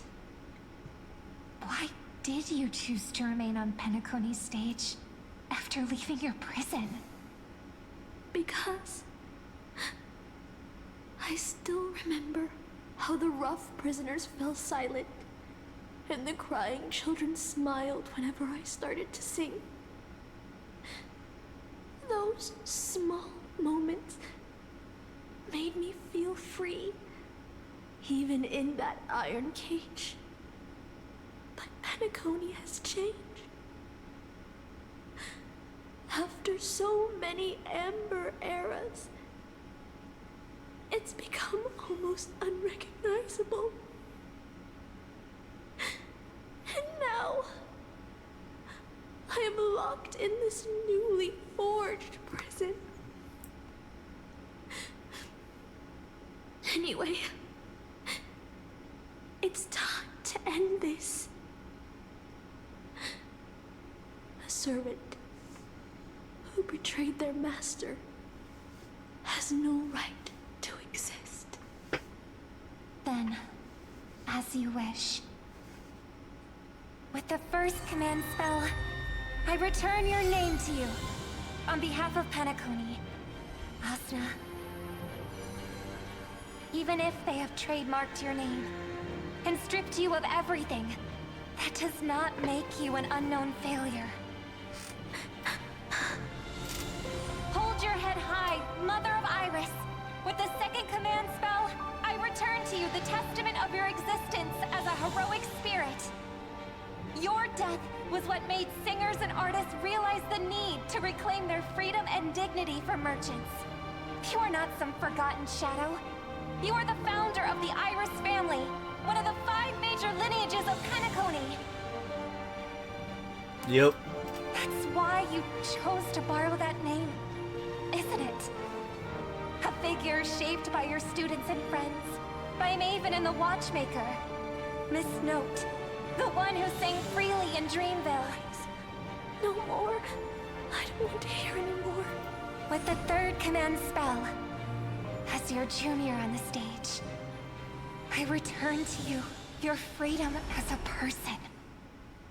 Mother of Iris, you will no longer be controlled by anyone from this moment on. You will now only dance for yourself. This farce is nearing its end, but I hope you can step out of the Grand Theater before you disappear and meet Penacony's artists. You are still a hero to them, no matter the slanders your name bears. Meanwhile, the master and their servants, freed from their dreamscape, I sense a powerful force similar to magic's energy. It seems the Holy Grail holder is about to complete a ritual. The last 2 servants left are Rider and Berserker. Which one will face us, or will it be both? With the enemy already in possession of the Holy Grail, it looks like we're in for a brutal fight. I'll lead the charge. Master, I swear on this sword that I will protect you, no matter the cost. Boothill and the others got out too. Should I go check on them? A different life? Penacony's dream bubbles are pure cancer. The Charmony Festival nearly killed me. And that servant's fantasy almost finished the job. So, where did you put you? I had a dream where I could never win. I got to live as an obedient serf and gave up on even the thought of gambling. Darn right. Quit gambling. That's quite the educational dream you had there. And you? Where'd she send you? Me? I had a long-awaited reunion. As they talk, Buddha has already loaded his gun. Next up, the final battle with the mastermind. No more gambling for the gambler.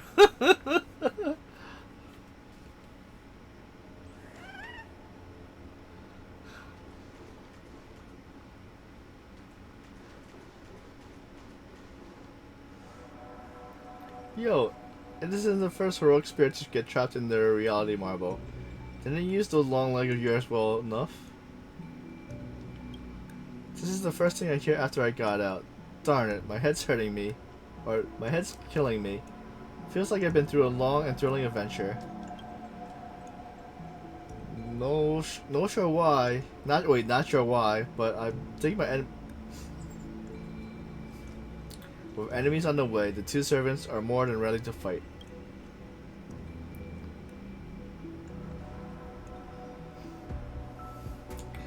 But I think it's kind of funny how, you know, the other characters, they did make a meme of it where we saw like the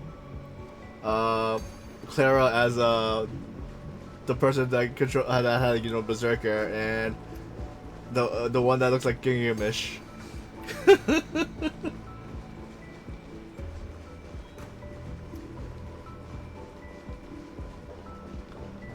Otto! Oti. Looks like Lady Osnar's failed. What a shame. She was just one step away from tearing the flame of dreams off the servants and tossing them into the Holy Grail as fuel.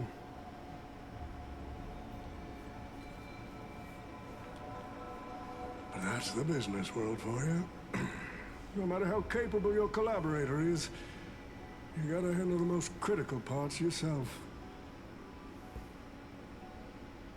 Oh, Butchhead. It's time to tell us what kind of stinking pie you're cooking up with this Holy Grail war. You practically had one foot in the grave. Don't tell me you were wished for immortality. Oh, I've lived for 10 Ember Eras already. As long as I give the word, my medical team can squeeze a few more years out of these old bones. And are you trying to crush your business rival? I heard there's more bad blood between you and my master.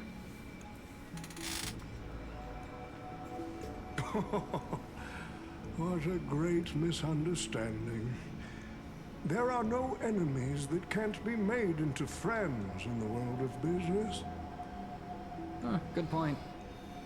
But I'm still very curious about your little scheme.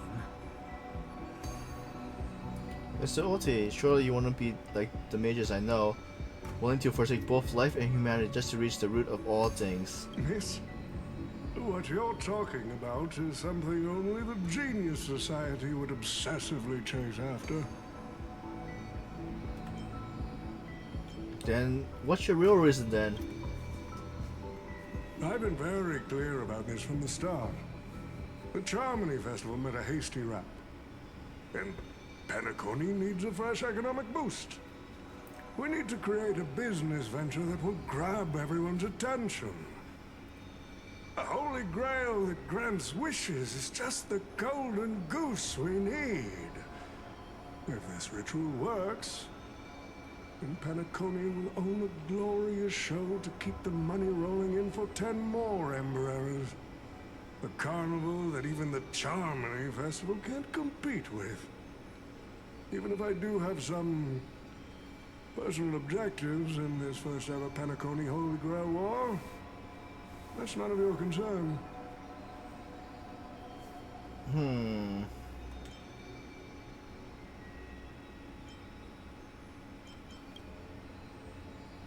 What I like is watching people swarm into Penacony, spending their entire fortunes just to buy a chance to enter the Holy Grail War. I like having alfalfa credits pour out of the Gilded Hour, entering the Cosmic Exchange. I like seeing my business rivals being crushed and manipulated, and then lose everything in the end. I like to acquire companies that I've never heard of, fusing them into my empire with a mere wave of my pen. The Golden Hour will set the prices for goods based on my desire, and the Blue Hour will will craft Penaconian fashion based on my whims. Do you honestly believe Penacony was built on empty ideas like dreams and wishes? No.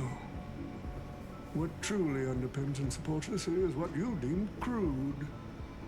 It's the unending flow of money. On this rock called money, we have built the planet of festivities. No matter what your plans may be, there will only be one victor in the Holy Grail War. Your action as a farce has already been placed every certain squarely against you. Now we stand together before you, shrewd merchant. I just want to finish what I didn't get to do a few hours ago. I'm sick and tired of fish heads. The head of this old desperate foggy with broken dreams is what I like to call a real trophy. You see this evil man's old head as a trophy?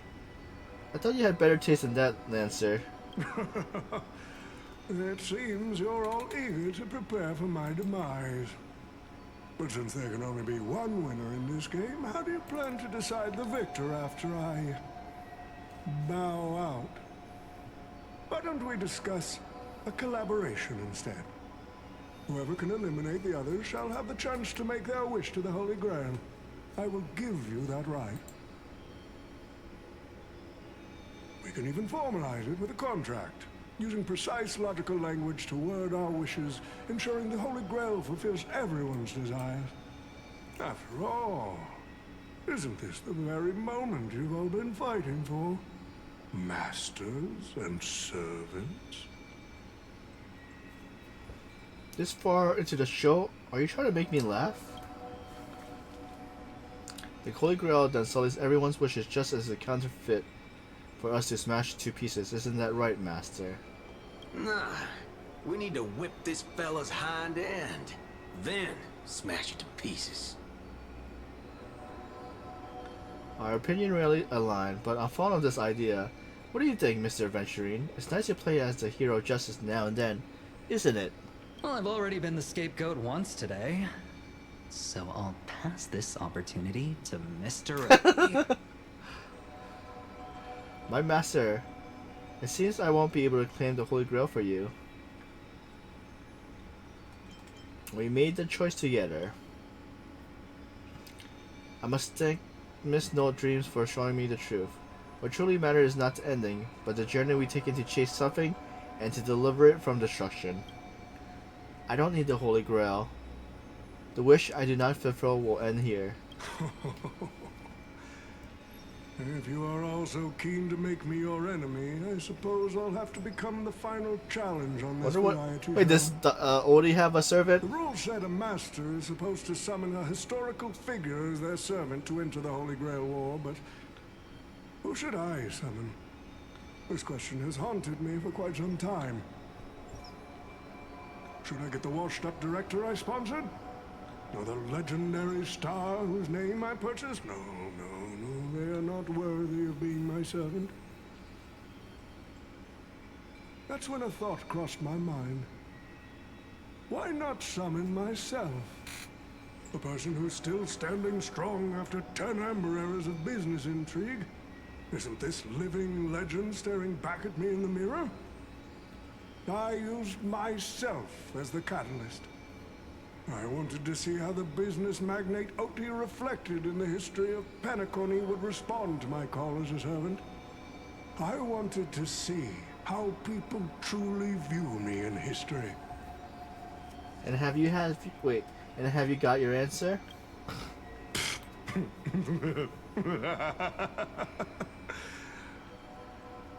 The answer really hurts. To them, I'm nothing but a parasite, sucking out the sap of Penacony's oak from the top. A bug, madly devouring wealth.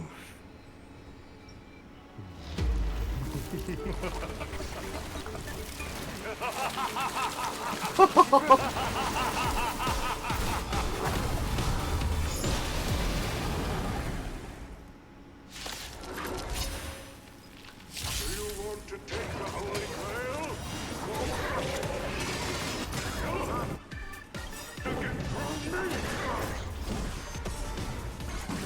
So, the person we've been talking to was old Odie's serpent all along?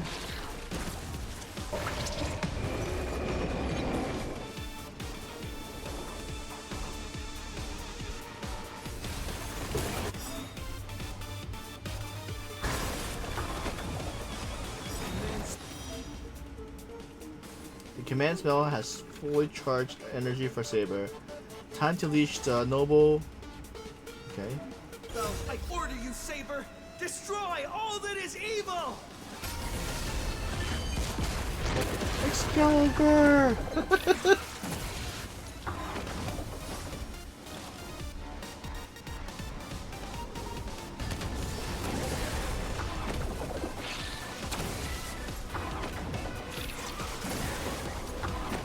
You chose the wrong enemy. Bloom. Thank you for your Eternal help. sleep. The dead return!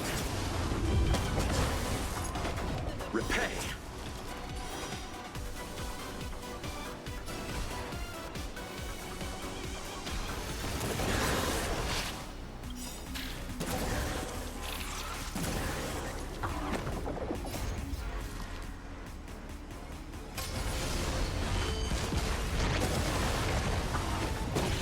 You won't get away.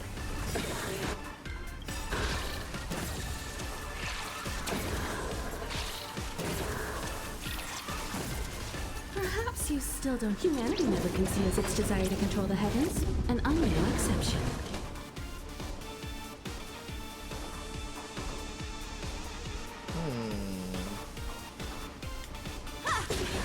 Within the self, not the sword. Strike!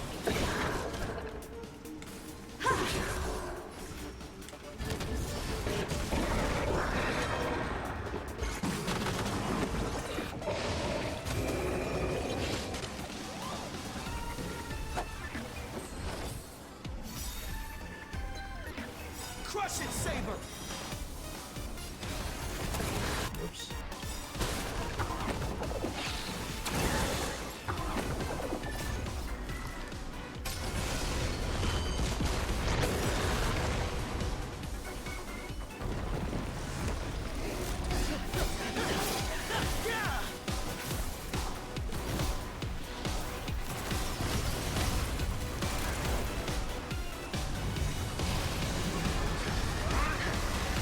Got an ad coming up in 50 seconds. With the power of the command spell, I command you to release your noble phantasm and shatter the Holy Grail! Is everybody using their oh yeah.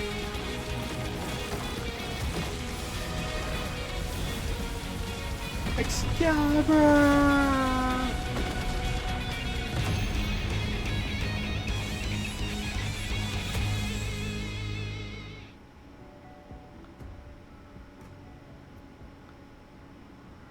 It's finally over.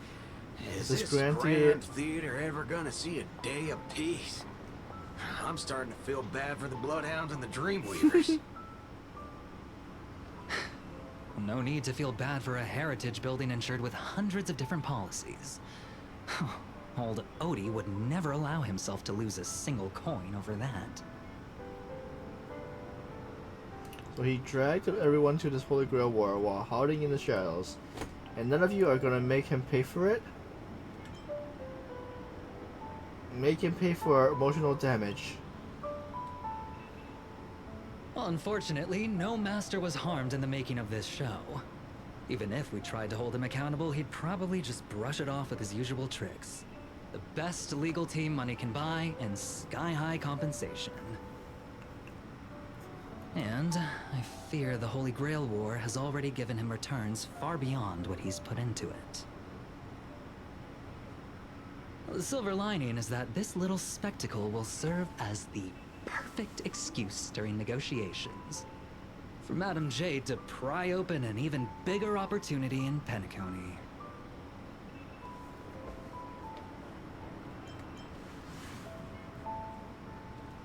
So the IPC is still the final winner of it all. Oh, don't say it like that. This is a good thing for Penacony shareholders. These Penaconian rules, stinking of money won't keep me down. Lancer, Let's go take care of that old budger.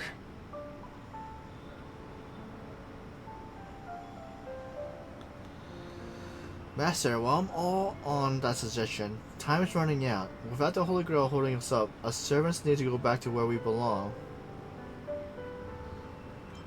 Who are you again? Such a shame, brother. If we ever cross paths again, I'll take you to the finest honky-tonk in the cosmos for a drink. Finest is the cosmos, huh? That's something to look forward to. Alright. No need for a tearful farewell for us, bros. Let's not ruin the good run we had together. Till we meet again, buddy. And you too, seriously. Why can I never get a proper fight with you? Is that so? I distinctly remember beating you. You know me, just a humble archer. Let's call this one another loss for me on me. I'm done arguing with you lots. I'm gonna take another peek at Penacony's view before leaving for good. And so it's time to say goodbye, Master. I have to admit that your fashion sense could use a little work, but as a servant, I'm generally glad to have fought by your side in this Holy Grail war. I can still see the determined heart of the child you once were underneath all the grand speeches and extravagant flair. You know, it would feel pretty good to be a hero of justice once in a while. Let's skip the last-minute psychoanalysis, alright? And when it comes to fashion, you're not much better than me, Guardian of Humanity. That brings up a good point. Why would I, a guardian of humanity, get summoned to a world without the counter force? Archer, you should know why you were summoned here. You were summoned as a heroic spirit. A hero, huh? I'll chalk it up as a beautiful dream. A faint smile tugs at the man's cold face before he vanishes from sight. Soon, only a final pair of master and servant remains.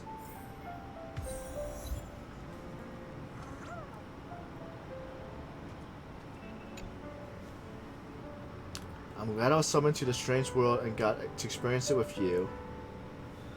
Anything else you want to say to me? I saw your fear in your dreams, but Master, don't be burdened by the emotions that come with being human.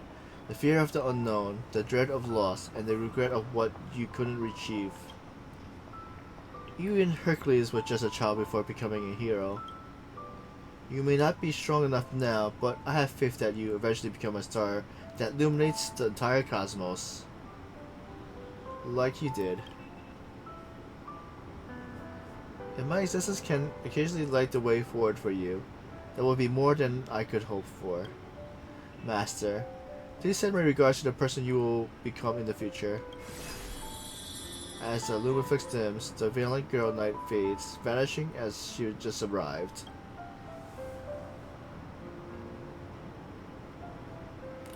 At the same time, in the Dreamflux Reef, the host of the Holy Grail is sitting elsewhere, watching the scenery with interest.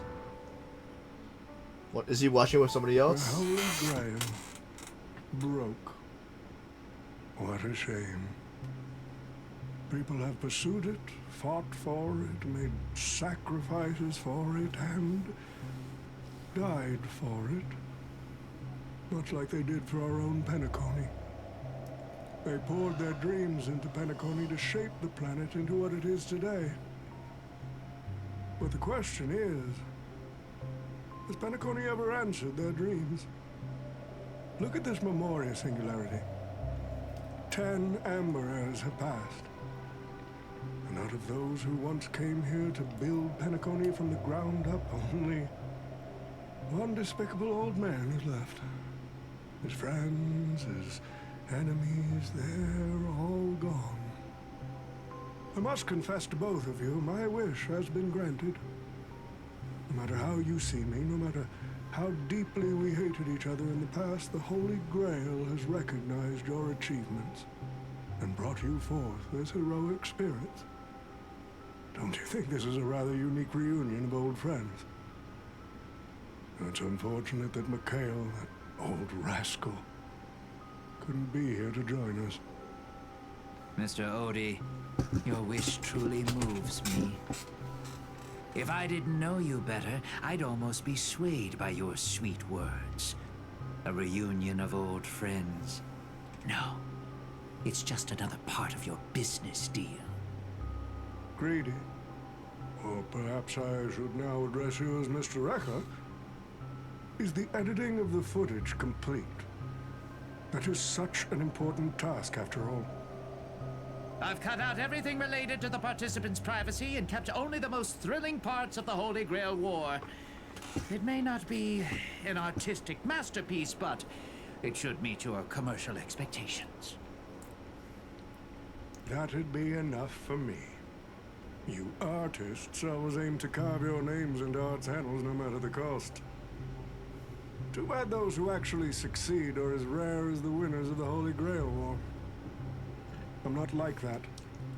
What else can truly measure the effort you've put in apart from cold, hard cash?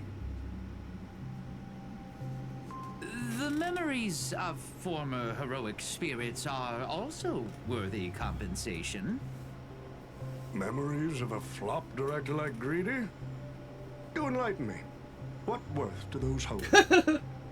His memories are indeed positively worthless as a filmmaker, but when it comes to him as a person, those memories are treasures beyond compare. He has had his struggles, disappointments, and defiance, only to be reduced to another nameless nobody. That man is a symbol of the Penacony of his times, a most ridiculous clown and a most genuine hero. How could I ever miss out on a memory with as many facets as a veritable diamond? But now, I'm more curious about you, sir. You've spent so much money, only to create such an unsightly mess. Aren't you worried you'll end up in disgrace like Grady? A merchant at my age who still cares about dignity would be an absolute failure. Oh, in that case, my business here is settled. I'll take my leave. All right. It's your turn, Miss Osner. I'll sign the declaration to renounce the trademark on your name and all rights to your creative works. Are you happy with that? Happy? Never. But if you don't carry it through, I'll squeeze your puny neck with every ounce of my strength until I disappear. I'll watch you take your last breath, even if I know it won't actually kill you. Goodbye, Penacony's most successful merchant. There's something I've always wanted to say to you. I wish you were already dead.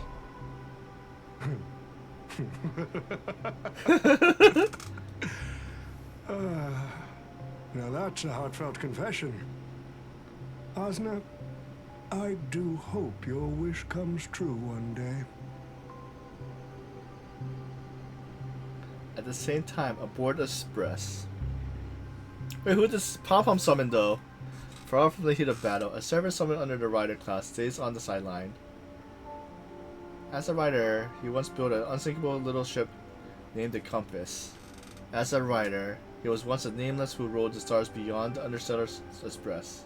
Wait, so was it maybe a nameless? So he was a nameless, I mean. Centuries has passed. Now as a heroic spirit, the young man finally returns to a place where he once worked tireless and old friend. Oh! Isn't that the Mako or the watchmaker? March 7th is always bringing back bizarre and curious things. One time, she even brought back something called a raiding pistol, and it only gave Pom-Pom a single point. Also, watch out for Himiko's coffee. It's the most terrifying beverage Pom-Pom's ever encountered. But please don't ever tell her that to her face. Oh.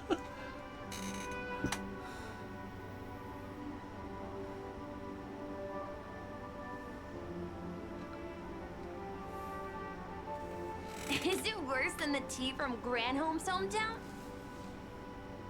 100 times worse.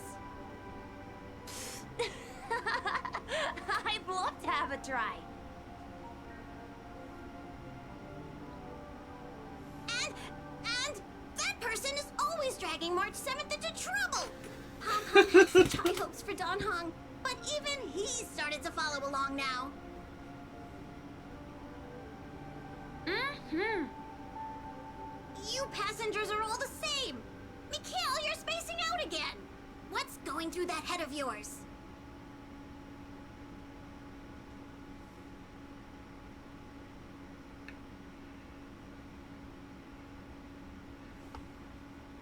Conductor, looks like it's time to say our goodbyes again.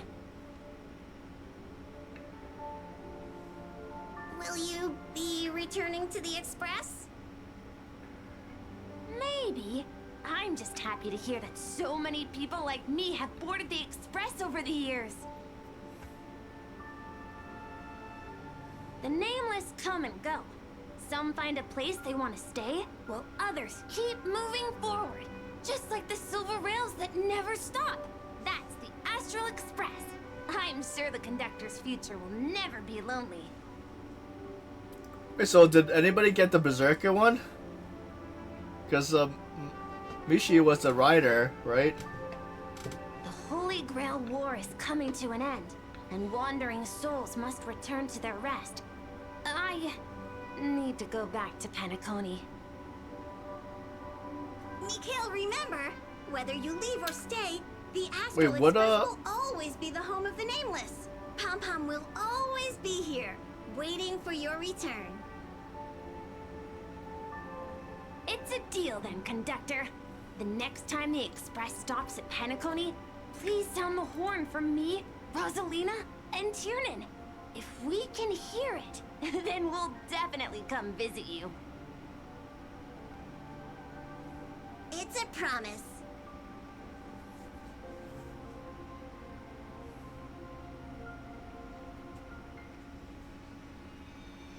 Gather your thoughts to the present. Is there really a chance to fulfill a wish?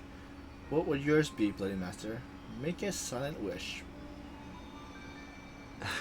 You see, wishes lose their power once spoken aloud. That does sound like something you'd say. Anyway, the first Holy Grail War orchestrated by Old Odie ended up being the last one. But the Dream Bubble movie, co-produced by Mr. Rekka and Dr. Edward, became a huge hit. Not only did it fill up movie theaters in Epsilon, it even created a new dream-chasing trend throughout the stars. Mr. Odie and the IPC's Penacony branch made quite the fortune from it. What about my parents' fee? As Mr. Adventuring guessed, Odie simply brushed everything off as entertainment when questioned about placing family heads and shareholders in danger. While compensation and lawsuits are inevitable, I suspect he already knew exactly what was coming, even before the Holy Grail was activated. Now, old Odie did say he planned to give you some money, but even he thought that was too crude. So instead, he gave us the most valuable thing from this Holy Grail War.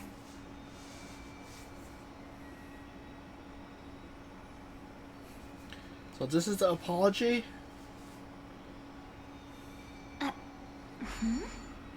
There's something inside the Holy Grail. I think this is a note for you. Hey, brother, since y'all look pretty busy, I headed out with Hook. Big thanks to Mr. Odie for buying this rare trinket I got my hands on. That's how I could afford this spontaneous trip. Sable. By the way, aren't you curious what old Sempo's wish to the Holy Grail was? No. Well, I'm thinking you probably say, no. Aw, come on, bro. You might not be curious, but the audience is still on the edge of their seats. All right, folks, the show's over. But if there's anything still out there that can hear and fulfill my wish, I wish for everyone in the world to be happy, joyful, free, and have their every desire fulfilled.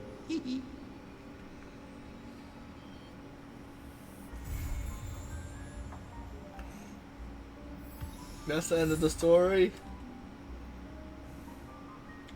Let's see.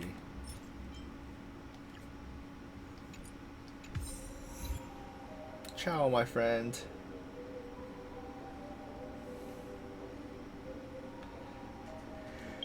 Alright, let's see how much time we have for the next 4 hours. I think we have enough time. Unlock.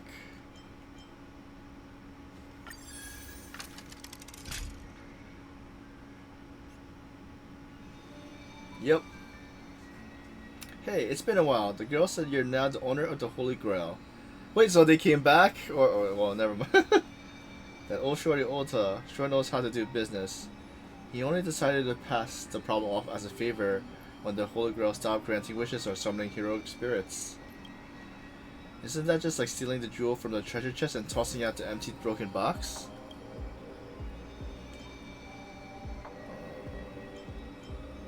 Why haven't you disappeared? Who knows? It's probably the result of some excuse magical energy and the battle continuous ability. After everyone's vanished, I was the only one left behind. Seems like I won't be heading back to the Thrones of Heroes anytime soon. I'll consider these extra life hours as a gift for mercy for the Holy Grail. Is the Holy Grail completely useless now? Theoretically, yes. The Holy Grail's form remains, but its course has merged with the nature of the dream world. What we call memorial. But that Screwlum, I'm not sure what trick he pulled, but he somehow extracted part of the ritual and turned it into a special simulation device. I have to admit, this world has some truly incredible mages. Layman turn, please. Anyway, the modified Holy Grail still carries the original competitive logic, along with the lingering data of the Pentaconian 12th hour. As long as you connect, it's still hard to get used to the modern terminology. Anyway, as long as you connect the Holy Grail, you can relive the Pentaconian Holy Grail War in a dream bubble. According to him, it will fill the similar stela of the past strider using the user's memory as a medium. You may meet many old friends in the Holy Grail, but I'm honestly not interested. The Hero Arena in Valhalla. Not ready to visit there just yet, though I suppose it might fit me more than the peaceful Elysian field. Anyway, I delivered Mr. Screwlum's message. It's time to waste the rest of my days outside. As for the rest, go and take a look for yourself.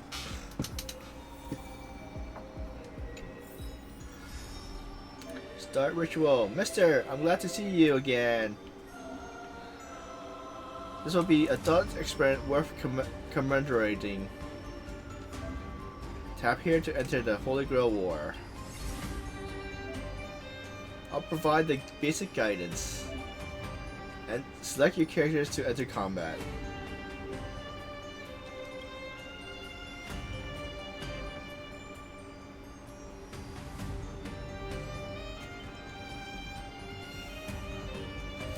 Did you use all the trial characters?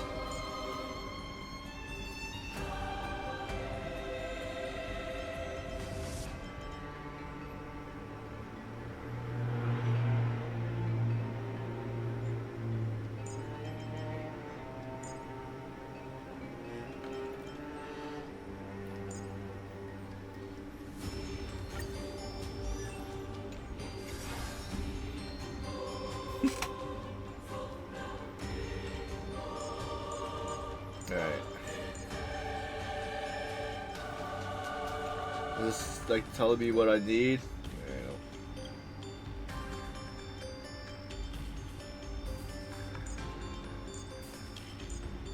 So I'll use my regular. Let's see.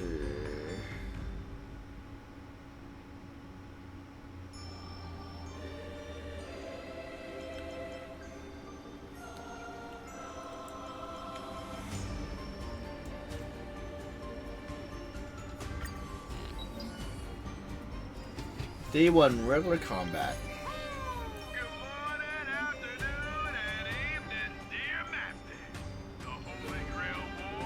Welcome to the Holy Grail War. There are 8 participants in the dissimulated Holy Grail War.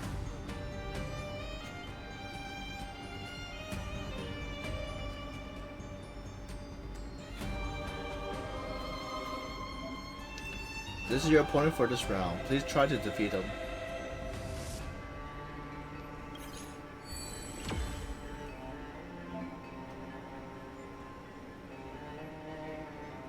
The opponent has summoned some servants. Confront them carefully. You can change your team anytime before the battle to counter your opponent's lineup.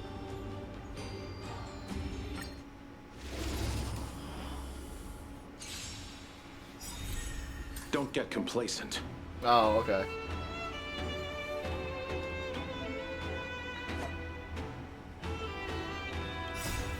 Melt! Follow my charge. Conflict is pitiless. Shivering mountains! Root here.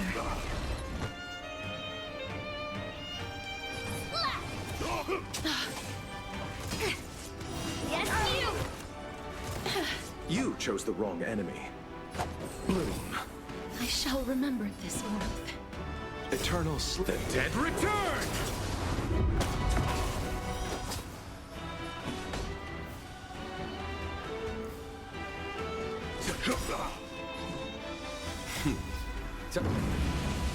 Show no mercy.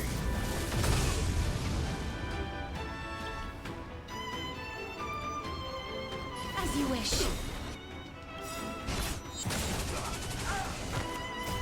Embrace a new life.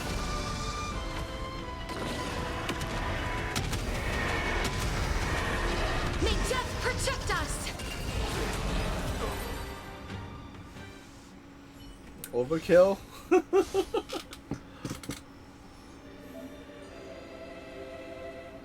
You have obtained victory. After winning, damage will be dealt to your opponent.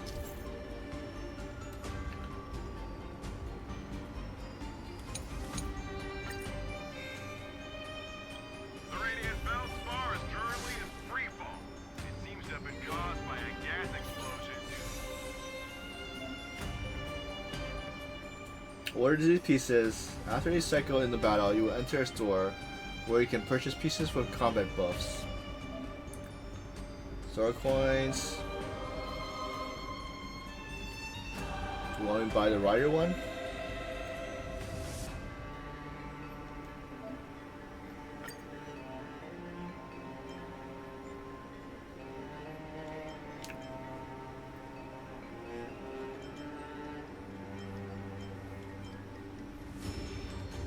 Welcome in, Dale. How's everything?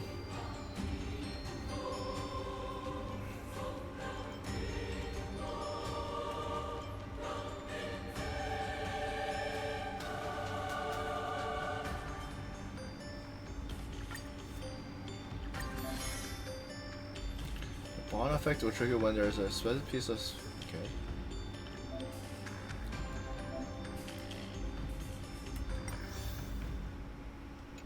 Alright.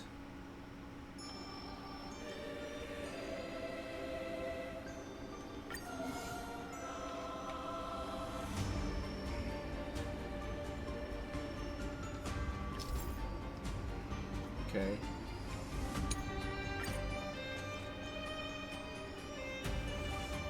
Five.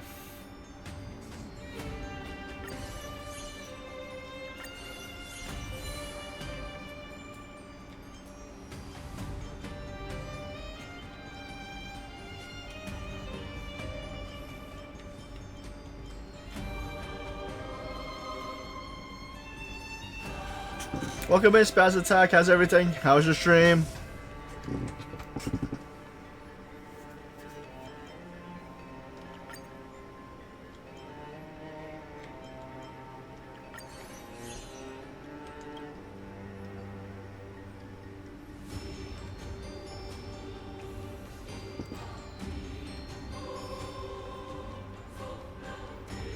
Welcome in, Raiders.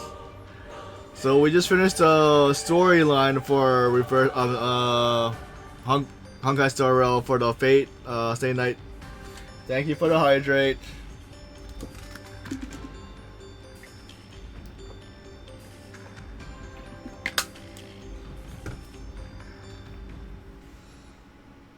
So we're working on the Fate Night series collab with Honkai Star Rail.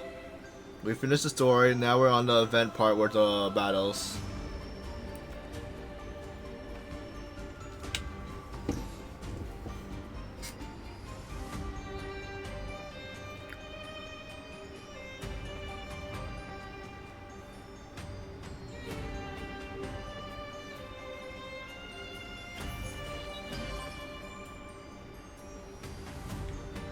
Who are we going first now?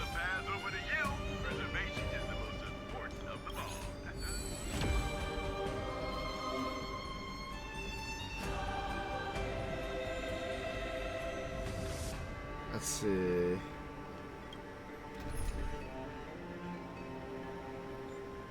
Lightning.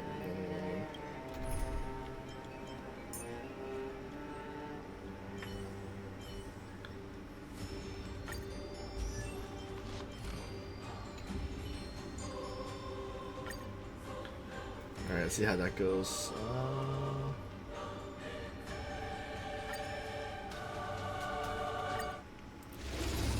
Let's see what special attack you were talking about.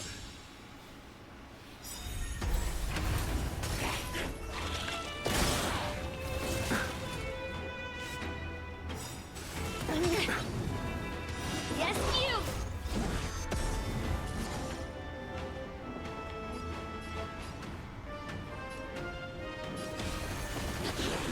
Severing mountains! You chose the wrong enemy.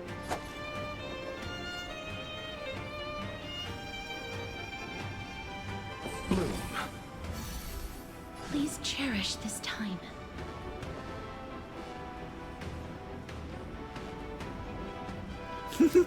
Congrats on your 7-watch streak.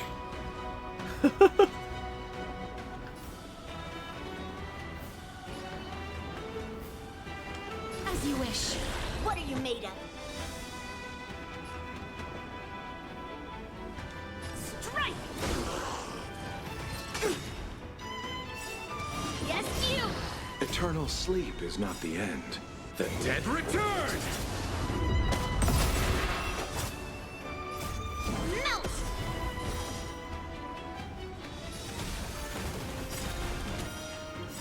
Leap through clouds!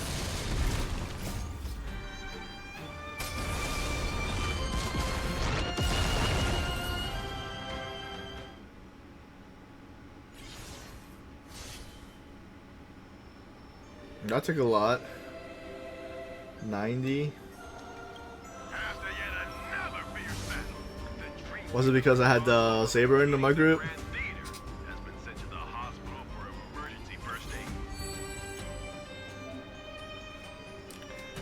Command spells can be used during the Holy Grail War.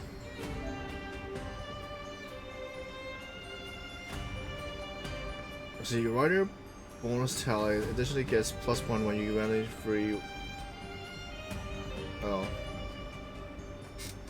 Okay. Hey, melee.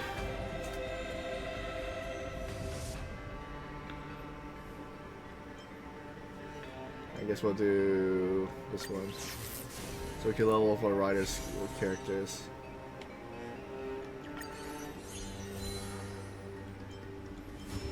Refresh.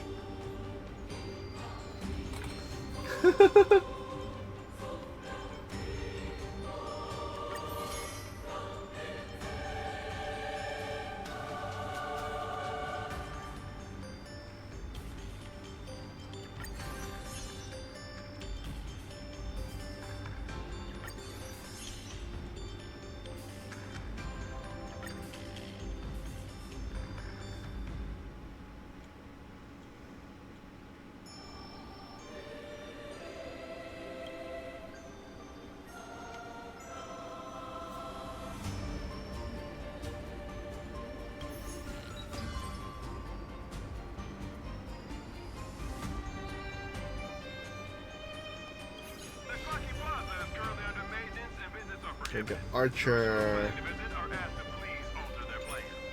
Oops.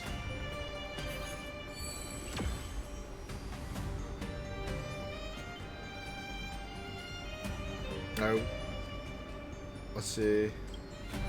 Let's put Archer in.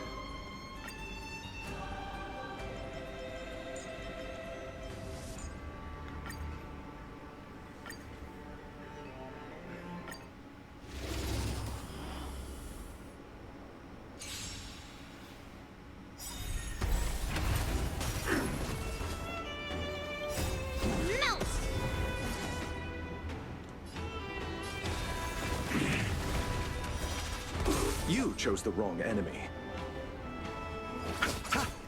Shivering mountains!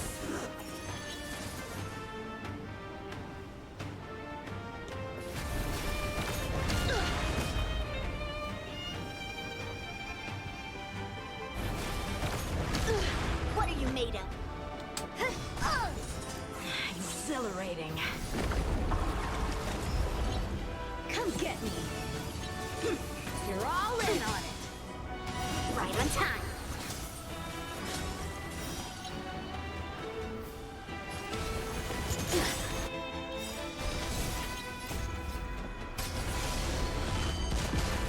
I failed.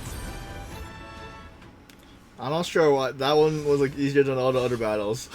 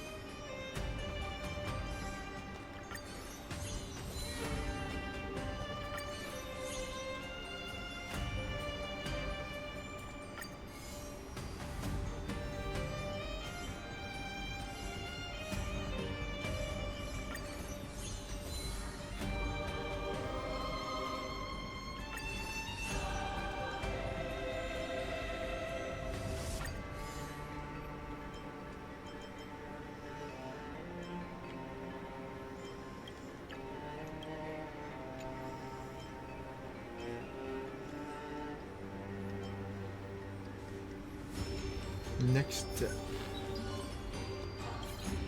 is gonna be the last. Wait, no, it can't be. So since we have this, okay.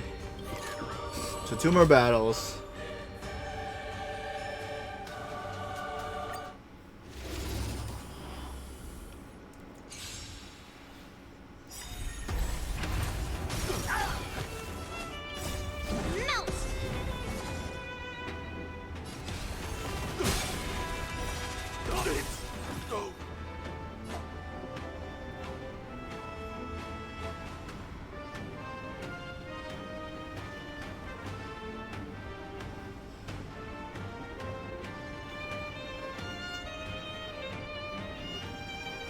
Shivering mountains!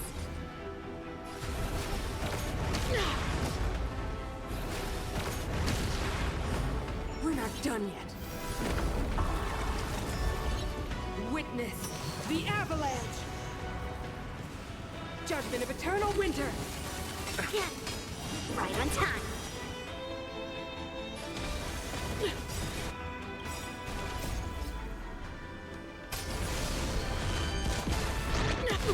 I promise.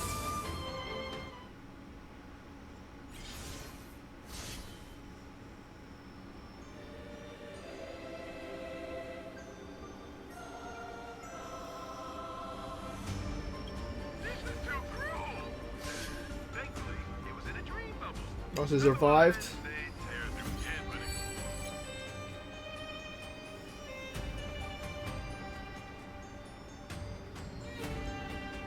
Dirty coins.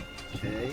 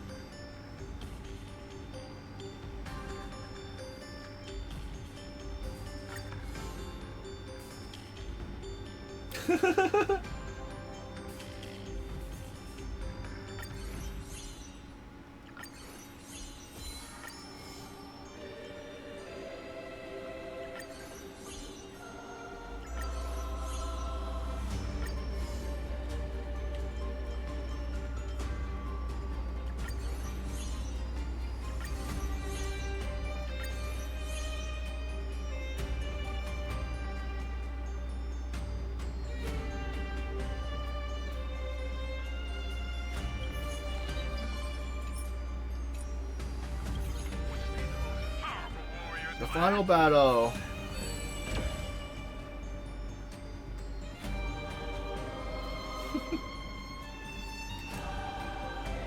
Alright, take care, Spaz. Thank you for the raid. Have a good rest.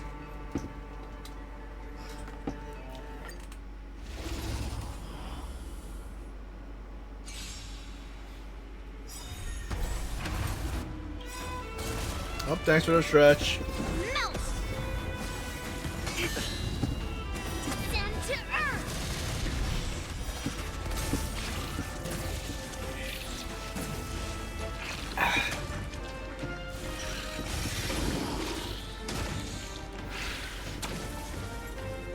Hey Vitamin, how's everything? How far are you getting Donkey Kong?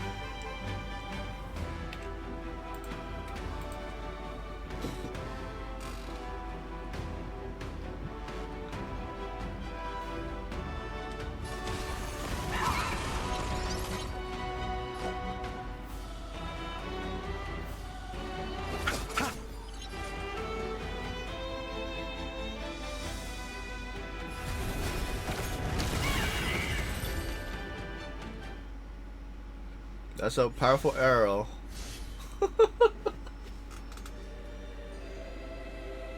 Oh, nice. I don't think I'm that high.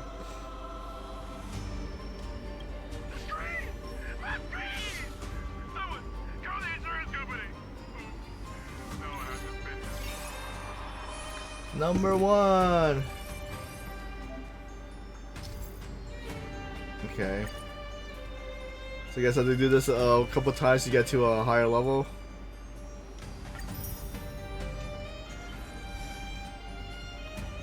Attain decoration, saber piece. Eve of the war clear. Please continue the challenge. Okay.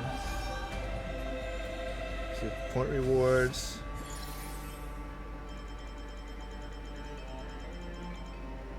Wonder how much I could get in less than 4 hours.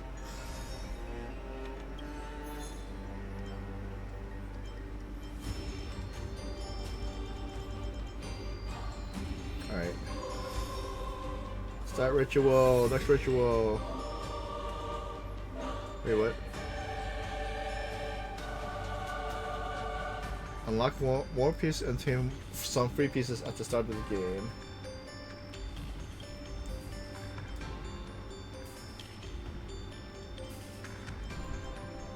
And now to use my own characters, let's see. Alright, I think I have Saber. Where's Saber?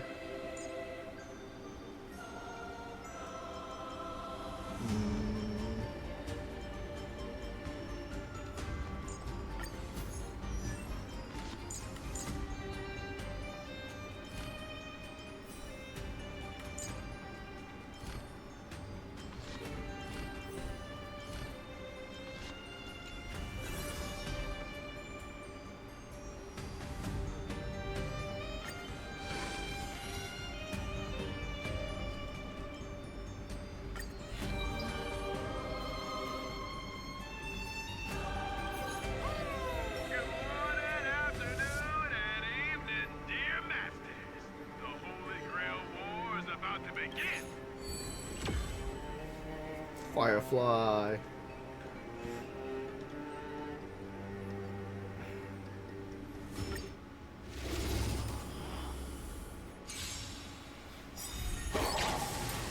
Don't get complacent.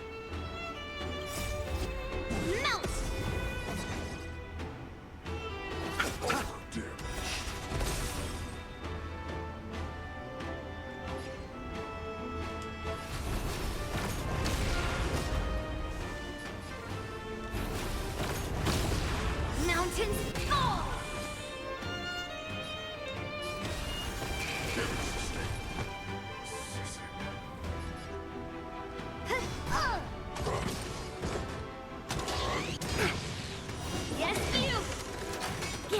Receive divinity. Yes, you! Right on time.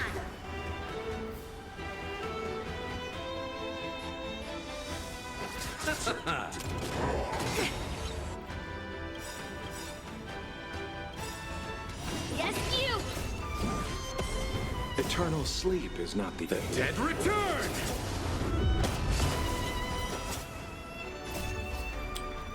Ultimate? Wait, is it unlimited bladed work?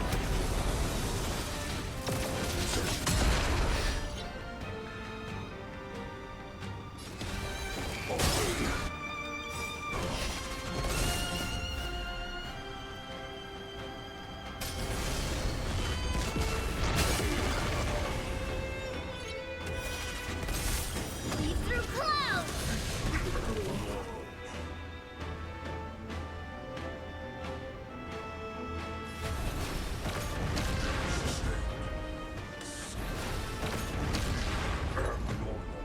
Ha!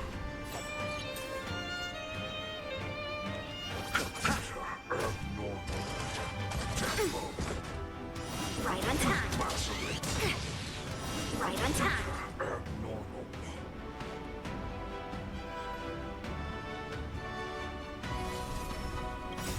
Melt!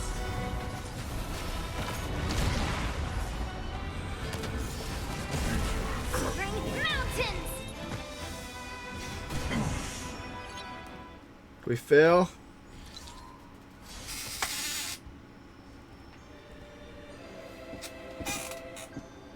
The radiant feldspar is currently in freefall. It seems to have been caused by a gassing.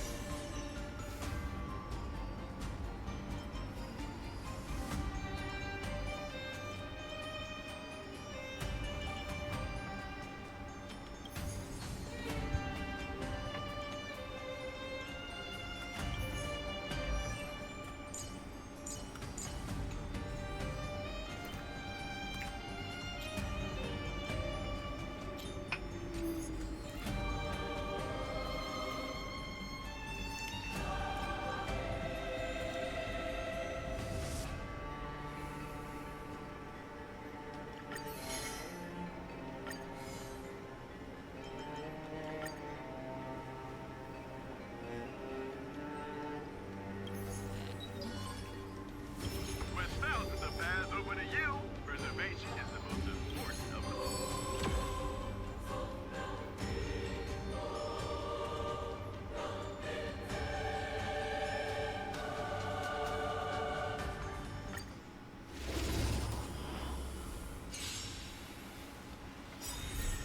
Don't get complacent.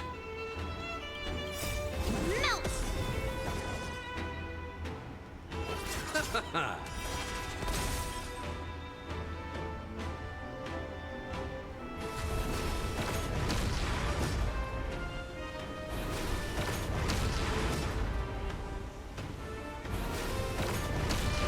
Mountains fall!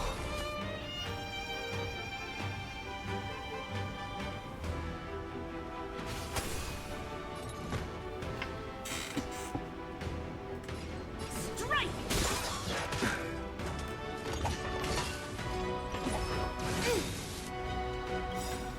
Bloom.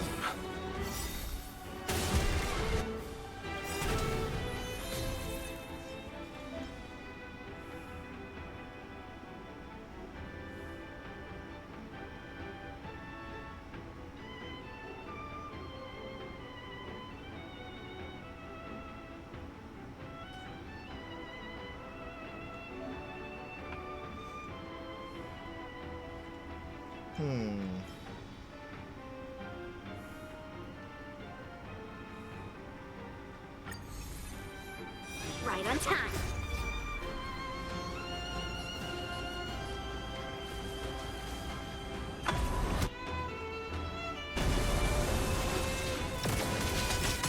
Eternal sleep is not the Dead return!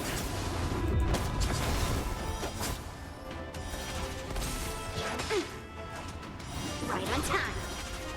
I'll see you off.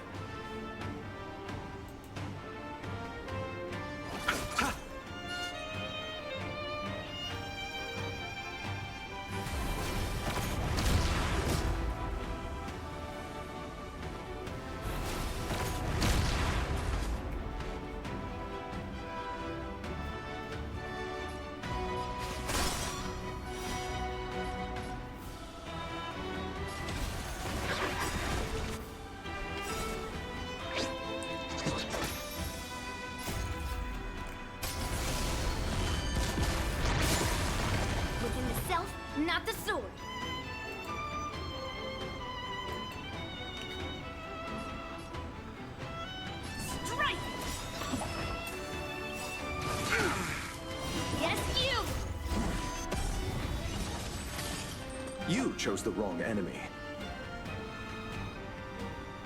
Descend to Earth!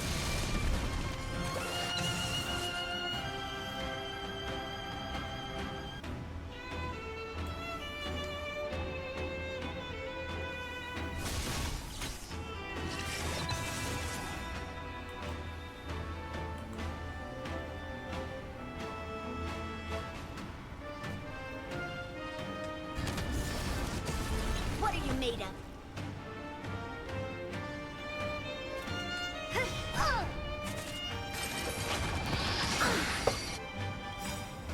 Bloom. Right on time. Eternal sleep. The dead return!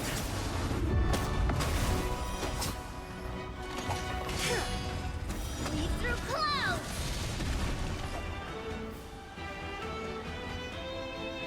I'll be running out of turns.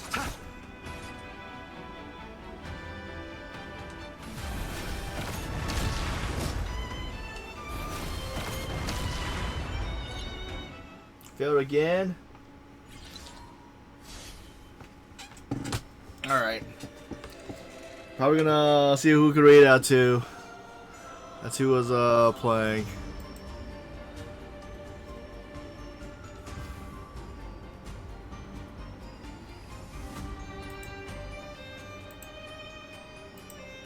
Let's see, anyone online? I know usually at this time there's like not much people to find.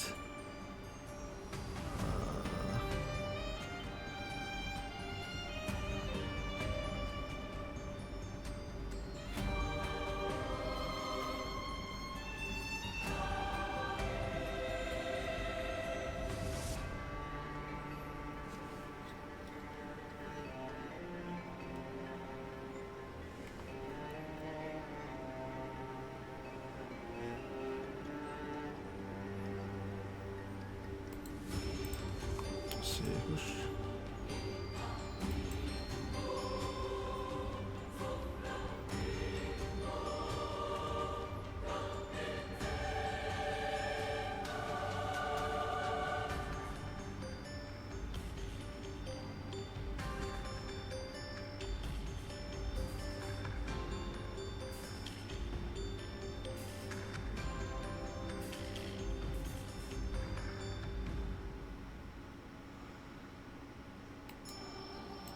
We're gonna raid out to Van Hawk. He's playing or they're playing Team Fight Tactics.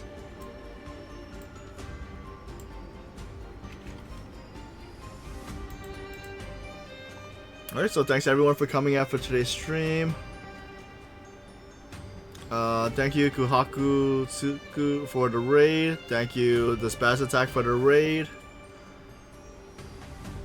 Hope everyone has a great night. We're gonna start the raid out.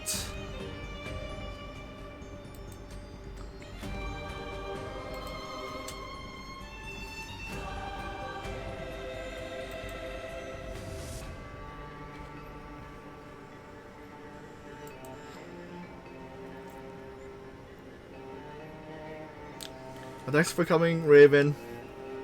Thanks for hanging out.